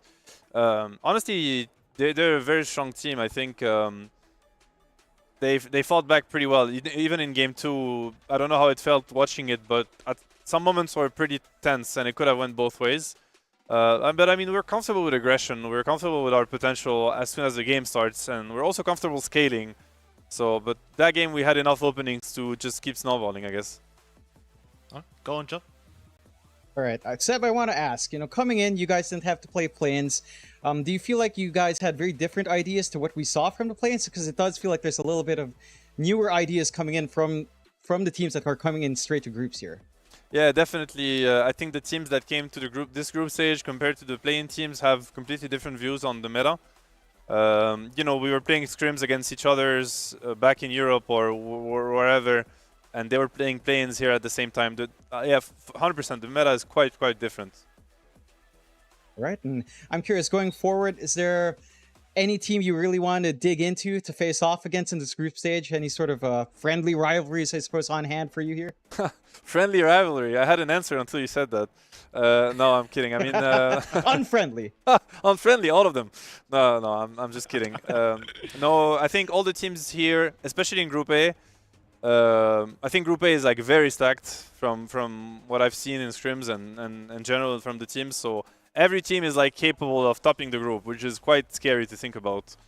So it kind of depends, you know, like the shape of everyone and who adapts in what direction. Some teams are going to break and some teams are going to improve. We're in very good shape ourselves. We're feeling very confident, so we're just eager to play everybody and and see if they can take us. Oh, well said before I do have to let you go. So how's the dad life? Congrats on the child, sir. How's that going for you?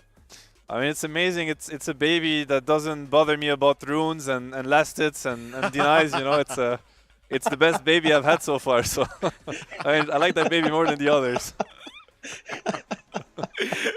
Oh, thank you for that, Seb. We can't wait to speak to you again, and congratulations on your Game 2 victory. Thank you very much, guys. Thank you, Seb. Thank you. Bye-bye. That was a lovely Seb, of course. Fantastic interview as always with the man himself. And well, what can I say, Jonathan? I'll tell you what, that wasn't the answer I was expecting, but it's probably about right. You know, it's just probably the easiest baby he's had in a while.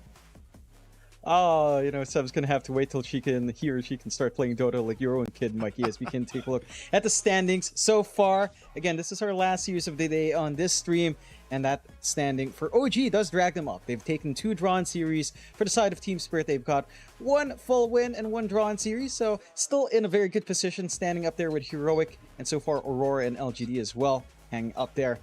Of course, Group B only had 1 series today, so no updates there. But already a pretty exciting time in day 1. The 2 series we've had in Group A already showing maybe a bit of a subversion in the standing so far. Look at the positions at the bottom right now. Sure, it's early days, Mike, but Gaimin at number 7. Team Falcons with just no wins just yet in their series. It's kind of nuts. I don't think a lot of people expected us for day 1 here. No, I don't think so either. I certainly didn't, John, going into it. I mean, Team Falcons at the bottom after day 1 is... That's actually insanity, considering how many tournaments we've seen them just be at first place after that first day. It's just kind of crazy to see the position they're in right now. But that is new patch Dota, Jonathan. I mean, we are still on a very, very new patch. It's a very big tournament. And that means we are going to see some wild kind of meta continuing as it does go on. We do have the schedule we can bring up as well, Jonathan, because I want to see exactly what games are on tomorrow, because it's going to be another very, very lit kind of day. And for our stream, at the very least, it's going to be, of course, Extreme Gaming up against the side of BB Team, Team Falcons against Aurora, and then, of course, Team Liquid against Tundra Esports to finish us off for the night. All fantastic series, I'd argue, John. That it is. I'm looking forward to how Extreme Gaming, Weibo Gaming does do up against BBT. I think the Aurora versus Falcon ones is going to be interesting, considering, again, Aurora off of this day 1 so far are looking to be cementing day 1 into the top 4 finish so far. And, you know, Liquid versus Tundra, the Liquid boys, we all know and love them, up against the Tundra guys who have been doing some funny stuff. And, you know, seeing Whitemon always brings a smile to my face. So tomorrow's going to be a very fun time to me. Oh, I can't wait to see it. Of course, that is it for us tonight. Jonathan, if you did want to watch some more Dota 2, the other streams are all still live, so go ahead and check those out. But that is it for the B stream for today, so thank you so much for tuning in. It is MLP Dota, it is John X Foreign. It's been a pleasure. We'll catch you all again tomorrow. Bye-bye.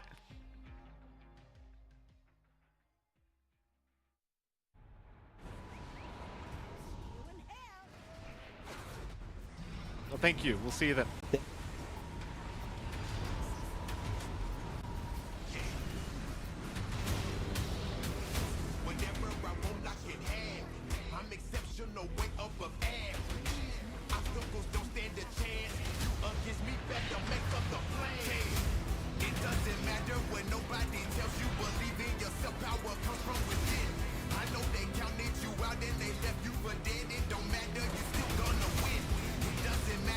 Nobody tells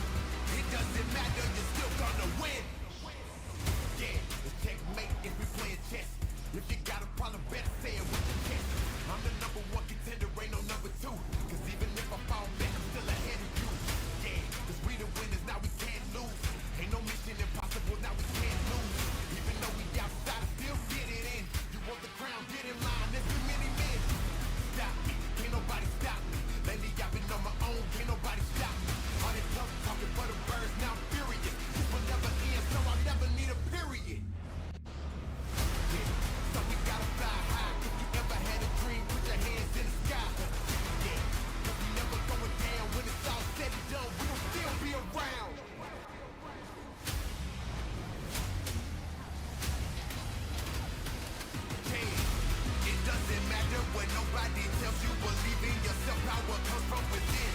I know they counted you out and they left you for dead. It don't matter, you still gonna win. It doesn't matter when nobody tells you believe in yourself. Power comes from within. If they counted you out, it doesn't matter, you're still gonna win. It doesn't matter when nobody...